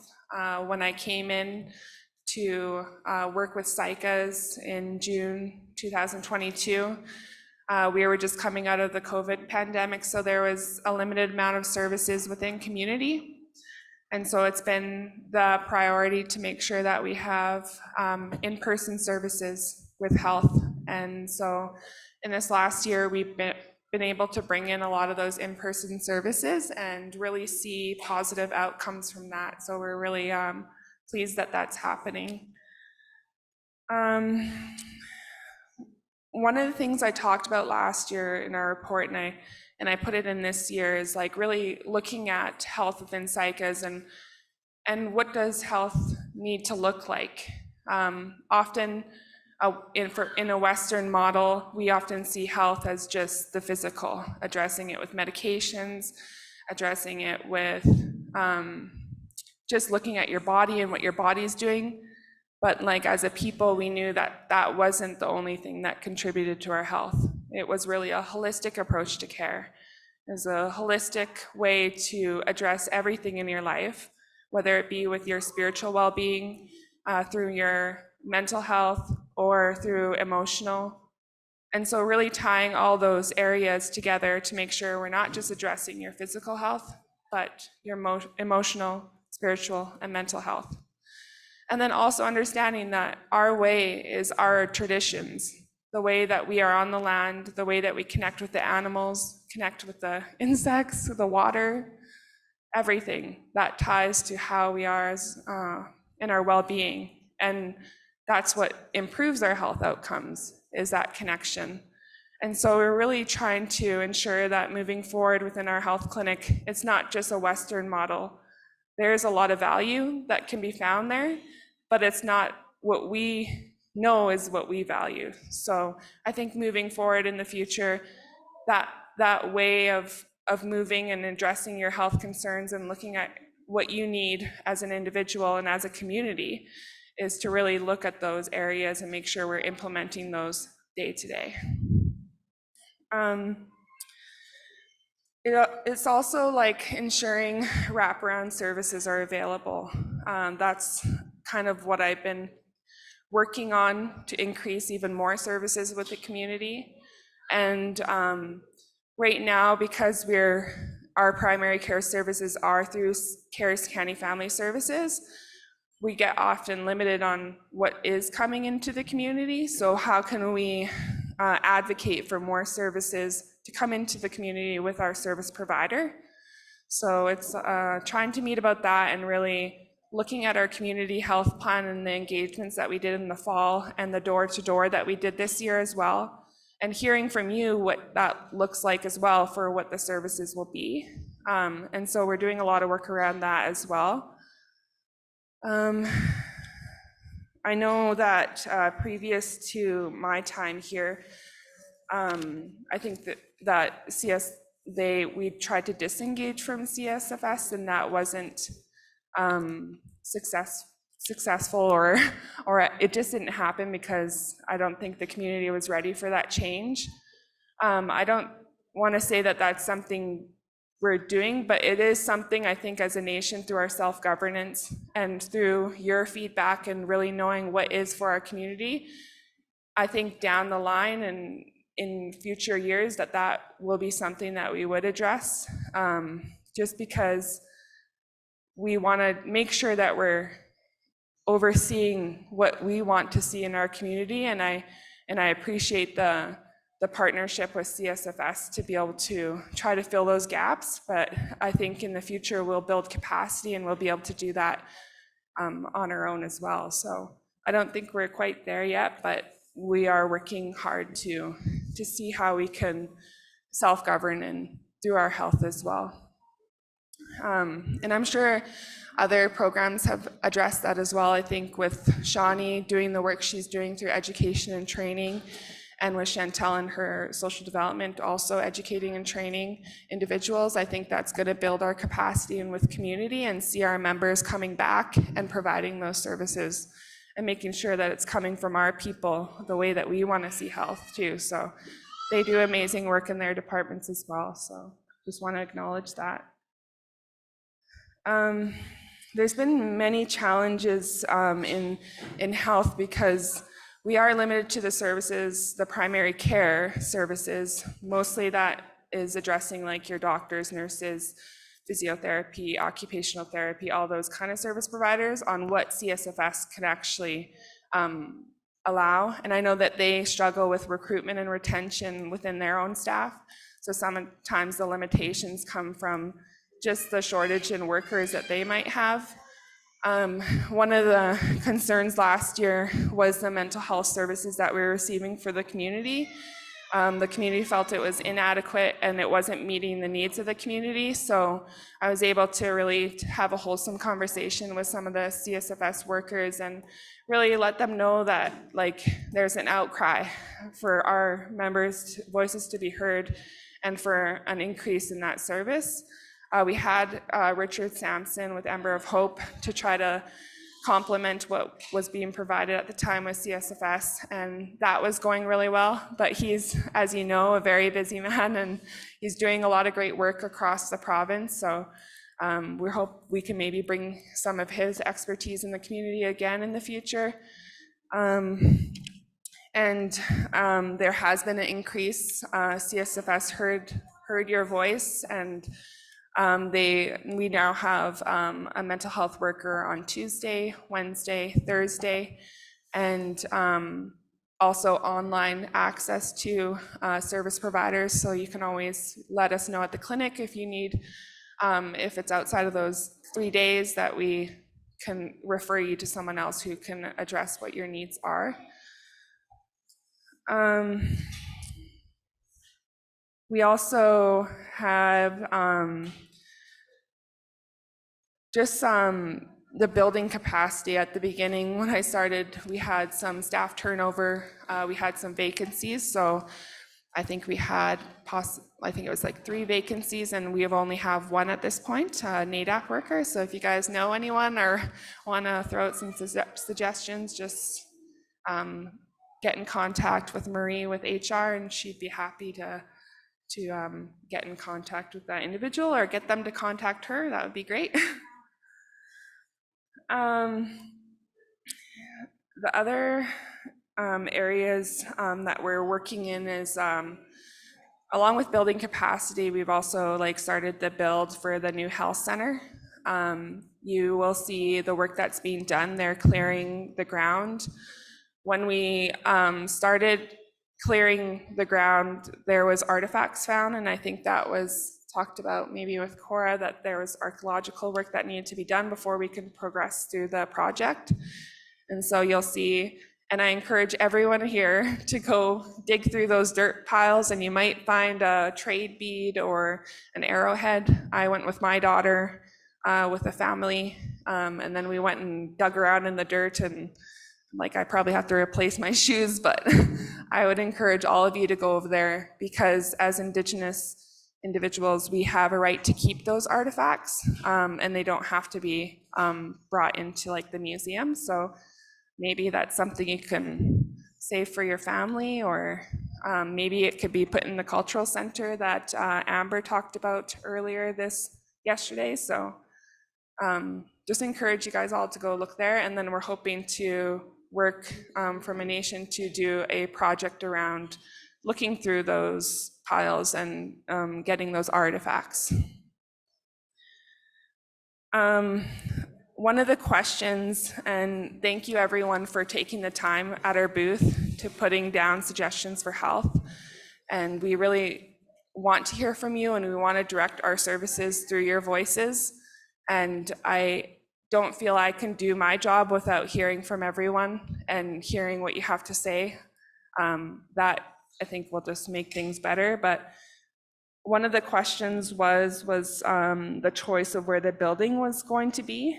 And that was decided through our leadership. And at the time it was during COVID, so there wasn't the ability to go to the community with that. But I know that the interest that they had for that choosing is really looking at accessibility and making it in an area that was easy for our membership to access. I know that sometimes it's quite hard with us being across the community to come to the health clinic. It can be sometimes a barrier. And then we're just trying to limit those as much as we can.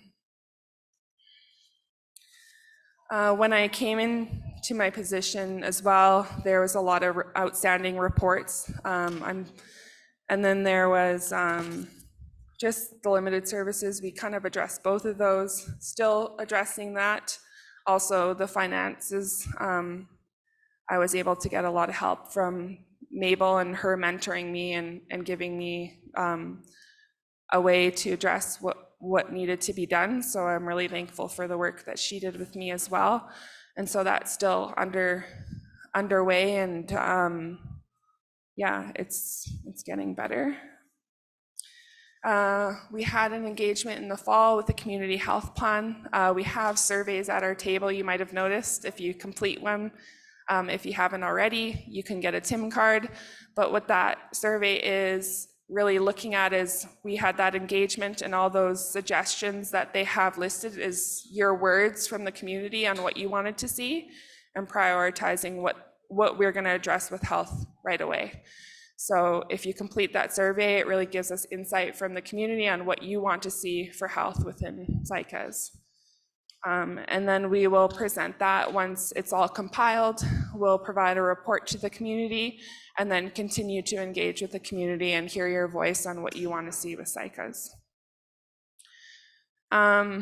When information is gathered, that information is used to advocate for more services and funding. So I'll attend the caucus that happens, which is a meeting where all the health directors and leadership come together and speak on what the community is sharing with them, so that we can try to advocate for more land-based healing funding. Maybe there's a gap with elders and their health, and so we bring it to the caucus. Or patient travel, why is it lower? Does it need to be increased? Does there need to be more accessibility with escorts for elders? Those are kind of the conversations. And it's a lot. There's more on mental health, harm reduction, addressing housing, those kind of things come up in those conversations. And I remember attending the first time and feeling uncomfortable, because it seemed like everyone knew what they wanted to say, but I still stood up for the community, and I stood up and said, you know, this is where we're struggling. This is what membership is telling me that we need. And how are you addressing the needs of our community? So I really advocate for you all, because I know that we need things to be better, especially with what we've gone through with our history with the government and how they've treated us in the past in health. So I want you to know that I do take what you say, and I do my best to advocate for that. And sometimes they don't hear that, but I'll keep on standing up to that mic, and I'll keep on advocating for everyone in this community. We've been able to hire one of the big things last year was, what are we doing for our individuals that need treatment, that need to attend groups, whether it be AA or NA or other kind of groups that can support them, or aftercare with treatment. We were very happy to have Lydia, who she just has a lot of experience and brings a lot to our community, our membership. She's willing to go to your house. She's willing to hear your call at midnight. She's willing to pick you up and bring you to an appointment. So we're really happy to have her and the work that she is doing. So she's starting a lot of group work in the evening. So she does a few different groups. So she does her Daketh Healing Circle. We were able to obtain funding for that group to happen throughout the year, every week. And so it alternates with your craft nights with her, and she's done murals and stuff like that, and worked with clients, and then also made food, because we love food. Oh, sorry. But so just want to encourage everyone to go to that and support one another. Even it's just open to everyone, so just to go to that. She's also going to start a STEP program, and so that program is going to be running on Thursdays, and that will be 6 to 8 o'clock, and it starts September 24th.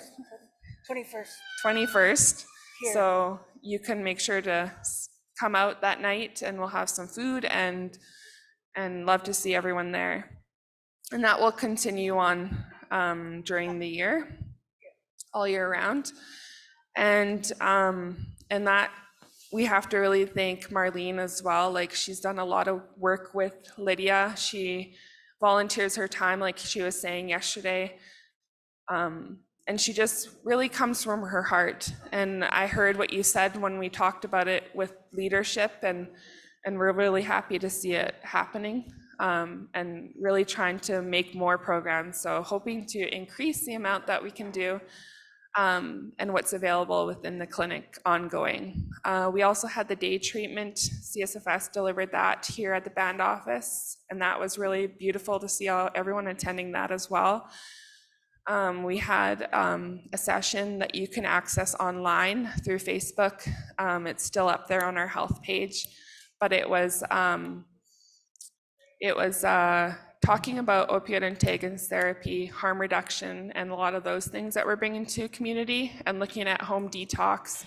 And I know that that program that they have is still underway and still being developed, so it will not be in full effect right away, but they're working really hard and it's coming quick. So once they have it established, then we'll have weekly or bi-weekly clinics that happen for our members that require that service. So it is coming that it will be consistent. I'm advocating for it once a week, in a morning or something, so that we ensure that we're meeting the needs of our membership.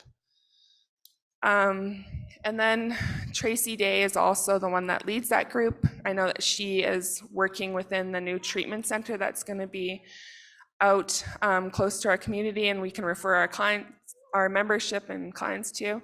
And I know that that was part of the discussion, and there is a layout of that treatment center out on the health table, so you can go look at it and see what that treatment center is going to be looking like. So we're excited about that being so close to our community and having that available to our members. We also had healing fires, and we had some funding allocated for that. And so we don't have that right now, but I've applied for a 2-year funding agreement. And so that will be coming back, we hope. So once that funding is allocated, then we're going to be having it year round. It's to ensure that we support a full-time position for a coordinator for that, as well as them working on other cultural things with health. And then it also was for an assistant to that position, and the funding to run that year round every Monday. So that's really exciting, and hope that that comes soon. So that will be in the future, we hope. And yeah. We also this year applied for another cultural coordinator role. So we're hoping that that gets approved through the funding agreement, and that we have another role with a cultural coordinator within health as well.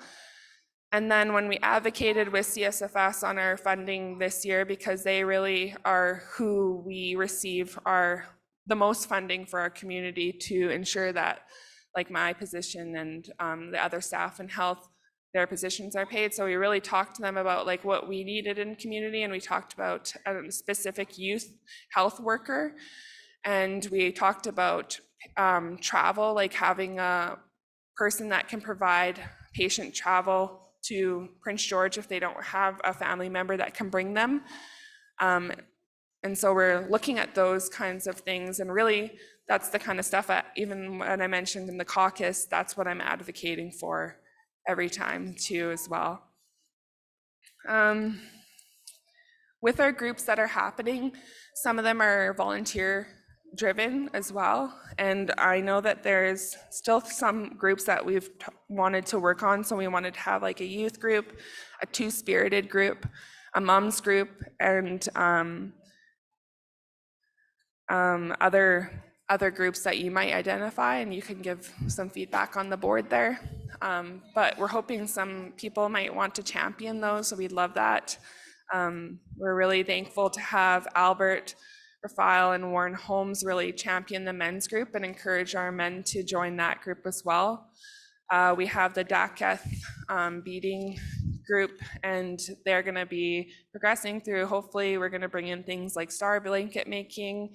Maybe we can get Gladys and Marie and some of our like some of the ladies doing some workshops for all members invited.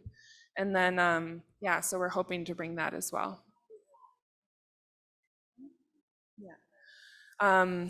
Lydia's reminding me that there was someone put a note about canning, so we're hoping to do a lot of food security stuff with partnership of our other colleagues here in Saik'uz as well. So right now with CSFS, we put the information of what's delivered in our health center on a calendar, and we distribute that door to door to make sure you guys have the information. I'm working to consolidate, like not having 4 different numbers to call to make an appointment with providers, because I feel that's a barrier to our people. I brought it to CSFS a few times to try to address that, so I'm hoping that in the future we can just address that through an MOA position, specific training around that, to have it so that we can schedule the appointments directly rather than having to go through a phone chain just to make one appointment. But we have our physicians that it's Suzanne Campbell and Danette Dawkin. So I made a mistake in the report, sorry. And then there's Melissa Ketlow as our nurse. We have some home care providers as well in community. Our mental health workers is Adam Armstrong, Lindsay, and Grace is a support worker for them as well. We have Mac or Mutan as our physio, our family preservation worker, Cheryl Vandler, my mom, just kidding. And then Selena Case with maternal child health and other workers that do service our community. First Nation Health Authority, Joyce Guys, is providing dental services, but she's just on leave right now, so hopefully we can have her return and continue that program. We work with the emergency response team, so Carlos is often someone from First Nations Health Authority that I work with.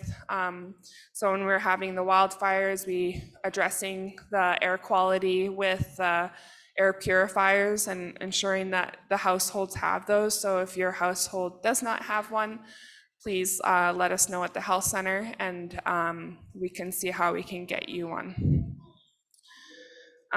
We also have worked on, if some emergency happens, we're trying to work with the team in Saik'uz on emergency response to that. And very grateful that there's such a strong team that really looks out for the community and tries their best to communicate the changes in those areas. So I just feel really grateful to have a good team to work with on that as well.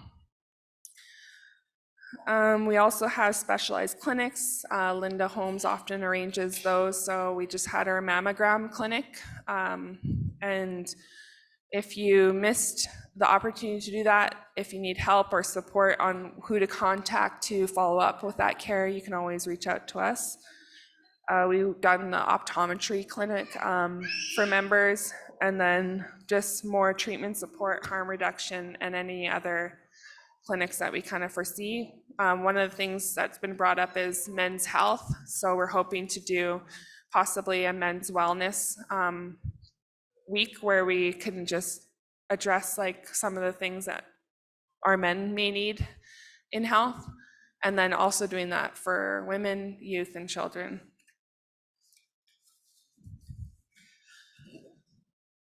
One of the things that I think we met about in the engagement was, and we talked about, was like harm reduction and what that kind of means. So harm reduction is an approach to limit the harm that if individuals are using substances, that you would have a safe way to use those. And so we do have supplies at the health center. So if you see that your family might need something like that, or you know someone who does need those things, that they can come to the health center and get that. I know our nurse, Missy, can do naloxone training with individuals. So if you feel like you need that training for yourself or for others, that you can come to the health clinic and access that. We get it through CSFS, the naloxone kits, but we're trying to transition to being designated at our clinic to order that on our own so we can worry about the supply for naloxone and make sure it's readily available for our membership. Lydia also has been ensuring treatment is being addressed, so you can always go see Lydia. She can help you fill out the forms to enter into treatment. She can support you with connecting you to the wraparound services that you need. And then she can also be someone that before you go to treatment, you can talk with her, join her groups, and then after treatment, also continuing that conversation with her and having her as a support for you to transition back home and also like the groups after that as well. We do know there is a need for more. We're trying to get the funding to be able to do that and to build capacity so that we can as well. We're continuing with COVID-19. We had a vaccine clinic previously, and then we'll look at like bringing that to community or giving you the resource to be able to do that as well. We're hoping that we can have a flu clinic so that if you need your flu shot, that you can have that right away as well. One of the things I've noticed is education isn't being delivered as often as it needs to be. So that's something I'm advocating more of, have more educational workshops around diabetes, high blood pressure, prenatal, postnatal, those kind of things for our families and members. I always want you to know that there's a door open as well. Sometimes I'm not always there, and I do apologize for that. But when I'm not there, I might be attending a meeting that I'm working hard to advocate always and work for you guys, because that's why I wanted to be in my position, is to make sure that I work hard for our members, because I'm very passionate about making things better for our people and wanting to hear your voice on how I can do that better. And it's okay to like tell me that I'm not doing something that you want to see, but I will hear that and I will make sure that I can try to do something about it and do my best every day to make sure I'm working hard for you and trying to make it better here in Saik'uz.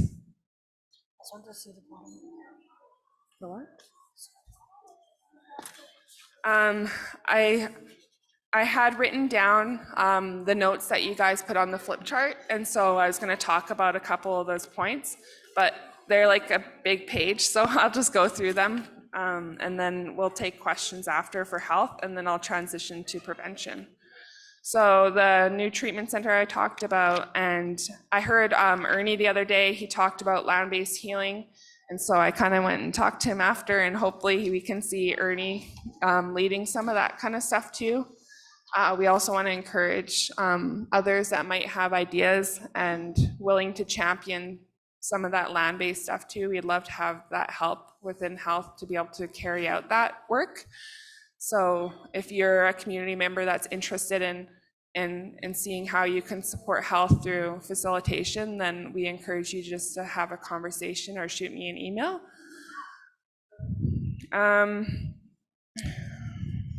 We had one of the notes is having a daily doctor.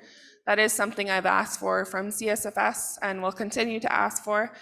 I know that we have consistently the two providers, and then we also have the telehealth, so that is available as well. Some of the questions were around programs for families, and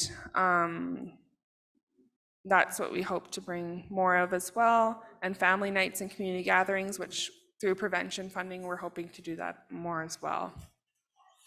I know that there is a position for a prevention manager, so that's wonderful. I'm able to step back a little bit from that because having the two programs has been a lot to work through, so then I can focus more on health and developing a future strategy for primary care within Saik'uz First Nation. There is communication and conflict resolution and lateral kindness and trying to bring those avenues forward. We often face conflict within health because, and I always think it's understandable because we're really fighting for our own health. And so I think that when we're in a state where we're upset, I think it's just validated by the fact that you need something, and we're hoping that membership can come to us and let us know those things, and hopefully there's less conflict when we can address them in a good way. And I think with more staff that we have there, I think it's been improved upon the limited conflict that we are having over there. There's other things like ladies group and the flu clinic, which I talked about as well, so I addressed some of these, sorry. And then there's youth, so I'm hoping that we can get a youth health worker within the community to help with, it says language, dancing and drumming, young girls' health, anti-bullying, addressing the wait list with mental health counseling. I've been approached a few times with membership asking about the wait list as their children are waiting for a counselor. I'm hoping at the caucus that's happening in the coming weeks that I can address that with First Nations Health Authority, saying that there isn't enough for our children. They shouldn't have to wait on a wait list. And it actually hurts my heart that they have to wait so long. So I'm exploring on different options as well. If they're on the CSFS wait list, maybe there's somewhere else we can access services through First Nations Health Authority or private services. So I'm looking into that to see how we can get that to communities sooner. One of the big things that I applied for funding for our elders. I know there used to be tea luncheons, and so I'm going to be bringing that back and starting in October. We'll host our first one, so watch out on your calendar for that. I hope that when we have those luncheons, we can really see what you guys want to see in the community as well. And I want to make sure I'm attending that and hopefully have leadership as well there so that we can really hear what needs to be improved and what areas we can increase engagement and fill those gaps. So I'm excited about that. And then foot care was brought up as well. I know that when I talked to Judith last, she had said that she had hired someone, but I think that she ended up leaving the one foot care nurse. So I think they're trying to still recruit for that position, but it is something I've requested from CSFS to provide regularly for our diabetic clients and elders. Someone wrote monthly trips to PG for shopping, which I never thought of, but I think that is a good idea. So maybe we can see how we can do that within our program. And we're going to continue to make sure we have engagements to hear what you have to say, and seeing how we can bring traditional medicine and the healer into our new health center as well is something that we are working towards as well. And then I think that's almost all of it. If I haven't covered something, please feel free to speak up and ask me what's going on with that, and I'll be happy to answer it and do my best to, if I can't answer it, to then come back to you at a later time to see how I can answer it. So that's for health. Did we want to do some questions around health before I go into prevention? Any questions for health? Jeremiah?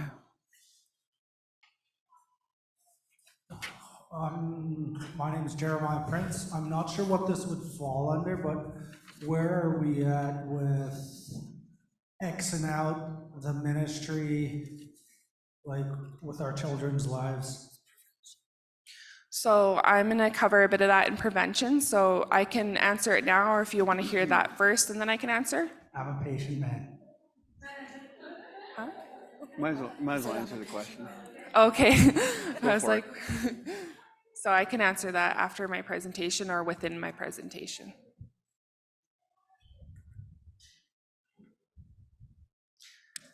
Another thing I didn't talk about is really having an outreach worker as well, someone that will go do more in-home checks as well.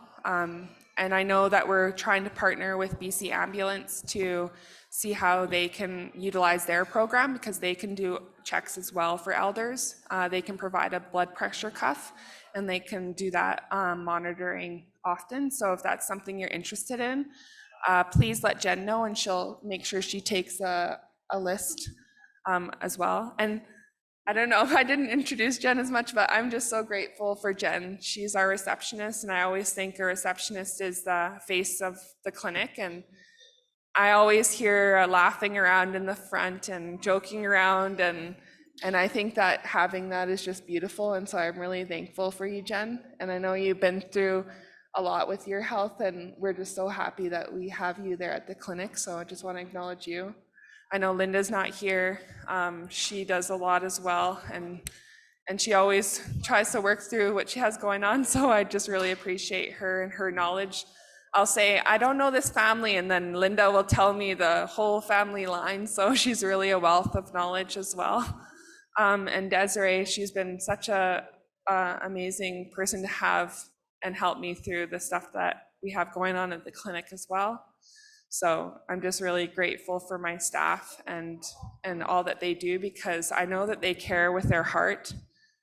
I know that they'll come and help you and give the shirt off their back for you, and that they'll do their best to meet you where you are at. So we just want to make sure that you do feel comfortable coming to the health center. We ensure confidentiality and privacy. And if there's a way that we can do that through even coming to your home if you don't feel comfortable at the health center, and how we can make you feel comfortable there, we're going to try our best to do that. So just know that you're protected and you're cared for, and we love you. So thank you on health. Prevention, I'm going to move into that report. Prevention is quite new to the community and still under a lot of development, and will continue to be under development, I think, until we start to take over jurisdiction. So when we take over jurisdiction, as Jeremiah asked, like, that's when we are the ones that decide what will happen with our children. We don't hold that. And that's the work that Sandra was talking about, is working towards having our own jurisdiction through CSFS as our service provider there. And then how do we then take it over as a nation? So that work is being worked on with CSFS in partnership with them. I know that they have a lot of things that they're doing. I think they have like a matriarchs where some of the women and elders are meeting and talking about it and having those conversations to really direct how that's going to look for the nations. And so we're not there yet. The prevention program has this common goal to strengthen our families and prevent children from going into care. Mabel Louie was contracted prior to my time to really address the financial end of what was happening and the services that needed to be given and provided to the community. But one of the biggest strengths we have in our community is that we have the Child Wellness Committee. This committee actually started in 1978, I believe. Yeah, 1978, where we had many of our band staff and elders sitting at that table. And we still have Marilyn Vickers and Marlene at that table, and I'm really thankful for both of you. Sorry, I'm getting emotional. I just think they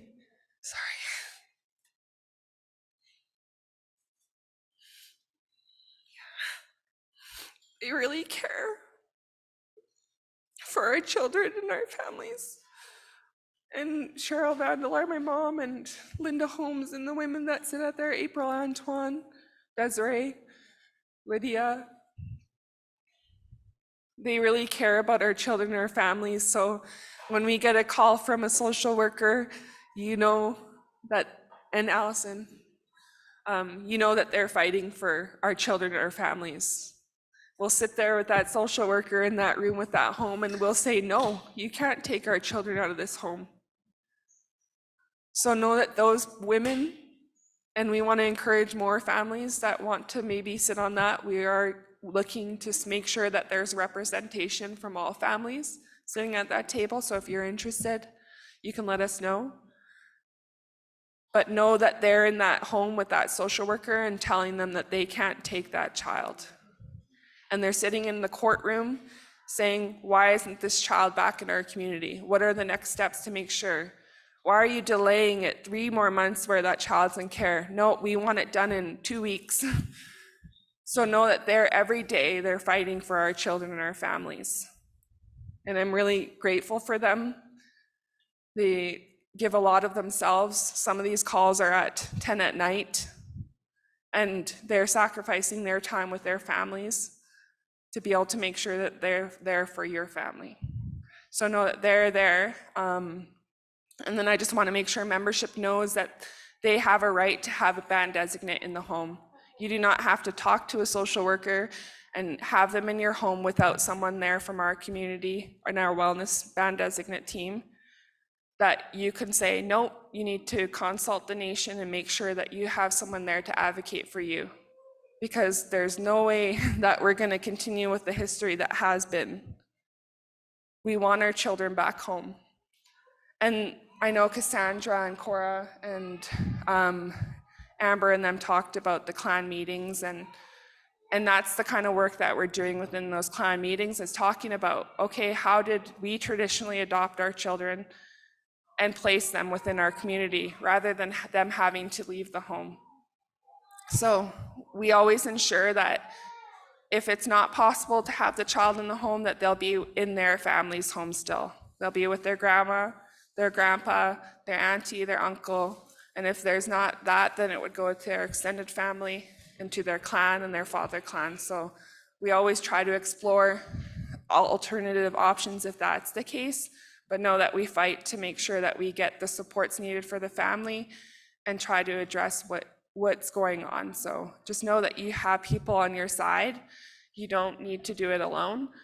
And so you can always contact the health center, and then they'll refer you to the band designate, or maybe you see Marilyn or Marlene or Cheryl or April around, and just talk to them and they'll bring it to the committee meeting, and we'll make sure we have that conversation and bring you to the table with your family, and then tell them that, you know, these are the next steps, rather than them telling us what the next steps are. We'll tell them what the next steps are. So just know that you have that advocacy and you have rights, and that's through Bill C-92. You can quote that, you tell them Bill C-92, and then you go and talk to the nation about having support. You don't have to be there alone. Sorry, I got on a tangent with that, but I'm very passionate about it. We had some community engagement, so I know CSFS took what you had said that time to how they're developing things within their processes. And we want to continue to make sure that we're having those engagements. I know that Sandra talked about the clan houses, so you kind of have an understanding of how we're trying to address our children being taken off out of the homes and how they will have a place to be uncared for there, and their family making sure that they're still there every day as well. We wanted to ensure that there's cultural knowledge sharing within that work that we're doing within prevention. So trying to do more with the community through engagements and events that are happening, and supporting other departments in that work as well. One of the things we always ensure is like the best interest of the child is heard. So sometimes that's having little talks with them or their family or their grandma or someone else, so that we make sure that we are doing what is in the best interest of the child.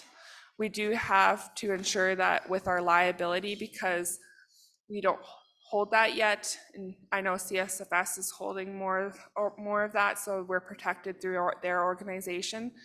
But some of the decisions we do make have to be in account of making sure that we're following within those guidelines to protect the nation and the workers.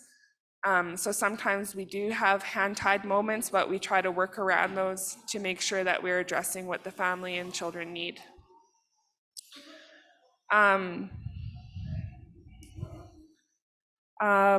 We also have, looking at my notes here. We also had the multiplex renovations through prevention funding through capital funding, and I think that was talked about with Cora. We haven't had the trip for the families yet, but we will be having family planning around that in the future. We talked about parenting programs. That's something I brought up with CSFS. I know they have, is it Dad's Group? A Dad's Group? Yeah. They have a Dad's Group happening in Prince George. We emailed the coordinators for that. We're asking if they have transportation. We're also asking if there's a virtual option. And then we're also asking if that can be brought to our own community. So we are looking into that and hoping that we can get a response from them and bringing it to their leadership if we are unable to get a response from that, because I think having those parenting programs is something we really want to have in community and has been asked from membership quite a few times. So hoping to do that more. I know Shawnee talked about it in her report that she is also working on parenting programs. So we're going to work collaboratively together with that and see how we can increase that within the community. We're also working on food security measures because with the cost of groceries now, it's becoming really hard for some families and individuals. So we've gotten some food security stuff. So if you do need something, like you're running out of a little bit of food that you need that support and you don't have something in your fridge or in your cupboards, that the health center will have some. I know that Chantel does with her program as well. So you can access that as well from there. No. And then the clan work, as I mentioned before, with the meetings, we're working with lands and resources with that. And I think Nadia had talked about that the other day.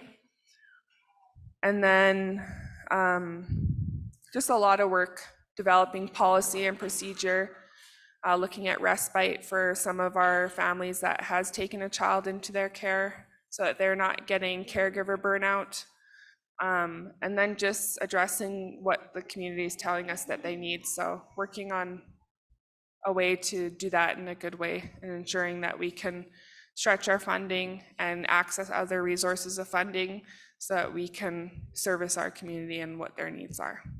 And so if you have any questions about prevention, please share with me. I know that we have 2 beautiful little babies from 2 of our staff, so big congrats to Ashley and Shelby. They'll be returning after maternity leave, but I'm really happy that they had little healthy babies and they're such a blessing. So thank you for your report. Questions to the preservation program? We'll have one over here. Hi, Vanessa. You're saying this is about prevention. My question is what are we going to be doing about the drug dealers on this reserve? I know Chief and Council said they had something in place for this, but now's the time to do something about these guys.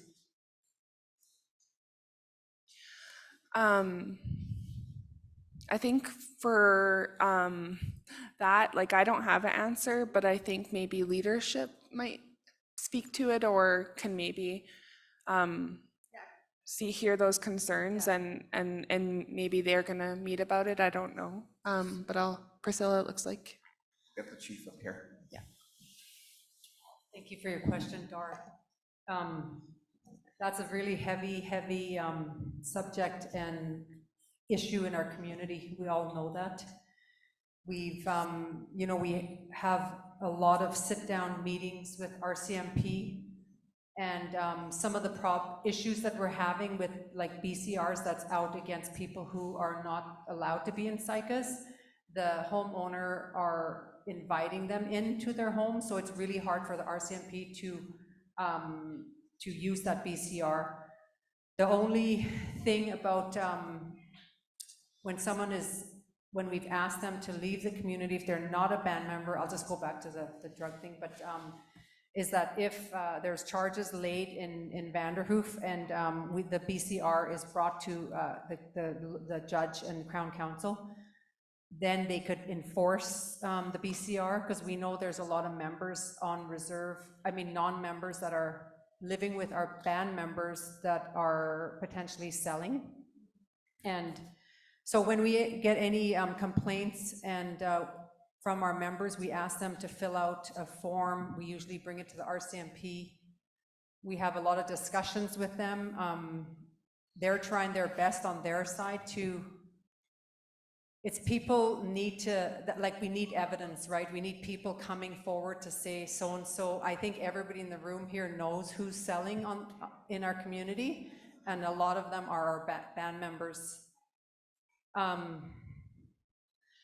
You know, like when we do those BCRs against a band member, what does that, like what good does that do, right? It's very difficult to tell a member, your own member, to leave the community and not come back, because how are they going to get that support, and how are they going to get help if they ever want to change their lives around? So it's kind of like a touchy subject, I think. I don't know if I really agree with it, but yet we have to protect the community also, right? So there's not an answer that I could give you here today to say, you know, we have huge concerns, and I wish that we are able to get people talking. Lots of people are scared. They've come and said that they're scared to say like who they're buying from or who's selling. They may have the evidence, but they're scared to come forth to the RCMP. So the RCMP has a lot of files going on, and you know, we started that group with JR Gone. You know, we were part of it. Jeremiah was part of it. Lydia. They came and they spoke at that circle. We had a circle on trying to deal with some of the issues. So it's like people who are hurting others, and how do we touch that person who is hurting, right? So it's a whole, like that holistic health, you know. And I think about what Jeffrey said earlier, you know, like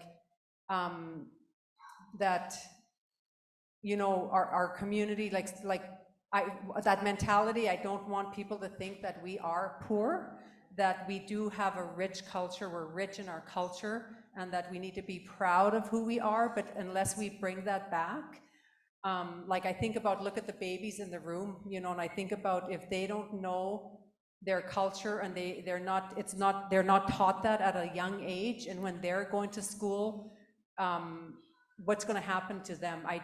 You know, we are very concerned about our youth. You see now that they're younger, and they're starting to do drugs at a very young age, and that's really concerning.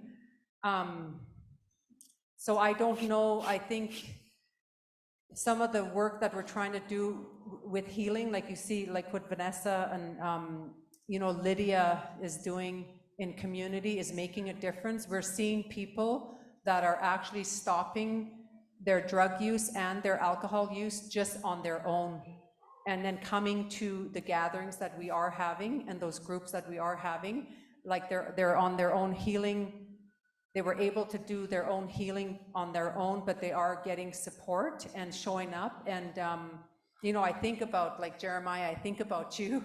You know, I don't know if I don't want to embarrass you, but I think about how far you've come. You know, I remembered, and the council in 2017 really supported Jeremiah, Dar, and Samantha, like to make sure that those kids were not taken into care. And you know, and Jeremiah was able to, we were able to help him to you know, renovate the house, and eventually, you know, he was able to get his children back. And And the grandmothers, right? If we don't have grandmothers like Sharon, like Darlene, like what's going to happen to our kids? So a lot of the prevention work that we are doing with the clan house, that's like when Jeremiah said, how are we going to get rid of the ministry? That's part of our plan, is that we have our own clan house, that when if something happens, that the ministry isn't called, that our wellness committee is called, and then we figure out, okay, what are we going to do with this child? So the ministry has no authority in our community. So that's kind of what we're working at. It is a work in progress, and I think we've come a long way. And when I thought about Sandra Isaac's presentation on the clan house, all those ideas came from the communities. It just didn't come from CSFS. CSFS is supporting the communities to make sure that the work and the dreams of those committees, like the elders groups and the men's group that Kersey meets with, that's where they're getting all the ideas. It's coming from the communities themselves. And to your question, Dar, I don't know what we can do about the drug problem in our community. I don't have an answer, and I apologize for that.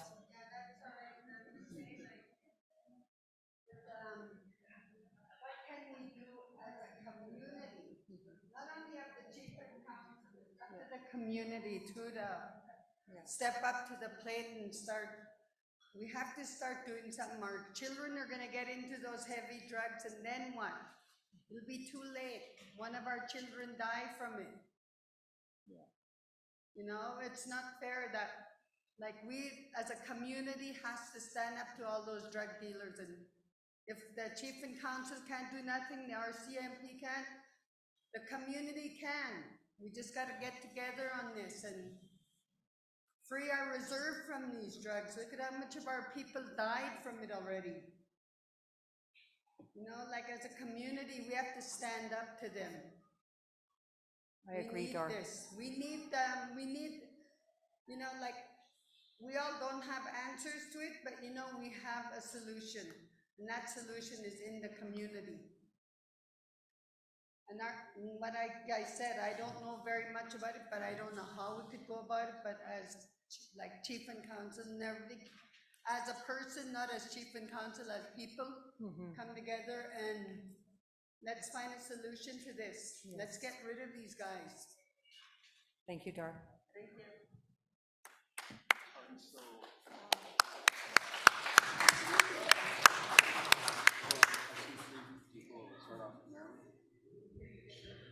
Yeah. Can I add something before you start, Marilyn? Part of I have it on my phone here to address the dealing of the substances. It's the opioid antagonist therapy program is I'll read it out. Opioid antagonist therapy is an effective treatment for addiction to opioid drugs such as heroin, oxycodone, hydromorphone, fentanyl, and Percocet. The therapy involves taking the opioid antagonist methadone or bupropion, Suboxone, and then these medications work to prevent withdrawal and reduce the craving of opioid drugs. And people who are addicted to opioid drugs can take OAT and help stabilize their life and reduce the harms related to those drugs. And so that is something we brought to communities, so that instead of going to a dealer, they can transition onto this medication. And so they would have a safe way to then come off of that substance, so that they can transition then from there to possibly just not being on anything. So there is things and strategies that we are doing through health to try to address that. It doesn't mean that it's not going to make it happen, but it's a strategy to help people have a safe way to access the things that they're going through, and then ensure that we work towards their sobriety with them, with Lydia, with other things. But I do appreciate that what you said, and the community has strength, and we know that, and you're right, the community has the solutions, and I really thank you for that, for sharing. Thank you, Marilyn. What I wanted to ask for is, like, help for, you know, like as a concerned band member, if I find somebody on the road that's laying on the road and I stop and I tried to wake up that person and I got afraid because the person didn't move. And I thought, oh my God, then another car stopped and I said, come and help me, I told her. And then she jumped out of her car and I said, she's not moving. I said, so we both kept calling her and finally they came to and we told her that she had to get off the road. She had to move off the road because somebody could just drive by and just run right over her. When we find somebody like that, we need help. It's a crisis. I'm sure it's related to addictions, but we need some people that really care to help people like that. We can't just leave our women like that. Our women are the providers, they're our caregivers. They're the ones that gave the life, and so we gotta protect our women. So we need help when we come across something like that, we need help. And as a concerned elder, you know, that I'm glad 2 other cars came by and they helped me. Because I felt kind of helpless there just by myself. I just want to make people aware of that. Thank you, Marilyn. I know that if that does happen, you can call the health center or the band office and we'll try to send someone to support that. But sometimes it's after hours and there's not someone there too, so we know that that is something, but maybe we can see about having who we can call or contact possibly if that is occurring and seeing how we can support that as well.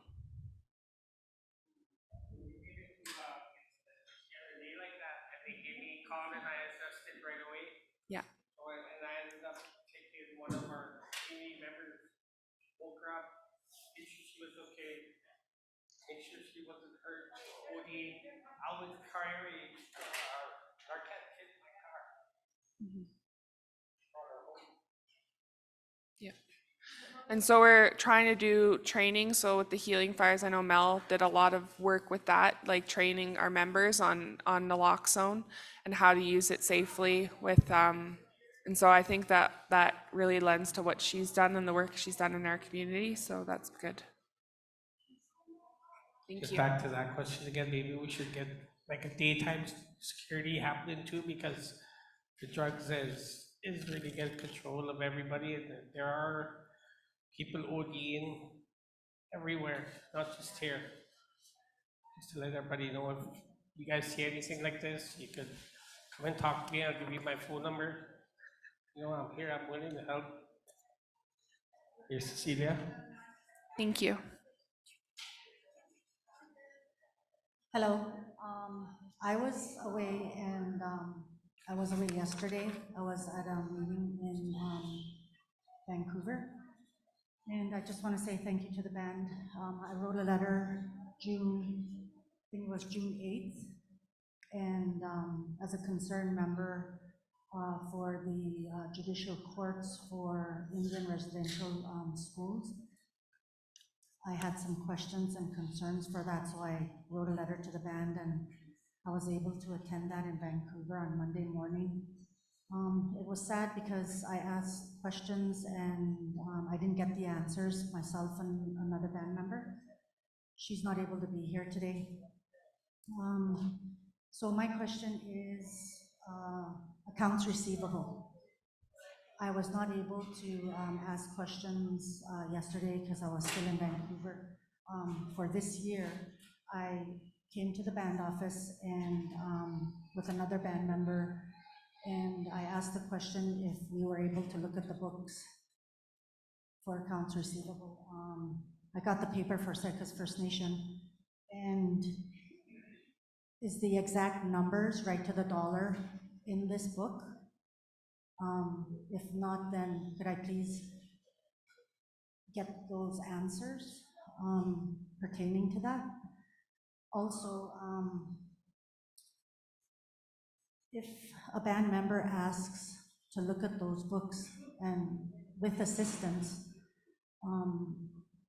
are we able to get those answers? I did not get that answer that day myself from the band member, and I was very, I didn't get no answers to my questions, and so if we can get those answers, that would be great. Another question is, did the band, Saik'uz First Nation, go to court for the Indian residential day schools, excluded schools? Did they attend that court? And if so, was it the courts for receiving Indian day school residential school monies? And if if that's the case, where are those monies going? Will they be receiving those monies? And how are those monies going to be spent? And if so, will that go to the people? Or will it stay within the band? If, such as myself, I'm a survivor of day school, St. Joseph's, and I'm also a survivor of Prince George College. And I had no choice to go there. I had no choice to go to Prince George College. And I'm speaking not only for myself, but for our people. People that are afraid to speak up, people that are afraid to ask those questions. As a survivor, it was a very tough time going to that school. Went through a lot, and I seen a lot, I heard a lot. And if Saik'uz First Nation has gone to court or is going to court, the people need to be aware of it. As for the workshop I attended for this week, it was very eye-opening because of the opioid crisis in British Columbia. People are dying on the streets because of these drugs. The drugs are very addictive. You do it once, there's a chance that you will be addicted for the rest of your life. And we've had, at that conference, we've had many very great speakers from all over the world, as far as Hawaii and New Zealand, and what they're going through in the world.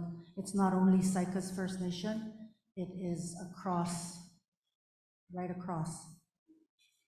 So again, I'd just like to say thank you to Saik'uz First Nation for acknowledging my letter and for me to be able to attend the one-day court. I got my answer, but I'd like to have an understanding about it more, because it just seems like we're at a standstill. I have, and many others within our community and other communities, have been filling out these forms since 2007, and we've got no answers. We do need answers.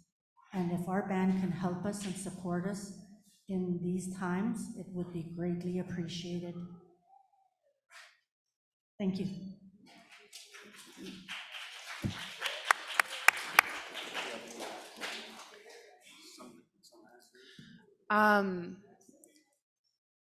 I don't have those answers because I speak to like health and prevention, but I'm not sure if they are able to answer it, or if they can maybe have a conversation with you if they have time there.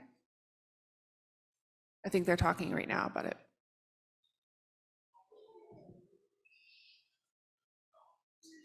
Okay, Cecilia, I'll try to answer some of your questions.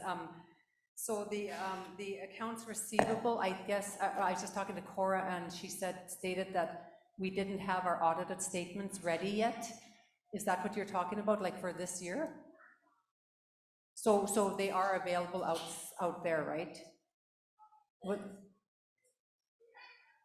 Is that what you just got out there? Okay.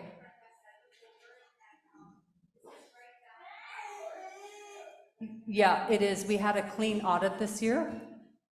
So it does show like, because the audit is so, like, there's like 200 pages, right, of that. And I'm not too sure what you want to see in that audit. Yes. Yep.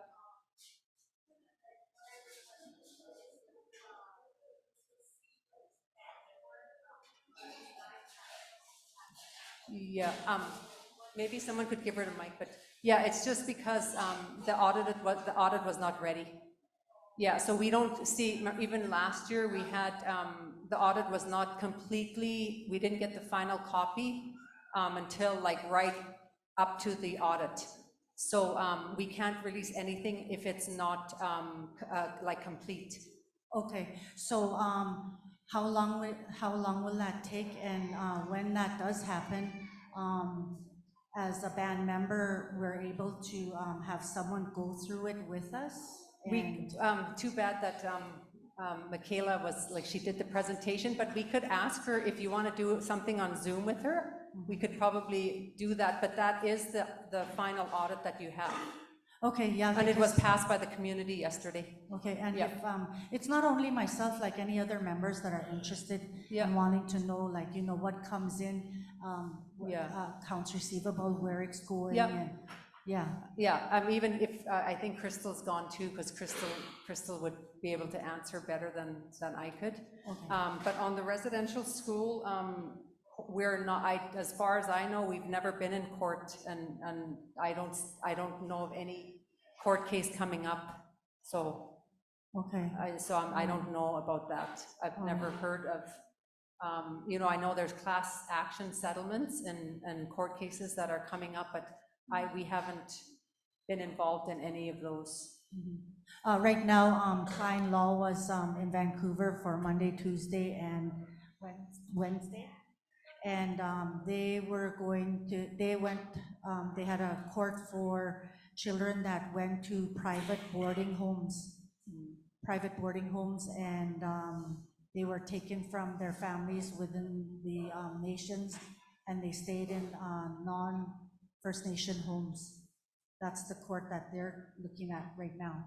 Okay. The court isn't happening because I asked Klein Lawyer about the Prince George College and the St. Joseph's, and they said nothing has come. There is lawyers out there right now that is, they've received letters for excluded schools and day schools, but they can't give that information because of Privacy Act. Yeah, I would think it would be, if you're gonna be doing as a survivor, that it would be between you and the, you know, the class action, like let's say even the residential schools, when all of our aunties and our uncles all applied for that money, it was directly given to them. Like, there was nothing given to the band, so I don't know if it would be similar.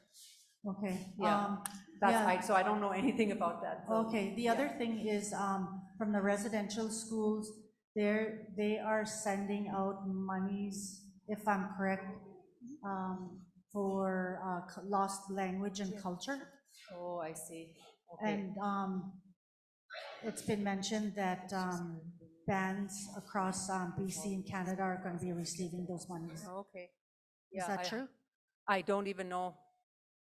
Okay, Cora's saying they're grants. Do you know anything more about it? Yeah. Okay, I guess they're grants and you would have to apply for them. Okay. Yeah. All right. Thanks. David? So before we leave the Prince George College, I note that you said you went to Prince George College, so did I. So I just passed Priscilla information related to the issue of class action suits. And I'm just going to pass it on to Cora as well. So there's a website that you could visit and fill out the form and be part of the class action. So that much I do know because I filled out the form myself.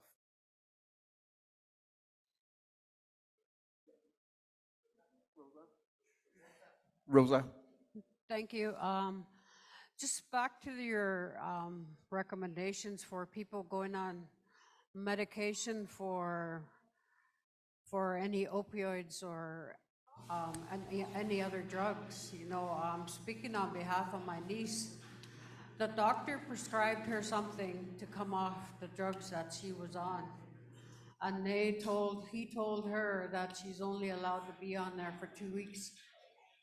And she was on there for 2 weeks and she ran out. And what happened during that time, she got addicted to the drugs, and that's why the doctor told her she can't come off of that. She can't take it no longer than 2 weeks. So what happened that she finished these drugs, and she's still recovering, detoxifying her body. And it affected her mentally, physically, and spiritually for sure. You know, it had a really huge effect on her. So I'm just saying, giving you a warning, don't push medication on the people that's coming off the opioids and the cocaine or whatever they're on. Because that's what happened to my niece. She had a really bad relapse. And where she ended up today is that's what happened. And she tried to find an advocate at the time through Karisakani, through the health department, through our health department. Nobody had any information that she can fall back onto. Now we do, right?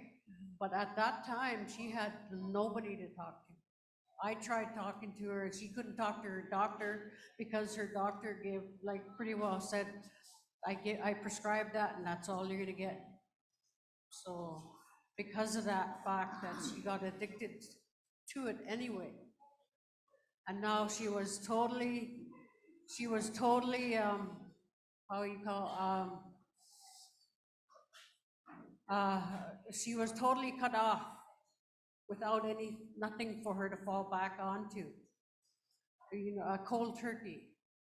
And that cold turkey made her relapse mentally and physically. So you just be aware of that, because that's what's gonna happen to our people. You're gonna tell them to do this and then there's nothing for them to fall back on. Be aware of that. Yeah. Just be careful what you're gonna be doing, so, thank you. I agree, Rosa. It's not just throwing medication at it. It's really holistic. It's looking and working with an elder. It's working with Lydia, our support worker. It's working with our mental health clinicians, and it's having like wraparound supports in that individual. And I'm really sorry that that didn't happen in that case. I think it's, like you said, advocacy as well. Who is advocating with the individuals in that doctor's office to make sure that they're getting the information and getting the right treatment. And that's something we've identified and bring to the caucus and advocate to have more workers within the hospital and clinics to advocate for our people. Which reminds me to bring up that if you are having challenges with Dominica Medical Clinic, St. John's Hospital, or have a complaint, that you can work with Linda or Desiree or Lydia or any staff to write down that complaint when it happened, and then we can formally address it with the hospital or the clinics, because I know that there has been mistreatment of our people within those spaces, and we want to stop that and address it with those people and do better in the future and hold them accountable to doing better for our people. So if you do have those complaints, please bring them to us, because we will be addressing it. And I know that Priscilla does also want to formally address that with the hospital and making sure.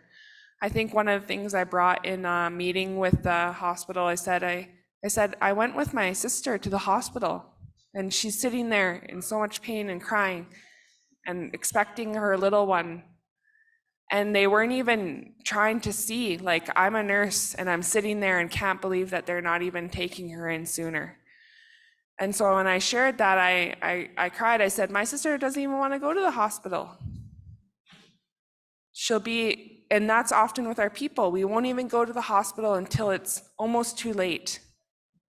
And I said, that's not okay. And I speak and I cried to them and I said, it's not okay, it needs to change. I said, why isn't there even vitals done right when you get to the hospital to get a baseline on that individual And it's not even just our people, it's the people of Vanderhoof. I said they didn't do her vitals when she came in there right away. I know they're starting to do it now, I think, because I did notice that when I went to the emergency last time, there was a nurse that come out. But I don't think unless we stand up and be tough, and I probably won't get a job ever with Northern Health because of it, but I'm gonna be there to advocate for those things. And so like, I really hear what you're saying, Rosa, Marilyn. I hear what you're saying, Darlene, and we just need to work together, like Darlene said, as a community and bring those complaints forward. Don't just shy away from it. Don't just keep our voice to ourselves, but we need to share our voice and stand up for our people to make things better. So it doesn't just come from us as staff, it comes from the community. So we'll have one more speaker to the presentation, and then we have supper ready. Am I correct? Supper's ready? Okay, yep. So one more, and go ahead, Jeremiah. Mine's not really a question or anything. It's more of a statement as to the war on drugs, right? You know, and the reality of it, the war on drugs has been lost a long time ago, right? So there's no use for that. It's more the less, the drugs are just a remedy to the pain, what's going on inside people, right? So from what I've heard in this past couple of days is that we are taking the right steps with building the treatment center, men's group, women's group. We're all going in the right direction right now, right? And it's great to see that. So the only thing that I see that is left to do is for each individual in here to look within themselves, because there's a deep, deep hatred that lives within a lot of us here. And most are unconscious of it. And it's left from the residential schools. I mean, and until you find that and heal that, you know, nothing's gonna change. Thank you. Thank you, Jeremiah. So we have dinner ready.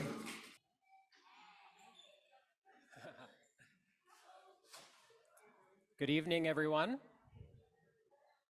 Everyone can hear me okay in the back there? Can I get a thumbs up in the back if you're able to hear me? No? Maybe I gotta crouch down a bit. Yeah, no, that's okay.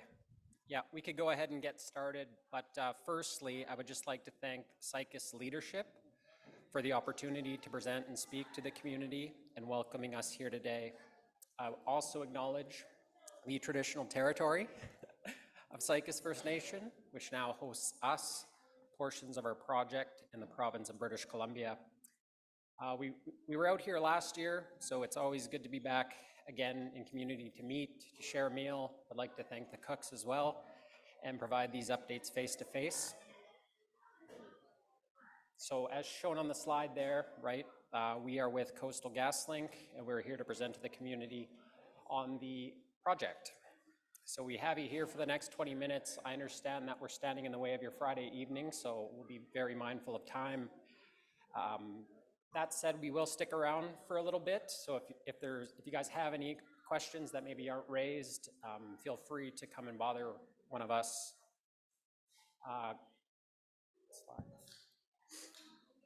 So in attendance here tonight, we have myself.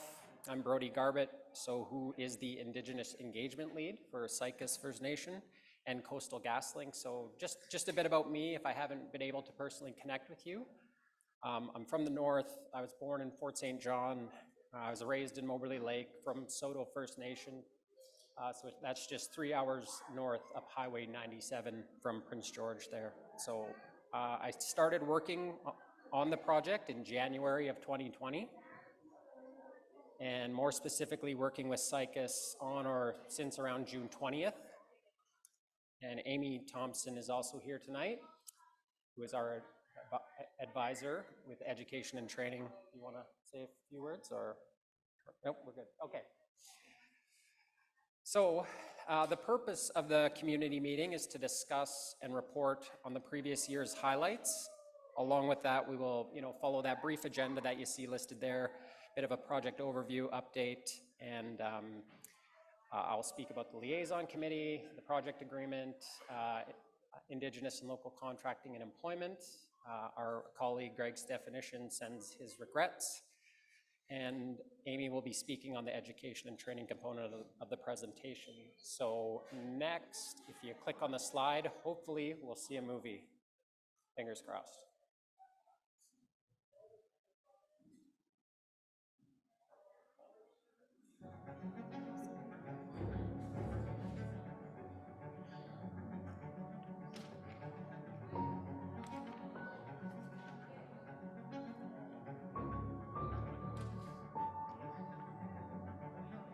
It's an achievement for this year because originally our intention wasn't to put pipe in the ground, it was more to prep the ditch.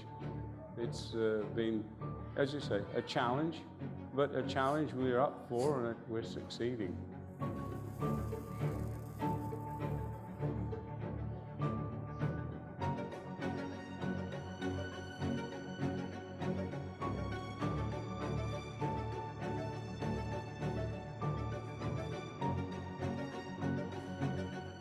The total length of the tunnel is 120 meters. Overall, the raised bore was a very good alternative.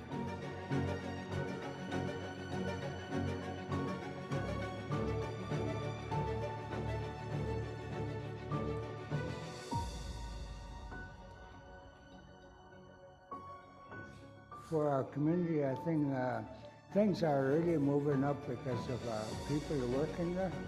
I like that.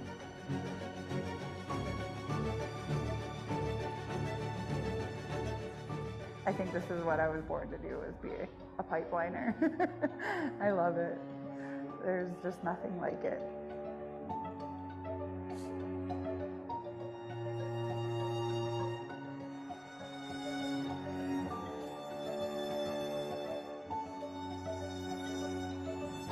Overall, between the head wall, Mount Merrick, and the main line, it's gone extremely well. Getting actually better production than we have been expecting for the terrain they're in.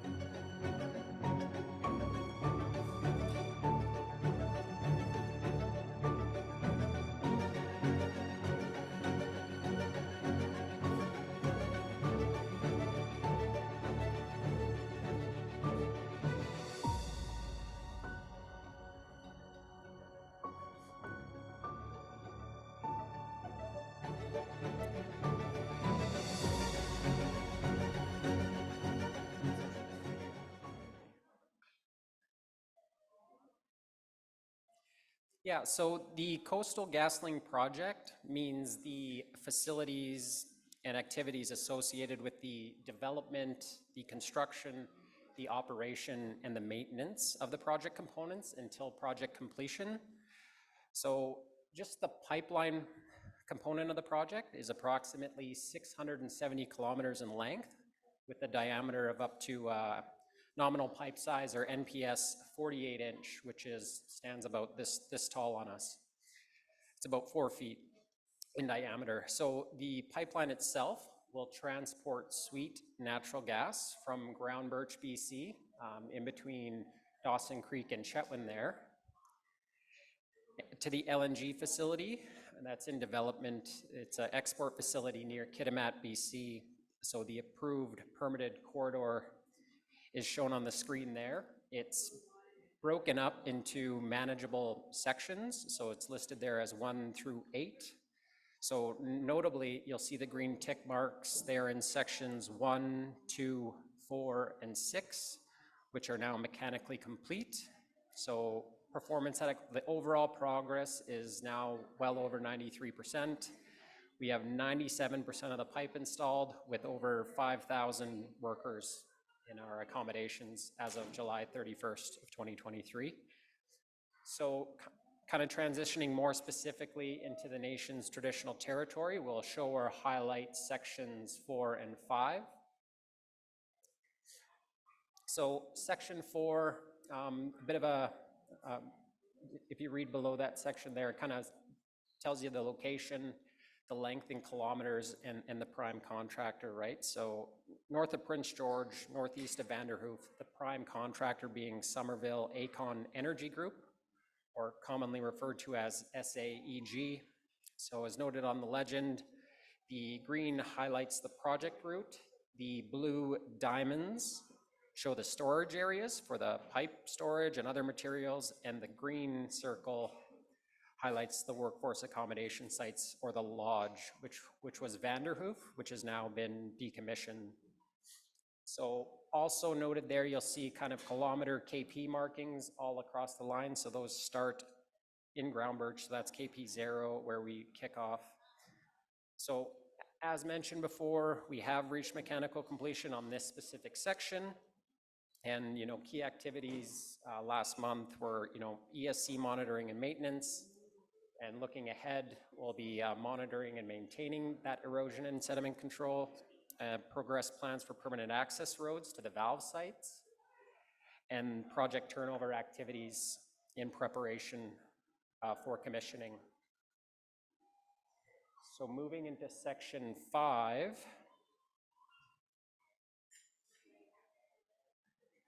you'll notice, it consists of 103 kilometers of pipe. Notice the performance metrics there, as this section is not mechanically complete, but we have 100% of it cleared, 100% of it graded, 99% of the pipe is installed, with 478 workers at Little Rock Lake Lodge. So the activities that we're looking at, right, will be pipe installation. That includes, stringing, which is like the hauling of the pipe to the right-of-way, aligning it for weld, lowering it in, and then backfilling it or burying the pipe. So as also noted, there is a change of prime contractor, so that's Nodelay Macro. And map legends are the same, showing the storage areas and the workforce accommodation. Little Rock Lake Lodge there, it's currently, a little under 500 workers on the project that call Little Rock Lake Lodge their home during their shifts. Key activities include, continue machine and final cleanup, bridge removal, and the cleanup of the ancillary sites, and installation of access roads for operations. Looking ahead in that section, there's just a bit of work to complete on our mainline block valve 12, and grade work and completion of the Indaco River crossing. Next slide. So this slide here just kind of highlights the project agreement between Saik'uz First Nation and Coastal GasLink. So this agreement was signed or executed on October 21st of 2016. The agreement provides Saik'uz First Nation with both short and long-term economic and other benefits, and that really reflects the desire of both parties to work together collaboratively through the life of the project. So this agreement includes terms and references on the development of the liaison committee, the project scope. There's financial considerations, contracting and employment, and obviously confidentiality amongst a few others. So the people who manage this relationship between the parties, or between the nation, being Saik'uz, and the company, Coastal GasLink, is the liaison committee. So the liaison committee serves as a forum for regular communication and information exchange between parties until project completion. So Saik'uz First Nation and Coastal GasLink appoint 2 to 3 representatives to monitor and implement programs and initiatives outlined in that project agreement. So as of December 31st of 2022, your liaison committee members from Saik'uz and Coastal GasLink are Cassandra Turbide, which I believe I saw her earlier here today, and then Jason Alexis, who is also here. Oh, there he is. And then obviously those of us from Coastal GasLink, including myself, Jill Salis, and Stuart McGregor. So I'd just like to give a honorable mention to your liaison committee. Cassandra and Jason are very thorough and very quick in their response. So you guys are in very good hands. almost through the dry stuff. I just want to outline that there are some rigid commitments in the project agreement. Like, for example, there's a minimum, the liaison committee must meet twice a year. So after each meeting, the liaison committee produce detailed meeting minutes and that are provided to the Saik'uz First Nation and Coastal GasLink leadership with all progress, matters, issues, actions related to the project agreement. So in addition to these reporting requirements, the liaison committee is to prepare an annual report that summarizes and evaluates the activities under the agreement from the prior calendar year, and we present and discuss that with community. So here we are. Just some highlights from last year. I mean, number one, we had 100% of the pipe delivery. Number two is we signed an equity agreement options with Indigenous partners. As you saw in the video, we've completed a ton of the steep slopes in Headwall in section 2 and 3, and then Cable Crane Hill in section 8, kind of on the coast. You know, there's over $200,000 raised through United Way Northern BC campaign, and then lastly, we introduced gas at Wild Lake Compressor Station. So hopefully there'll be a video that plays next that kind of highlights these.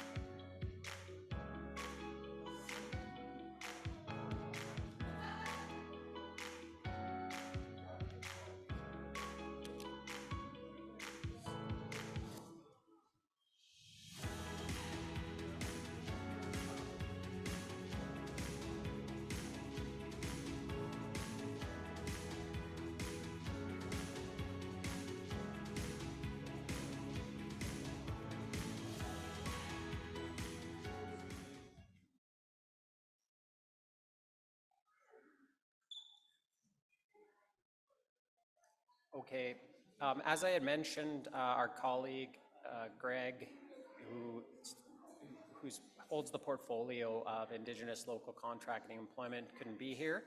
So I'll do my best to kind of walk us through his update that he had provided me. Yeah, I guess just the first thing that we wanted to mention was the Employment Continuity Program. So the Employment Continuity Program has been, you know, operational since the beginning of last year, so in January of 2022. Earlier, I guess at the beginning of this year, we had launched the transition program to aid. Excuse me, can we get the conversations to die down a little bit? We can't hear up here.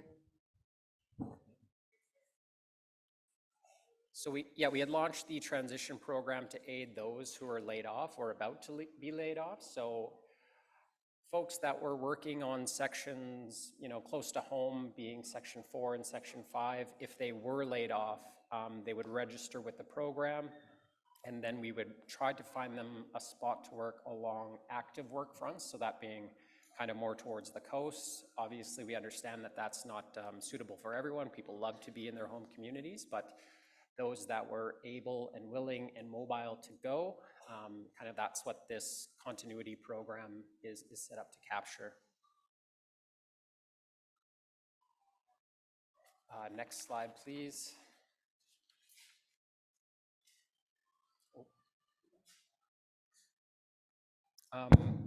Sorry.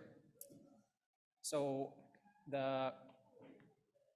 Coastal GasLink has created this transition guide and a clinic to help address some of these challenges when faced entering today's job market. So we've kind of developed this transition guide. Amy has been very integral in working with that. She might touch on that a bit later, but they provide these clinics to give folks information on cover letters, resumes, you know, apprenticeship, job skills training, and obviously much more. That said, this is open to all CGL workers, you know, including all Saik'uz First Nation members. So I just wanted to leave Greg's contact information there, so I'm not sure if we want to just hold here, if folks want to write it down, or if you would come see me. Amy and I would be more than happy to help you with getting in touch with Greg. Next slide. Oh, okay, perfect. I think we have some of his cards. Yep, just highlighting some of Saik'uz's employment, just as of July 31st of 2023. So these are just as to our latest reporting period.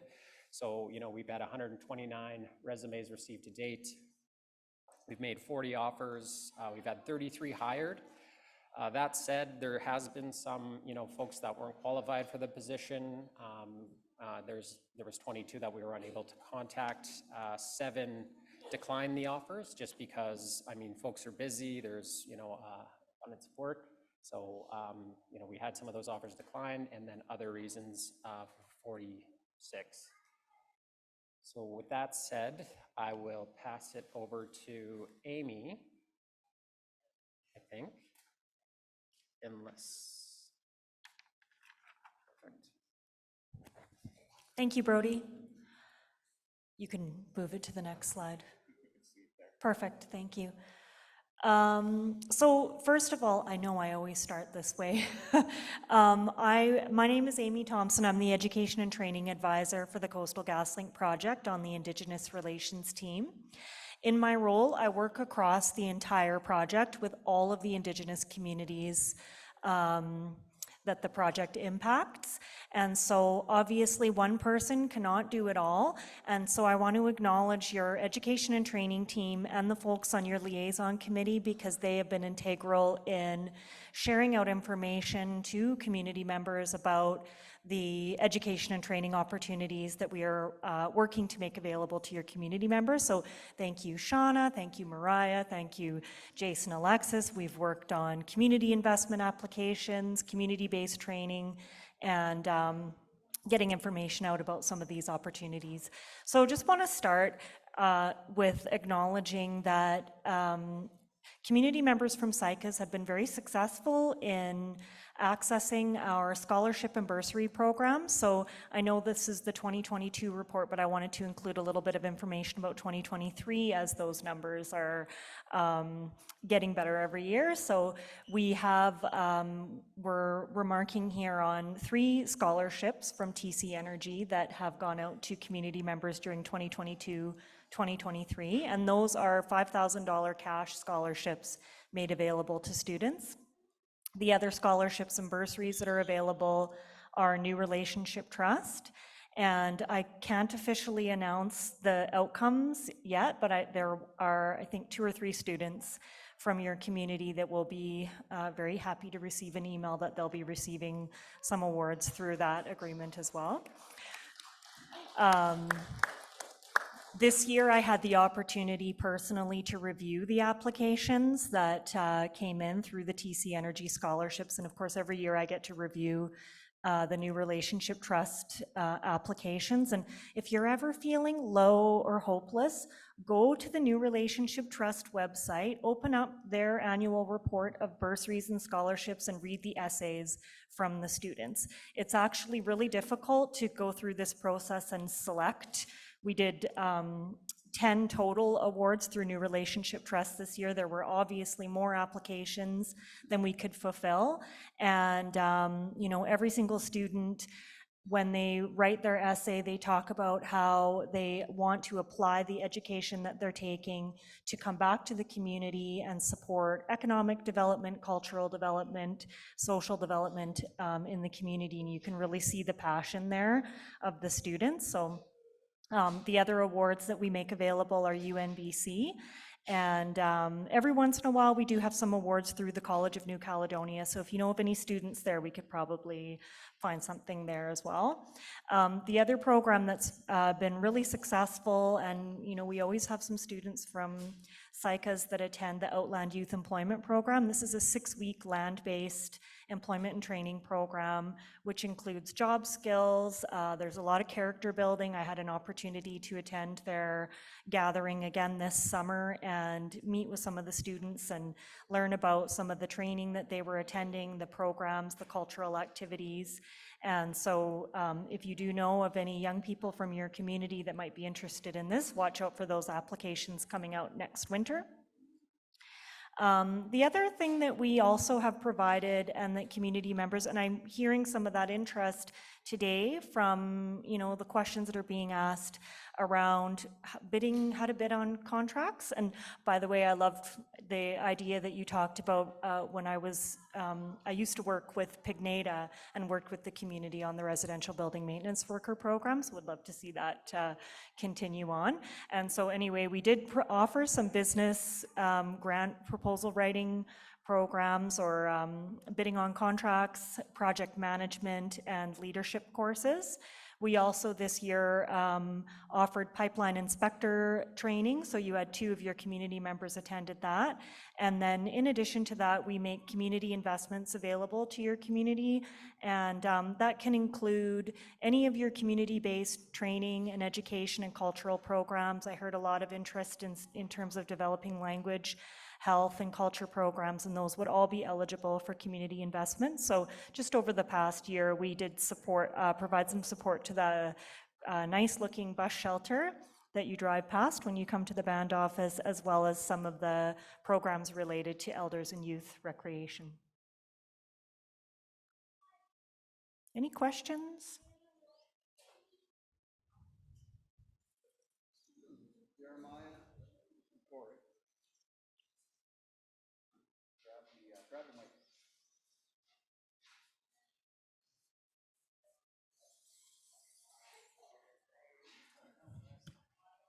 In regards of the completion of the pipeline, is there going to be opportunities for Saik'uz First Nations people to be on the maintenance of it? So after the pipeline is mechanically complete, we will actually come back in 2024 to do the cleanup and then also the reclamation. So there's opportunities there. After that's done, we kind of hand the keys over to our operations folks.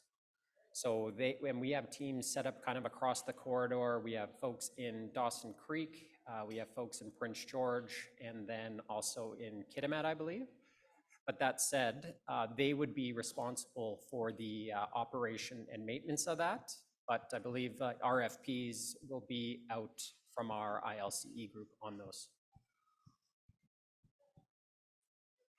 Sorry, and if I can just add to that answer, we do have information here about the jobs that are offered during the operations and maintenance of the pipeline once it's in service. So we do have a table out there. I'd be happy to share the information with that. Actually, for the pipeline inspector training, that was considered an advancement training that was looking to get some of the folks who had experience on the project, gain some skills so that they could continue to be involved during operations and maintenance. And we had 20 people go through that program. One is scheduled for an interview and the other starts on September 25th. So in answer to your question, yes, we are looking to engage with local community members and provide opportunities to learn about the roles, look at what skill sets are needed, whether or not you feel it would be a fit, something that you're interested in. And I think the other thing to think about as well is that there are corporate roles, like our roles, right? Being an Indigenous engagement lead or something like that, that people may be interested in. So if people are interested in that kind of role, please reach out to me. If I'll leave some of my cards here, but if you're ever trying to get a hold of me and don't have my number, any one of the people on our liaison committee, or sorry to volunteer, Shawnee or Mariah, also have my email address, and I'd be happy to sit down and chat with you and talk about what your aspirations are. Will there be any room for environmental monitors, say over the watching of the pipeline after it's done? Yes, we will. And I am in the process of developing some land restoration program, but in addition to that, right now I'm working with one of the contractors that will be doing the land use monitoring work, and there will be 3 development roles related to that. So if that's something that you're interested in, again, come talk to me and we can review what those roles would involve. And the postings haven't gone out yet, but they will be going out soon. And if I have your contact information, I'll share the job postings with you. All right, I'll probably come see you right after you're done there. Awesome, great. Yep.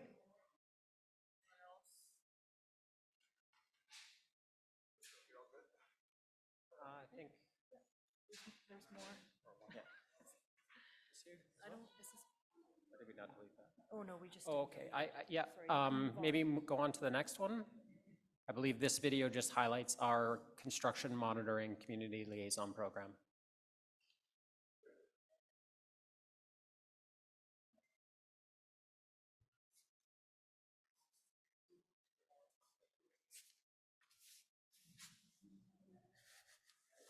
Everybody away.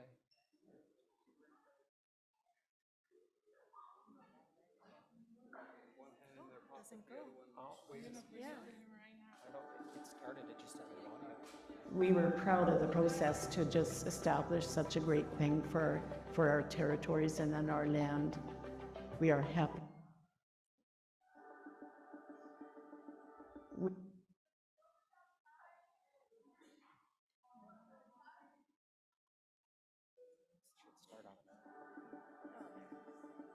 We were proud of the process to just establish such a great thing for our territories and then our land.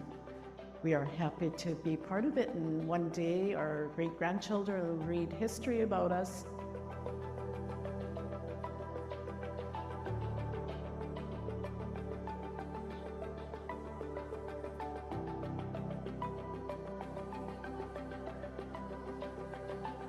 I've witnessed with my own eyes. I walked on the territory, making sure it's safe, environmentally safe. Talked to our members, and they asked me themselves how it's going out there, and I talked to them and explained any details, any questions they have.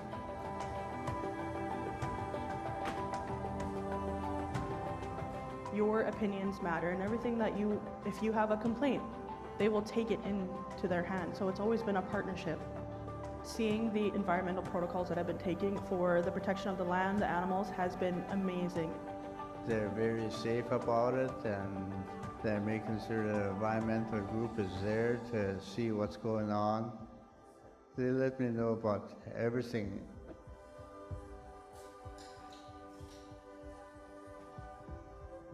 There is a dialogue between industry and the communities now. I love the program, and this job has been great. I love it. I hope we do more.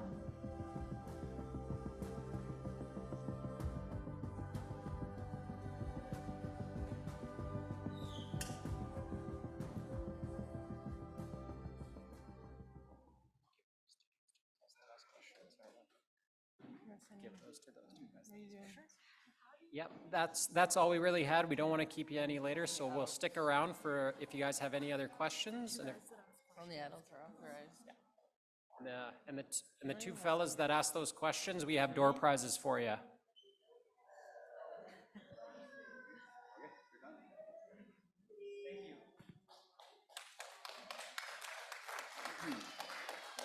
Next up, RCMP,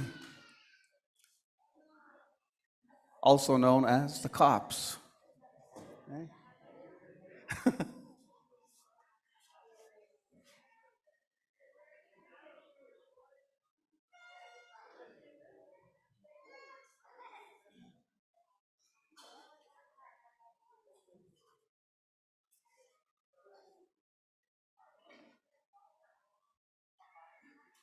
Good evening. Just like to thank you guys for inviting us to be part of the AGA here this weekend. Just like to introduce myself here before we get started. My name is Mike Giesbrecht. I've taken over for Constable J.R. Gahn here as the liaison at the in Saik'uz. For those of you that don't know, I grew up in Vanderhoof. I spent a lot of time in Vanderhoof. I know a lot of the people that are up in Saik'uz already, and I just look forward to carrying on the momentum that Constable Gon or JR has got started here with building relationships with the people in Saik'uz. I'm going to turn it over to JR for a minute here. He's just going to go over a few things, some highlights from last year, and then he's got a few door prizes here. So.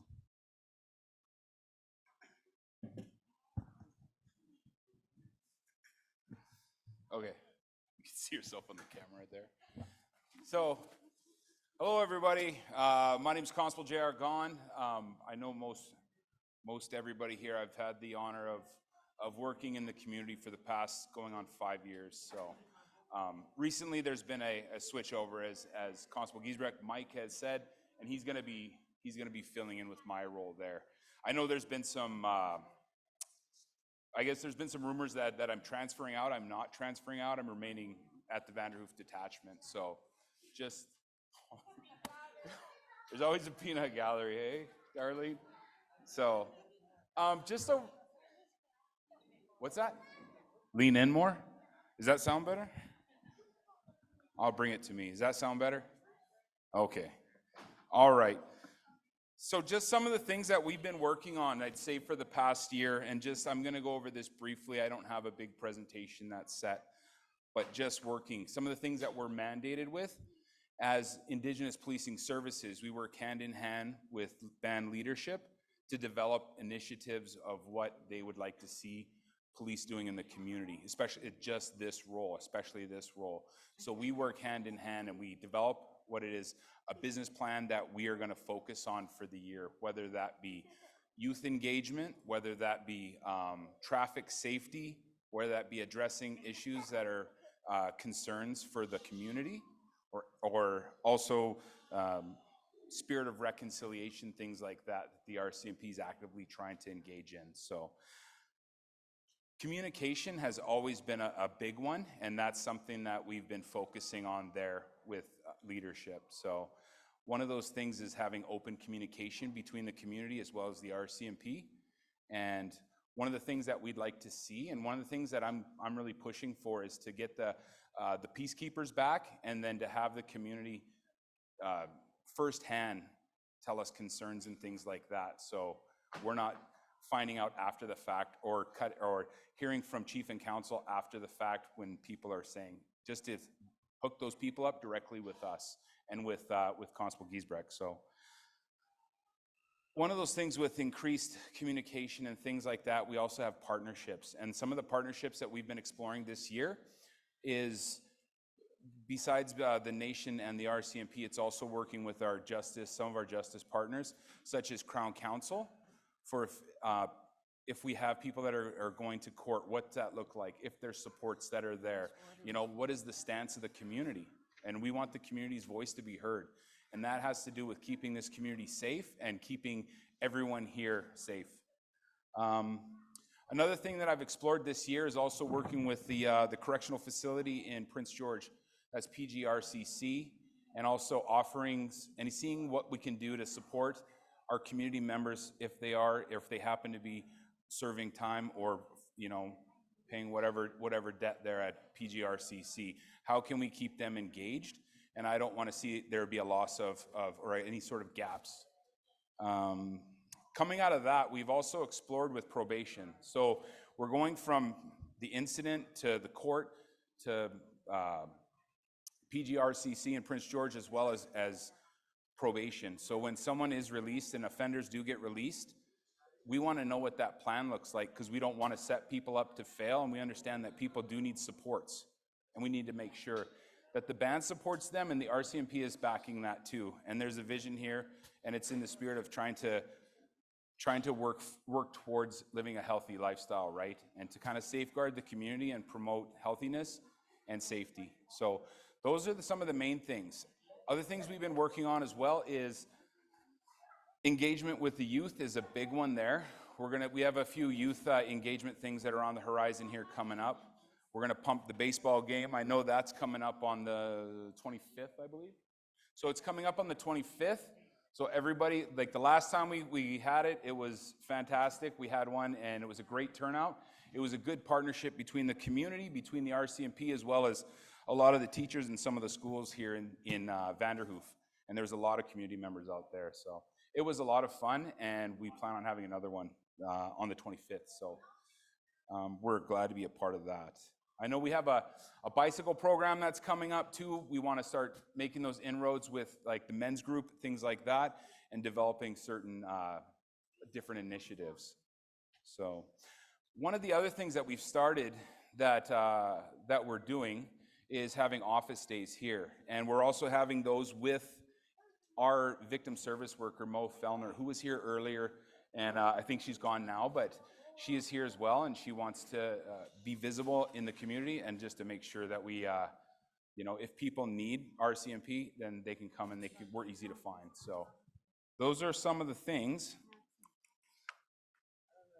Some of the things that we have going on, and like I said, I'm still available to the community, and I've had, you know, I've been fortunate enough to be able to work in this community, and I've had the honor of being in this community for the past 5 years. So I've recently taken a promotion. That's the only reason why I'm leaving, but I'm still going to be directly involved in the service delivery to this community. So my number is still the same, and I'm still at the Vanderhoof detachment. So feel free to stop by or to give me a call anytime. So I'll turn it back over to Mike.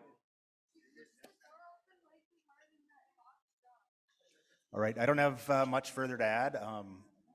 Just like the work, like I said before, that JR has been doing and has brought and helped and come alongside the community over the last 5 years. We just want to try to make that a seamless transition and just keep moving forward.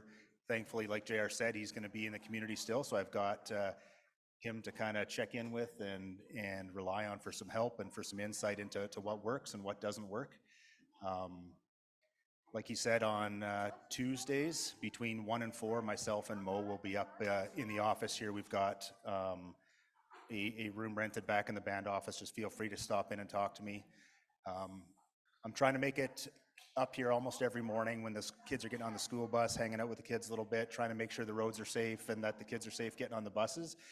If you guys see my truck up in Saik'uz at any time, you guys want to talk about something or you have a concern, just wave me down, and I'm more than willing to chat and address the concerns and try to come to a solution together. So, other than that, is there any questions, Darlene?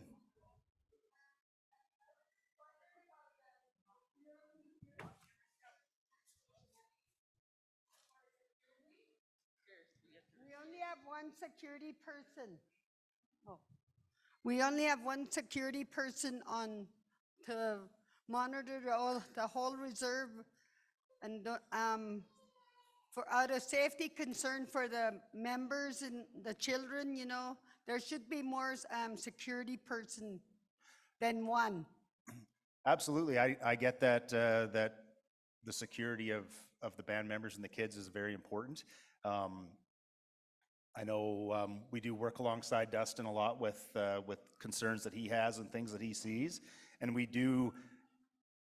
Over the course of the last 6 or 8 months, I'd say we've got a new boss at the detachment. It's something that he's really stressed is just coming up here and patrolling the streets just like we do in Vanderhoof, right? Just to have more boots on the ground, so to speak, or more visibility so that people might think twice about doing things, or we might be able to see what's happening and be able to straighten it out, right? Yeah, but I mean, you need more security up here, not just one security person in place. So just to kind of clarify that, Darlene, great question, by the way. With policing in Saik'uz, it's still handled by the Vanderhoof detachment as a whole. So it's not like you only have one police officer here.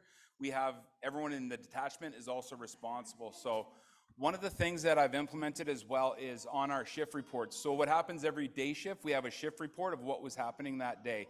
At night, we have a shift report night shift's responsible for.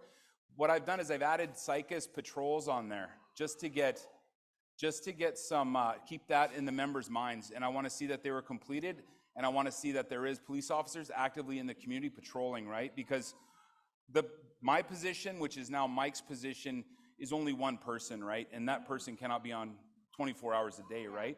What we can do is I can increase patrols for the community and for the safety of the community.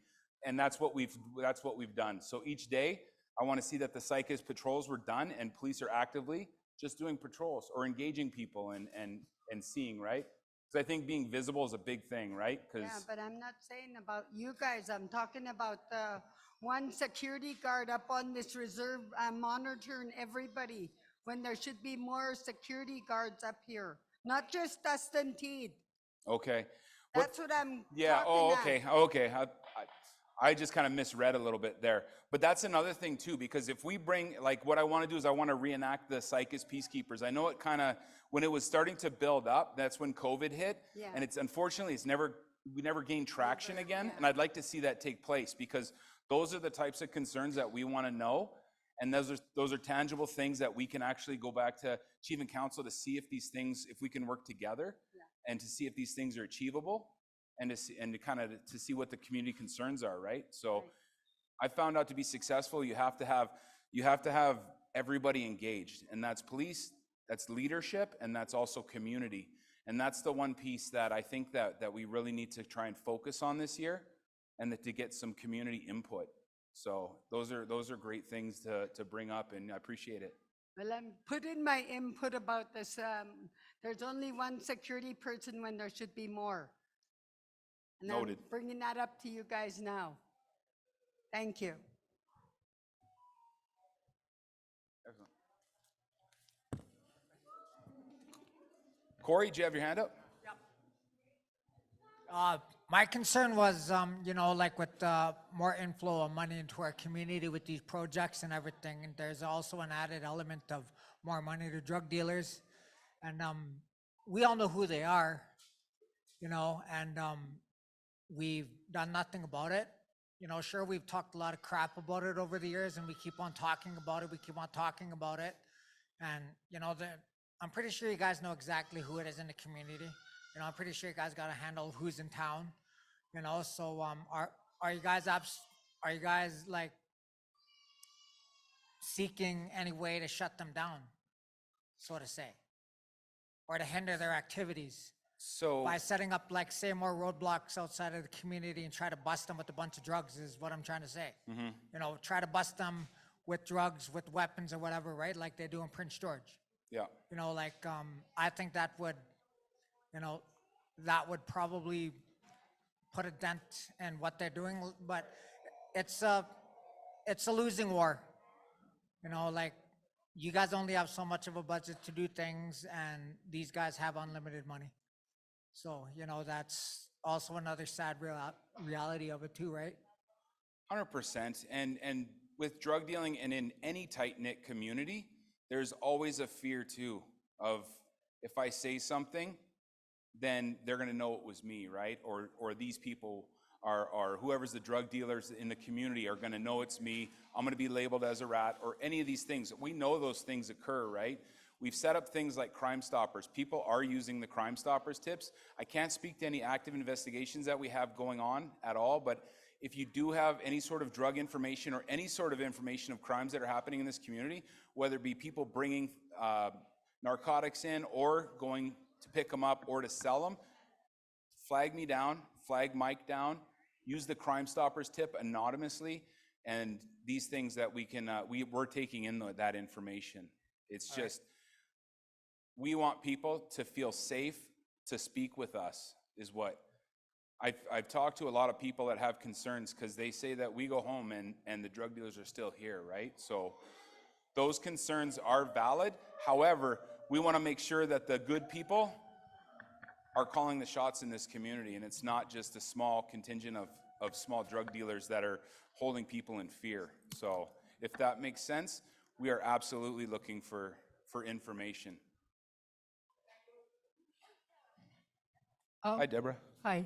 I just wanted to say, JR, that when I heard you were being promoted, I was kind of afraid you were going to leave us. But I'm glad to hear that you're not, because you've been nothing but respectful from the first day that you laid boots onto this community. You've been nothing but respectful to us and to our community and to our culture, so we really appreciate that. And I'm sure that Mike has got a big shoes to fill. But I just want to say thank you because you've always been very respectful to us. Thank you, Deborah. I appreciate that. Thank you so much. So.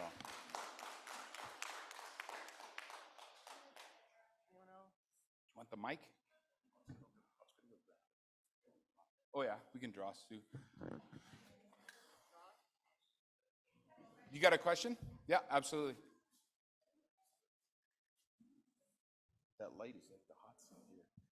I'm going back a few years here, but I was just wondering, as we progress more and more into engaging in our traditional systems here, I was wondering if there's an opportunity for us to relook at restorative justice and working with the RCMP and the court system so that we can start implementing more restorative justice measures so that our people are not necessarily going to be wrapped up in the court system and we can deal with them more on a traditional level. 100%. Thank you for that question, Amber. That's a fantastic question. That's something that we're striving for, and that's been an initiative on my plate for the past, I'd say, my past year and a half. So what we're doing is we're trying to bring a form of restorative justice because we found that I'll be careful with how I word this, but it's with Western justice. That's the court system too. It's not always fitting, and you don't always get what this community needs, right? If there's crimes that are happening in this community and there's a vested interest from leadership, from the community, and there's expectations, people need to be held accountable, and they need to be held accountable in a system that works. And if a traditional system works, then the RCMP supports it, and I've already talked with Crown Council, and I've talked with probation, all my partners, and they support that too. Now, not every crime is gonna fit in that restorative justice lens. However, there's a lot that will fit, and I think we'd see a lot more satisfaction. We'd see a lot less repeat offenders when people are held accountable within the traditional systems and the culture. And I think that that's something that's a vision of Chief and Council, and I think that's a very good vision. And not me as a police officer, me as a person, me as an Indigenous person myself, I think that works. Holding people accountable and reinstating some of the tradition and the culture that slowly kind of went away for a bit. Now it's starting to build up. Now it's starting to come back. And I think that we as a police force, we support that fully. So everyone I've talked to up and down the chain is very supportive of that, same as Crown, the courts, and the judges.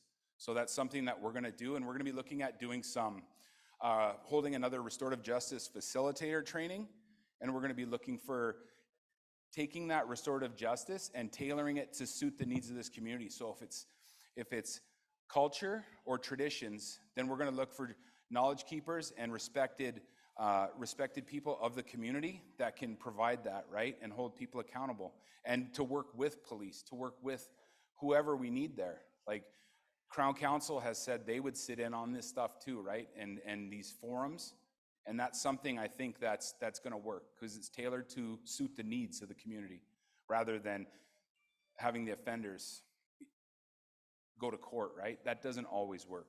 So, and we all know that. So, yeah, that's a great question. I appreciate you bringing that up. So, I feel like I'm on the hot seat because I got that light right on me. Hey, I'm looking nervous, like I'm getting interrogated up here. Let's give him a door prize. It'll let me off the hook. Hey, no, I'm getting a hot seat here, eh? I got Donna John here. Donna?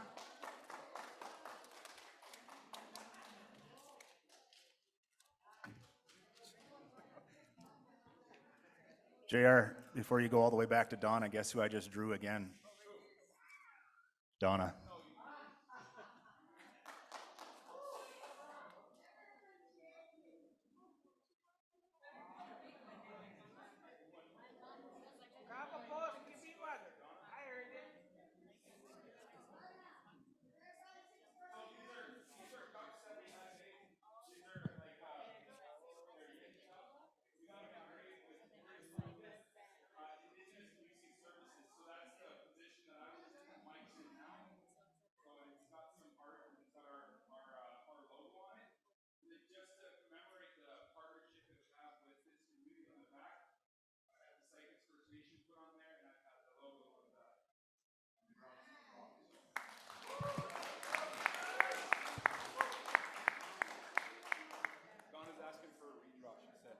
Did she?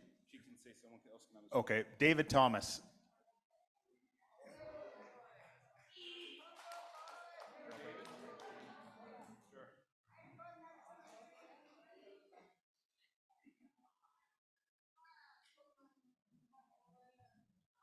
All right.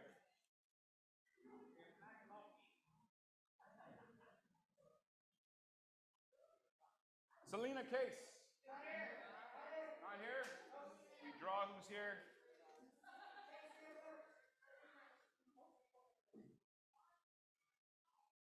Jeffrey Thomas.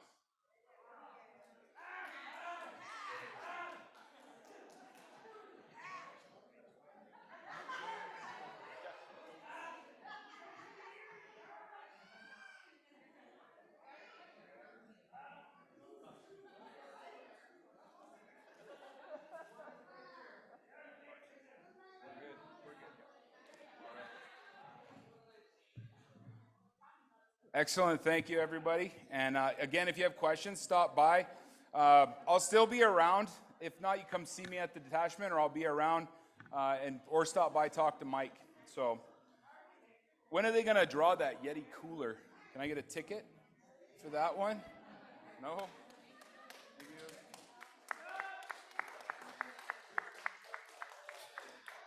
There is an Chuck Snachalia. All right, so thank you, RCMP. Next up, we have Jason Alexis on economic development. Then we have SA, and then we have IDL projects, all clan houses. So then we're done. And then some live entertainment, so you could, you know, rock to the beat. Jason. It's not gonna be too long because it's long enough for me to hang it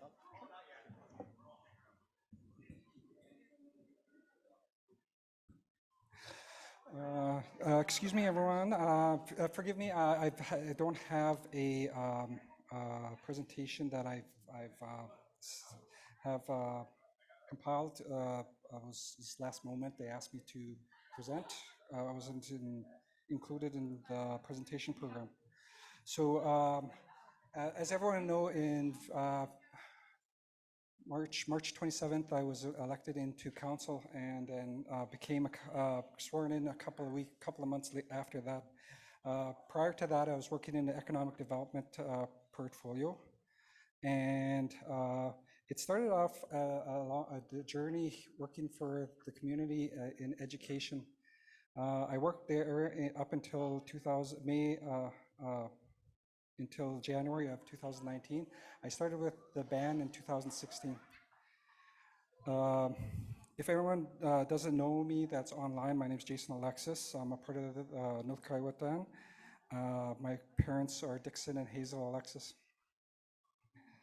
About a little bit information about the Economic Development Department is it's a very dynamic department in which I have to converse with major projects, government, both government branches of governments, other nations, and community members. So one thing that I do is networking and skill development for us to be competitive and to have opportunities to exploit opportunities that we have. I have to have the network and communication skills to make those connections with possible partners that may help us in projects that may be over the horizon, maybe here right now. And the way I do that is I attend a lot of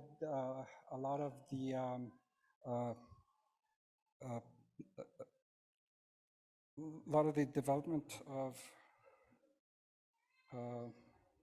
Wait, I'm just reading my notes here. I'm sorry, I wasn't prepared for this. Yes, I go to a lot of conferences with industry and make connections there. And I also take a lot of training through the government. The government has a really good training program that they have every springtime. It's mostly for lands and economic development officers throughout BC. And we get a lot of information, and we get to ask the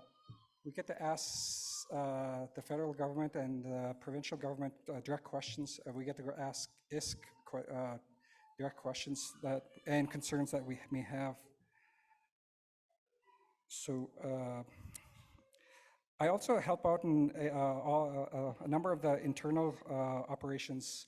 I help other departments on procurement and vetting of proponents. If we have major construction in the community, I help them find and make connections to partners that not only can do the work, but also work with us to try for employment and for training opportunities. I also help out in a number of the capital projects. I just help with the technical aspects as well. I also help with a lot of the major projects that's in the territory. A lot of that work mimics the work that Barry Vickers does. So I'm usually on the same meetings that he's in regards to Saik'uz specifically. So a lot of the stuff that I do was in his presentations. I also above that, I also help with the employment and training aspects that come along with those partnerships that we have with these major projects. And I work with them, I work with education to try to get the training that would be required to take a lot of these jobs that are in our territory, and work with occasionally with SA to find workers that are that are available within the community.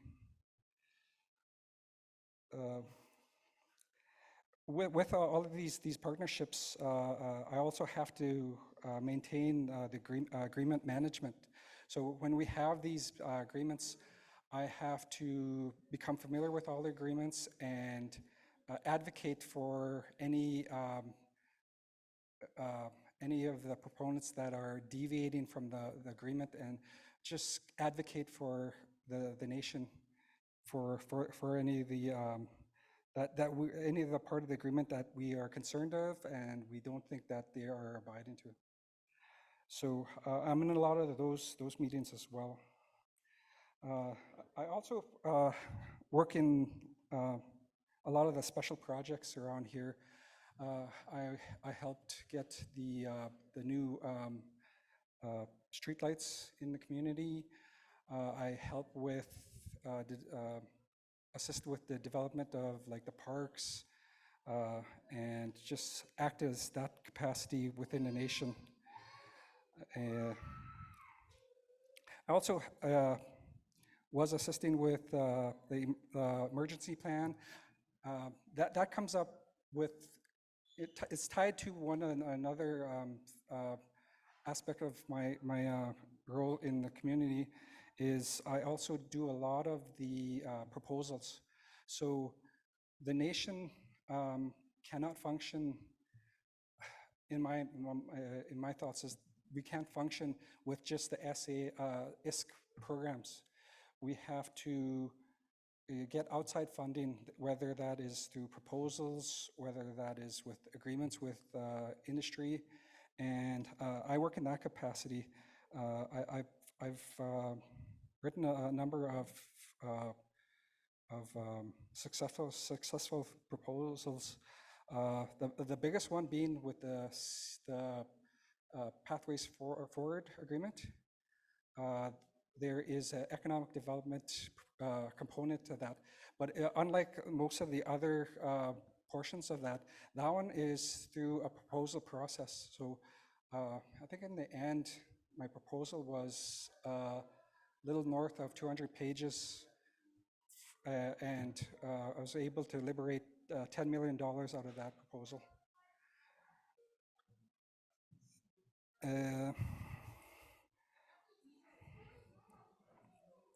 Also work with a lot of the,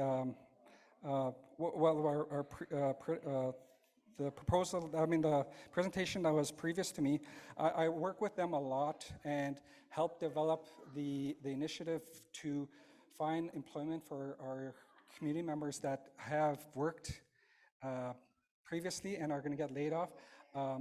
Me and Greg's definition were working together to try to develop a program where if they get off the pipeline, they do have a lot of skills that are transferable to other sectors. So that initiative was to assist our community members to gain employment through other industries. I also was in a lot of negotiations with trying to procure land. It was a part of my economic development plan was to gain a lot of back our of land that we could utilize and possibly in the future return to reservation, add it back to a reservation and utilize that in economic capacity. At one point, I believe we were looking at 6 different plots of land, and I think Barry elaborated on one of them, in which we had 3 parcels we're looking at, and when we're doing our due diligence and found out that there was a lot of contaminations and a lot of problems with the land. The locations were very good, but during that process, it was just not viable for the band to take on that amount of risk. So I think it was a really good idea for us to walk away from that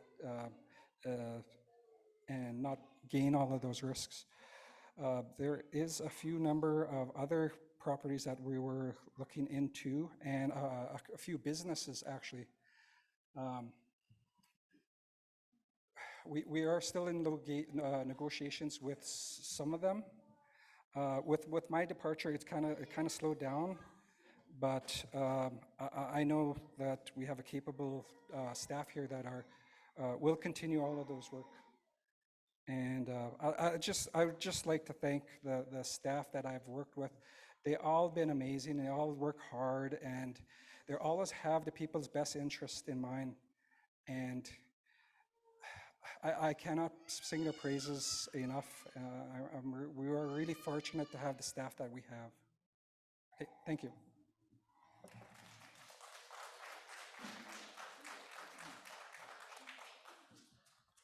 Thank you, Jason. Next up, the SA department.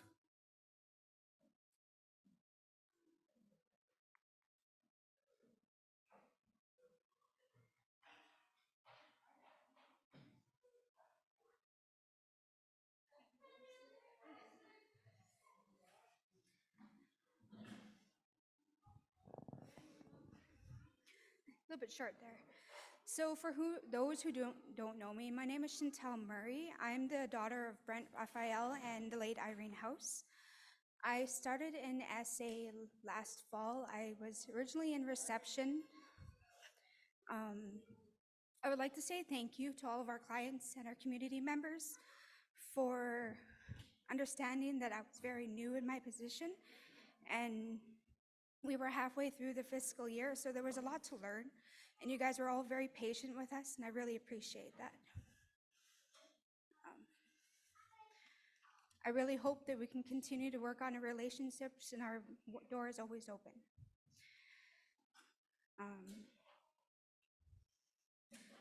I wanted to touch base a little bit on hardship. It comes up a lot in our conversations with our clients. Hardship is an assistance is provided for 1 month at a time, and eligibility must be reestablished each month. And hardship is always on a repayment agreement. The only time hardship is not repayable is under special circumstances. So it's either if you're waiting for sponsorship, if you're waiting for identification documents, or a SIN number. Our department works lots with education and health, and those are relationships that we're really enjoying building on and working with the community quite a bit. Our department is also usually the ones that take the lead on the hampers in the community, and I would just like to thank everyone for their feedback, and I'm always welcome to it. We have started a small food pantry in our office that has non-perishable food. We have meat in the freezer, and we do have basic cleaning supplies to try and offset some of the rising costs, and everybody in the community is welcome to it. It's not just SA clients. I also sit on the pet committee, and I just want to say thank you to Linda McDonald. She has worked very hard for your pets.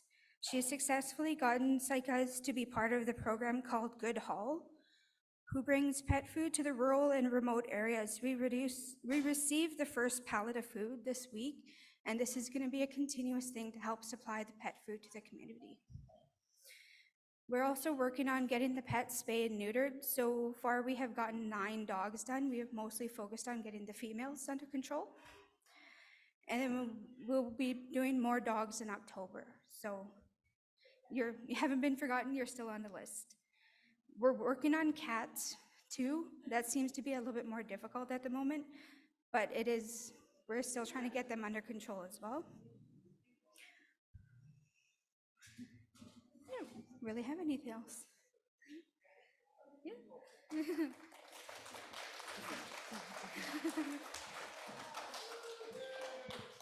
I want to say a really big thank you to Chantel. She took on a big task of trying to help Linda with the animals this year, and they've been really successful in gaining more resources for the animals, and I just want to let her know that we got a donation, not a donation, but it was a benefits check from a deal with Crown Land and the provincial government, and instead of putting it somewhere else, we decided to add a little bit more money to your pot for the animals. So there's another $6,300 there that she's able to use.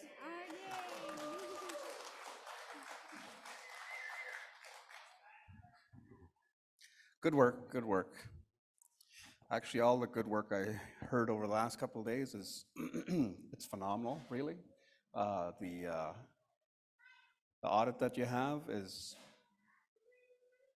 phenomenal as well. I don't know what other words to use, but very impressive.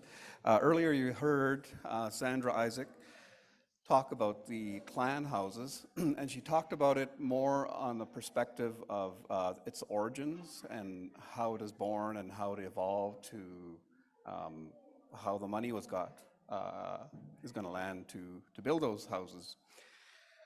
And to build those houses, you need experts like IDL, I'd imagine.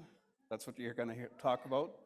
More on a technical, kind of what you're used to seeing when a construction project rolls out. So we have IDL on hand to give you the presentation on that perspective. Come on up.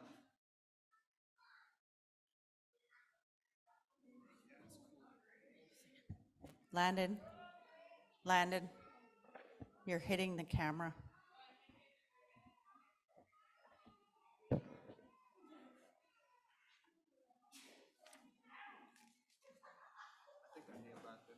What's that? Yeah, for sure. Absolutely. Thank you, everyone. Can everybody hear me? Yeah. I think I'm going last, so I have the enviable position of being the very last speaker. So thanks, everyone, for sticking it out. My name is Chris Plato. I'm a project manager with IDL Projects. And yeah, absolutely. Further to Sandra's presentation from earlier, we are the company that is leading the feasibility study and all the effort after that for the All Clans House.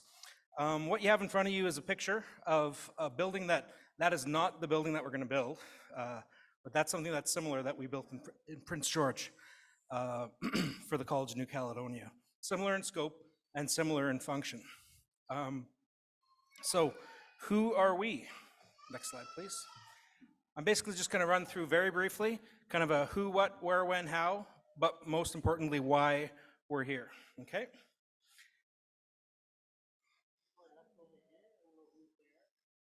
It's okay. As the design builder, so IDL Projects, we're based in Prince George. We have, our head office is located in Prince George. We've completed projects all over British Columbia, Alberta, in the Caribbean, and in Africa. We currently own over 400 pieces of modern heavy equipment, so we do a lot of civil, heavy work like that. And when we're at our peak, we employ just under 1,000 employees. Annual sales of over 750 million, with a strong focus on community participation, engagement, and capacity building. On our team, next slide, please. On our team, as an architectural team, we have Prakash and Wood Evans, and they apologize for not being here, but they just couldn't make the travel work. We have 2 architects that we brought on board to execute the vision that is going to be this building. So they're both located in Vancouver. Wood Evans has a long history of working with First Nations, and they're working in the area as well with other First Nations. And Prakash Architecture is going to augment them, and they really focus on providing meaningful, culturally relevant designs. And they too are committed to active engagement with communities and committing their designs to support local capacity building. Okay, next one. So what are we doing? We are going to be producing a feasibility study, then entering into the design phase, the construction phase, and the commissioning of the all-clans house. Very similar to what Sandra spoke to earlier, the different phases, but how did we get here? We were approached by CSFS to produce this feasibility study as part of a design build contract. So this is like an early works component of the project that we're going to be working on. These early works are going to be like reviewing site suitability, factoring in where the site services are going to be going, is the proper topography good, security, connection to the community. These are all things that are important for the building. We're going to be defining and confirming the functional and the culturally significant needs of the building through user group engagement and sessions. Following that feasibility approval, we're going to be starting the design phase. Following the design phase, we'll be starting the construction. We might have the ability to fast track some of that and start construction a little bit earlier while some of the design is finishing, if the project needs to do that to meet timelines. And then once construction phase is done, we're going to be commissioning the building and then turning it over. Next slide. Where are we doing this? So to start, we are going to be in community doing meetings for site investigations, confirming the building layout, confirming space planning, and getting community input. Through the feasibility study, we're also going to be coming into community and doing some capacity planning. I understand there's a job fair, Mariah, that's going to be happening in November. Yeah, and would love to come and attend that, okay? As the design progresses, a lot of the design work happens, behind in the offices where we work. Once we're in construction, there's going to be a lot of construction meetings on site. And just want to emphasize right now that we've just come to community last week, and we're kind of blessed to be able to come here and speak.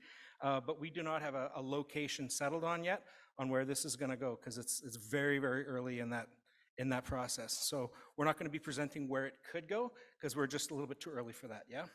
Okay. So that's all under investigation. But we know that it wants to be in the community here. It doesn't want to be remote, and it wants to have ties into the community. Okay, next slide. So when are we doing this? This question came up earlier. Feasibility study, we need to complete this feasibility study this fall and into the winter. We need to complete it this fiscal year. After that, design phase is going to commence, and then construction, and then close up. Next one. And how will we do this? So with the feasibility study being the first emphasis, there's going to be a lot of information gathering. What's the proper site? What's the program going to be? What are the operations going to look like? Really, what does that need to be? After that, we really need to settle on and select one site so that we can continue. It makes no sense to design something where we're not 100% on where it's actually going to go, okay? That's just leads to waste. There's going to be conceptual diagramming, and so what that looks and feels like is the architects are going to be doing things to confirm the layout of the building. Are all the rooms in the right location? Does the building work the way it needs to? And of course, we're going to be doing costing and making sure that everything that we're going to be doing is going to be within budget. Through the design phase after that, for those of you that aren't aware, it's really an iterative process.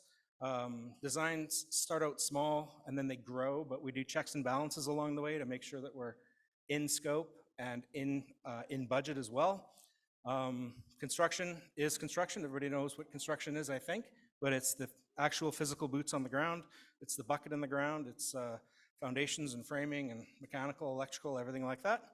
And then commissioning phase is as important as all of the other ones because we need to make sure that that building is performing and as intended, and we're leaving a lasting building that is functional, that can be used, okay?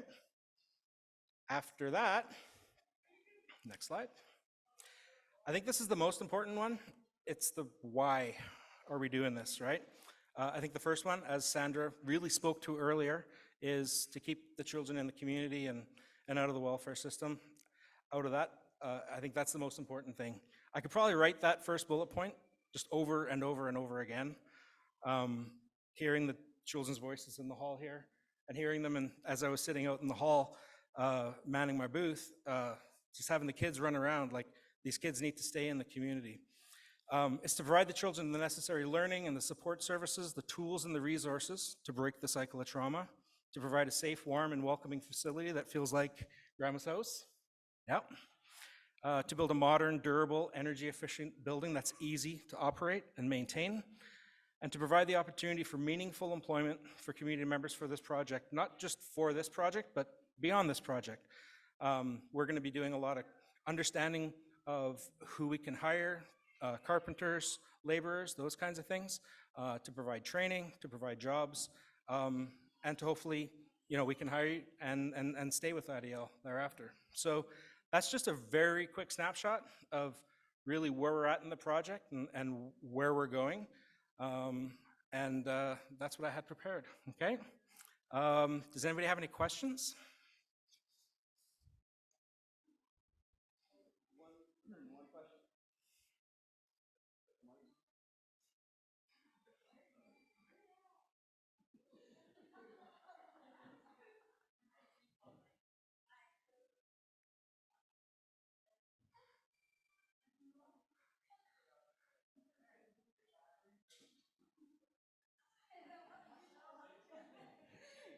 Thank you.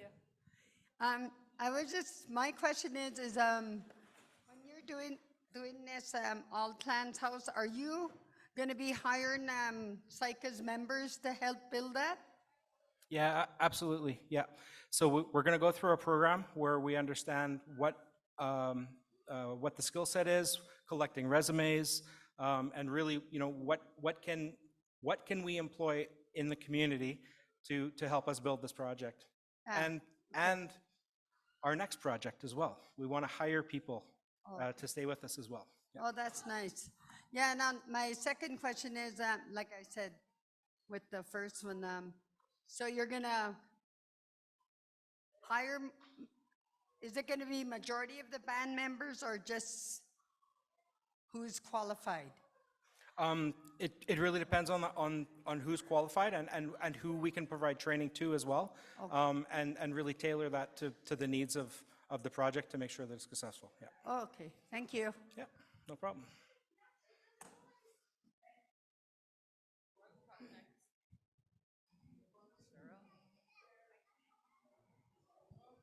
I was just thinking about, like we have people in the community who like to do art or carving or stuff that's put around the house that's Saik'uz owned, and also maybe stuff to do with language. And earlier when I was talking to you,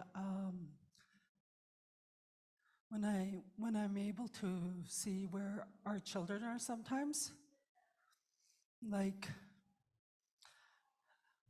me and Marlene, we went to see one child and we didn't like the place that they were in the basement, and it was cold, and we wanted something to be like, it to be so nice, like and what a mom would want for her child or dad in that home, in that room.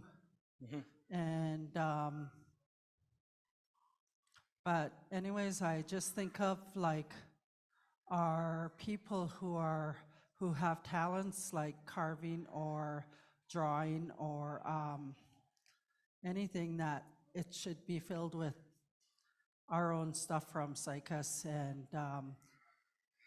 and to be proud of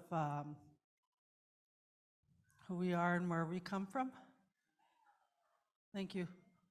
Yeah, those are great comments, and I guess to address artwork and incorporating culturally significant components into the building, there are so many opportunities where that can be done, either through the use of wood, through the use of engraving, through the use of wood, in signage, in features on the outside of the building and inside of the building, and so we're going to figure out how we can do that. Absolutely. With regards to the look and the feel of the building, we've heard loud and clear that we want it to be warm and inviting and loving and caring, because these are kids that need nurturing, right? And so we do not want to have this as any sort of an institutional feel, to feel like a medical facility or anything institutional like that. So we've heard that loud and clear already, okay? Hello, my name's Rosa. I just had a couple of questions. I was just wondering, this is a CSFS project? This is a project where CSFS went and secured the funding. Okay. We will be in contract with Saik'uz Nation. Okay. What part of Saik'uz is money's coming out of this study for the project? Is it, doesn't include, I guess it's just an application that was being applied to? So with the Human Rights Tribunal, they provided funding for capital projects, and part of that funding was $70 million that CSFS applied for on behalf of some nations. They secured the $70 million for the clan houses, but the CHRT 41 funding came out of a court case that was settled because human rights were being infringed upon by the ministry. They weren't providing enough funding for children in care, and that was settled in court, and that's the funding that is being applied for. Yeah, so none of this is coming out of our health dollars. It's not coming out of our prevention dollars. It's an application that was made to the funding that was made a bit available through that court case. Okay, thank you.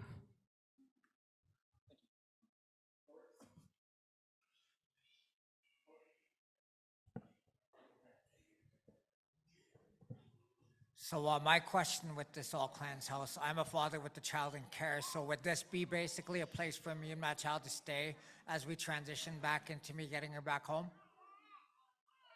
Sorry. With this All Clans house, I am a father who has a child in care, and I'm about to lose her to care. And if I were to say take the steps to get her back, would this be a place that me and her could stay while I transition into that? Is this a place where you could stay? Yes, me and my daughter. While I transition back to getting her back home with me. Yeah, so this is a place for, as I understand it, for the children to stay. There will, Sorry, Corey. We haven't done any planning for this clan house yet. All right. We still need to bring this to community, and these are decisions community is going to make. It's not going to be a decision council is going to make, and that's what the feasibility study and engagement that these guys are going to do to get all of the information on what you want to see out of the clan houses. So they've asked us some preliminary questions, and that's where they're getting a little bit of this information from. One of the questions that they did ask was, how do you want this building to feel? And some of the answers that were given around the table, we don't want it to feel like a ministry building. We don't want another ministry building in community. We don't want a government building in here. We want the services to be wraparound services And we want it to feel like grandma's house. When you walk in, you feel warm, you feel welcome, you know you're gonna get fed, you know you're safe, you know it's a good place for your kids to be, and it's somewhere where you can be as well. Yeah, So yeah. that's what I'm asking. I'm asking if parents are allowed to stay with their children in this house. We don't know that answer yet, Okay, and okay, that but- answer's all gonna right. come from community. Okay, perfect. That's just an idea.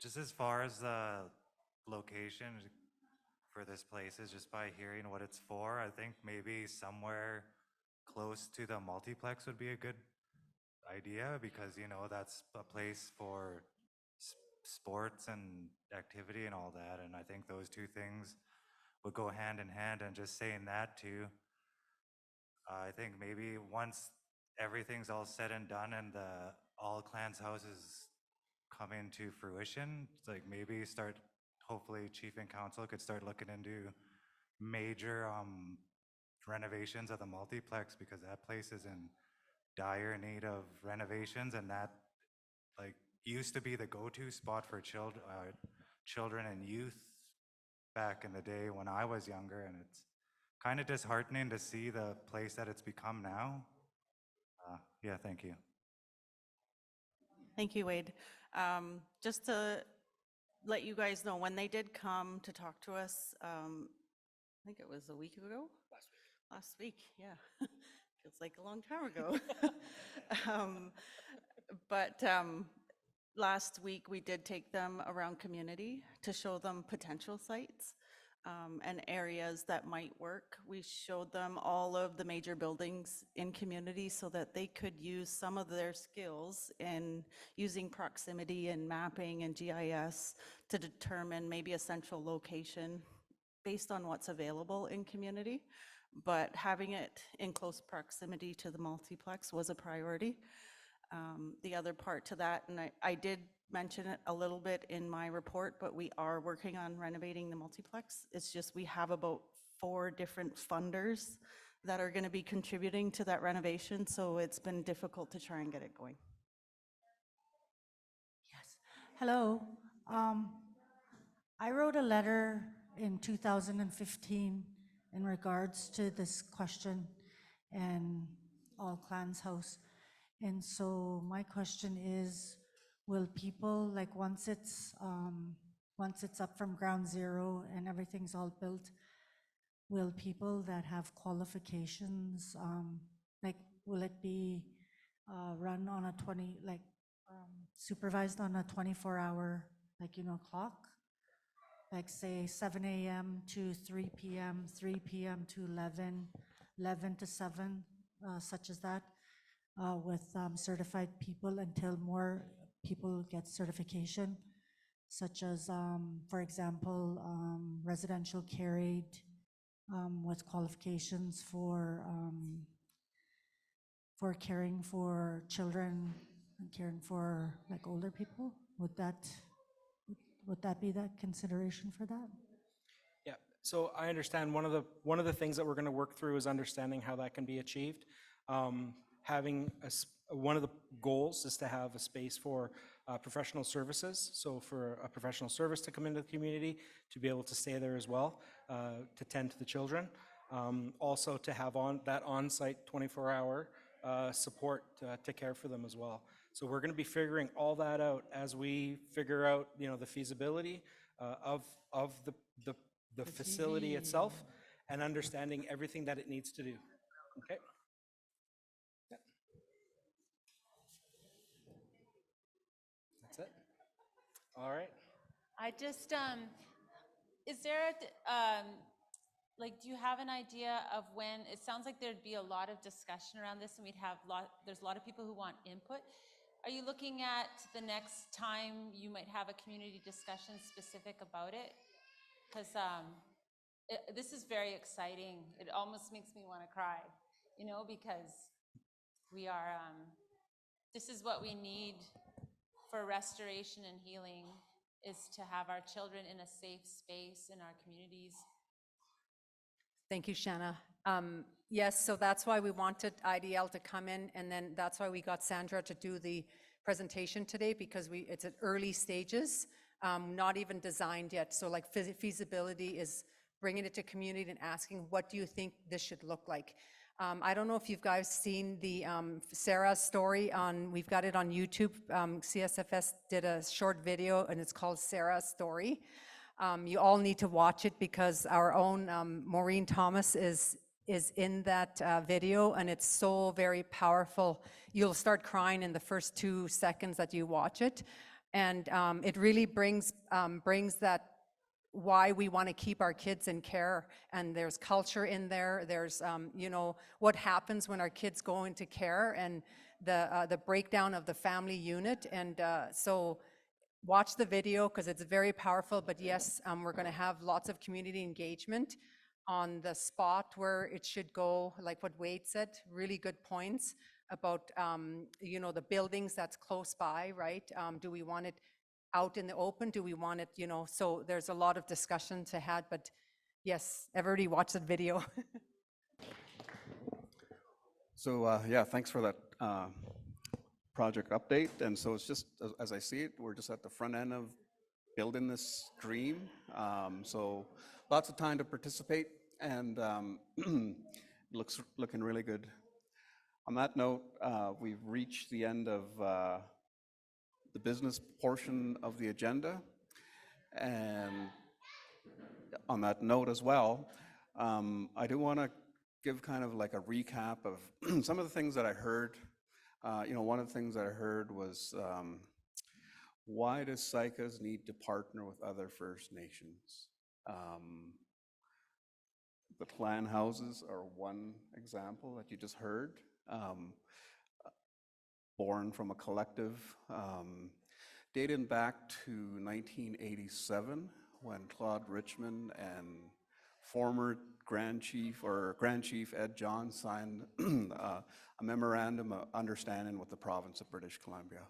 So incremental steps to regain sovereignty and authority over the children. So, you know, that's one example of working together. There's others. There's Coastal GasLink. One big piece was the G2G agreement. So, you know, going back to the early days of when the province wanted LNG, Coastal GasLink, and other pipelines to come through the collective territories, what the chief said at the time, the leadership said, okay, province, if you want LNG, we want forestry, we want mine-in table, we want, you know, all the resource extraction. On top of that, what the chief said back then is that we want stewardship as well. So we want to regain, we want to participate in the economy and regain authority over the lands. So incrementally, that's been done. And that agreement, the first G2G agreement, was signed in 2015. And there's been a couple generations, you know, where you just heard at this AGA, this is the third generation coming up, third generation G2G. The other one was signed in 2019. And so all of that, you know, for the first time, Saik'uz First Nation has permanent tenure along the same lines as the licensees have had forever. And so those are some of the examples that come to mind when you think about being together. I think Ernie talked about the DACA being together, and you know, that's examples of working together, because singularly, it's really difficult to make progress. In some areas you can, but in most areas, when it comes to resource values, fishing, resource extraction, and stewardship, it's really difficult to get the government to turn the dial in your favor. But collectively, the nations can do a lot. Now, speaking of the 2015 G2G agreement, 2015 was the first time Saik'uz asked me to chair the meeting. So I've been doing it since 2015. And during that time, I saw a lot of progress. the first financial statement audit that was, that I saw when I was chairing. So you were in the negative cash. You weren't doing very well. And that's not the fault of the leadership or anyone, but it was the fault of the system, the system being the ISK program system. So that's all they gave you. You heard it before, over and over. We got the crumbs back then. We're slowly making progress, and each and every year since the G2G agreement, Saik'uz being part of it, you saw in the auditor's charts the growth of the finances of Saik'uz. And you rewind today with the latest report, 9 million cash in surplus.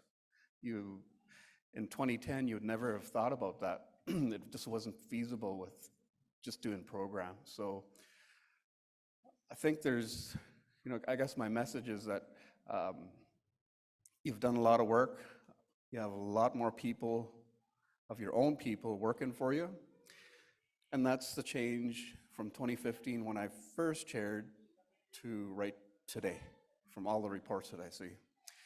I was telling the chief earlier, I said, the health department and prevention department, if they asked me to, if I applied for the job and I got the job, they'd probably fire my ass in the first 3 months of before the probation was up, because there's no way I could handle all that work. So, great work there, Vanessa. That's like just mind-blowing that you could do that. Same with Cassandra. I told you earlier that she came on pretty shy at first, with the bigger group at the CSFNs. And now she's at a stage where she's one of the technical leaders and the go-to people in the Carrier Sakani. So lots to be proud of there. Your leadership from your own people is helping the Carrier nations rejoin the rightful place in the economy. So lots of good work. So keep cheering your own band members on, because what I could say from the work that I do, it helps us as well. So well, canoe the same way, paddle the same way. We'll get to the destination with much less wasted energy. And so lastly, I want to thank the Saik'uz Council for, again, inviting me. I always work with them nearly every single day since 2015, since the G2G agreements were signed. We work with the Alcan file together, Blackwater, and a number of other files, forestry, and the stewardship programs that are up and coming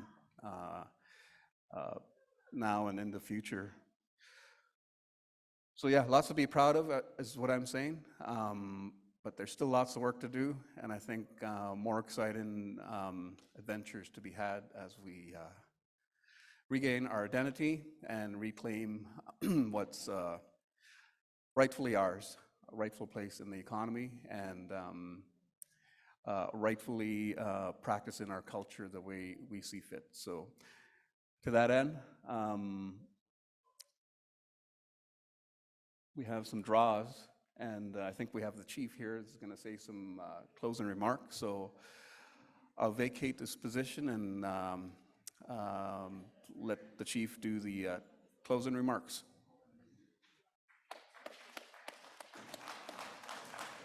Thank you. I just want to acknowledge and thank David for chairing our AGA again since 2015. You're not only a friend, but a colleague, David, and I just really appreciate how you support our community. And thank you for being here with us and having patience with us while we went through the really 2-day-long agenda. I just want to acknowledge, where's Andrea? Could somebody call her, please? Andrea. I just saw her stand there.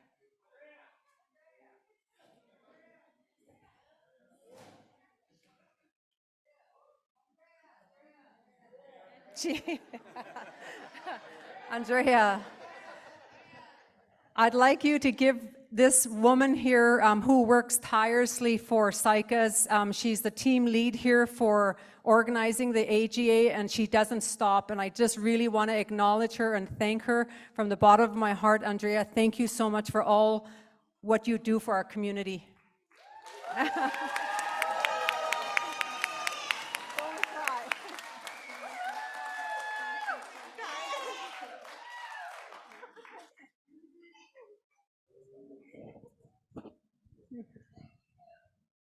Thank you so much, Andrea. Making me cry too. I also want to thank the elders who work tirelessly in our community, all of our language elders who are working in the language program. And like Julie, look at you, you're sitting here and it's getting late, and you show up every day and do that very important work in our language department. Rosa, I want to acknowledge you. I love you so much, and I just really thank you for your support. You come to our building and you know, you'll smudge and pray here with us, and it really does make a difference to be able to have that opportunity that we're free to be able to do that in this building. And I want to also acknowledge the elders who Audrey and Jeffrey for coming. They came, it's not easy for them to travel, and they came from Prince George. I just want to thank you for coming to our AGA, and I'd like to acknowledge all the other band members who traveled. Some people traveled yesterday. Some people are here from out of town that are members. Thank you so much for coming to the AGA. I want to also thank our General Manager Cora for your lead, the team lead here for our staff. And you heard yesterday her report. It was very, very, I'm just so proud of our staff. All of the reports yesterday and today, I just was so amazed at all of the work that our staff are doing. And they are stretched, like we talked about capacity, lack of capacity in our organization. They are very stretched, but they still show up and they do the work. And I just really want to acknowledge all of our staff for your hard work. Thank you, Masicho. I appreciate you all very much. And I just want to say that I hope you all know that our council do have the best interests of you in our hearts, and for this community. We are working really hard to try to make the right decisions for Saik'uz. You know, we're not perfect. I have to come into this room, and even if I'm falling apart inside, and I still have to hold my head up high, and because I am your leader, and it's not because I'm higher than you, or I think I'm better than you, because I am equal with you. I am a Saik'uz band member also, and I just want to let you know that we are here to work for you. You're the ones that, like Jeffrey said yesterday, because of you, we're up here and we're here. Because of you, the staff is here and this building is here. And I just really want to thank you for coming. Thank you for being interested in what's happening in your community. And please come. If we didn't have answered some of your questions in the last 2 days, please come and see us. And I really hope you do feel welcome in this building. We are trying to make big changes. There has been big changes in the organization, and sometimes that's hard for staff and for members, but we're trying to you know, leave a really good legacy for some of our kids who are going to be in these positions, who's going to be our staff and who's going to be in leadership. So thank you all for being here for the last 2 days and trusting that we're going to do the best that we can for you. Masi. I'd just like to say a few words about you know, what went on last couple of days. You know, we heard what you said. We're going to do the best we can to bring that to fruition, at least give you answers back. You know, we're setting a foundation for self-governing. They didn't say it was going to be easy. They didn't say how long it was going to take. But, you know, meetings like this, we get together and make sure we we set that foundation properly for our self-governing, so it doesn't break down when government or other people come to our nation. It doesn't break down, it stays strong.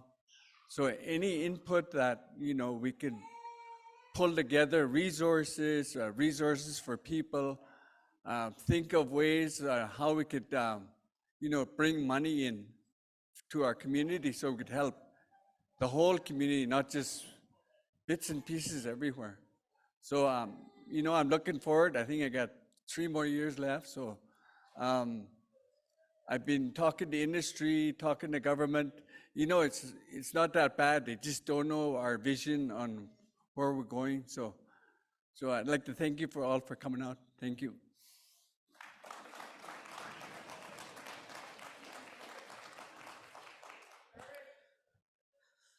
Thank everybody for sticking it out. It's been a long 2 days, but I just wanted to acknowledge everybody that contributed to all of the work that you've seen happen over the last year. There's a lot of things that happen, and what you witnessed the last 2 days is just the surface of what our managers and our staff actually do behind the scenes to ensure that housing is okay, that SA is okay, that the dogs are okay, that the elders are going on trips and the kids are going on trips, and prevention is being developed. So I just want to make sure that we acknowledge our staff. I also want to acknowledge those that cooked for us for the last 2 days. So we had Chris the first day, Chris Morin, and then we had Allison and her crew cook for us today. So if we could give them a big round of applause. So thank you very much for listening to us, and I hope you all find a safe way home.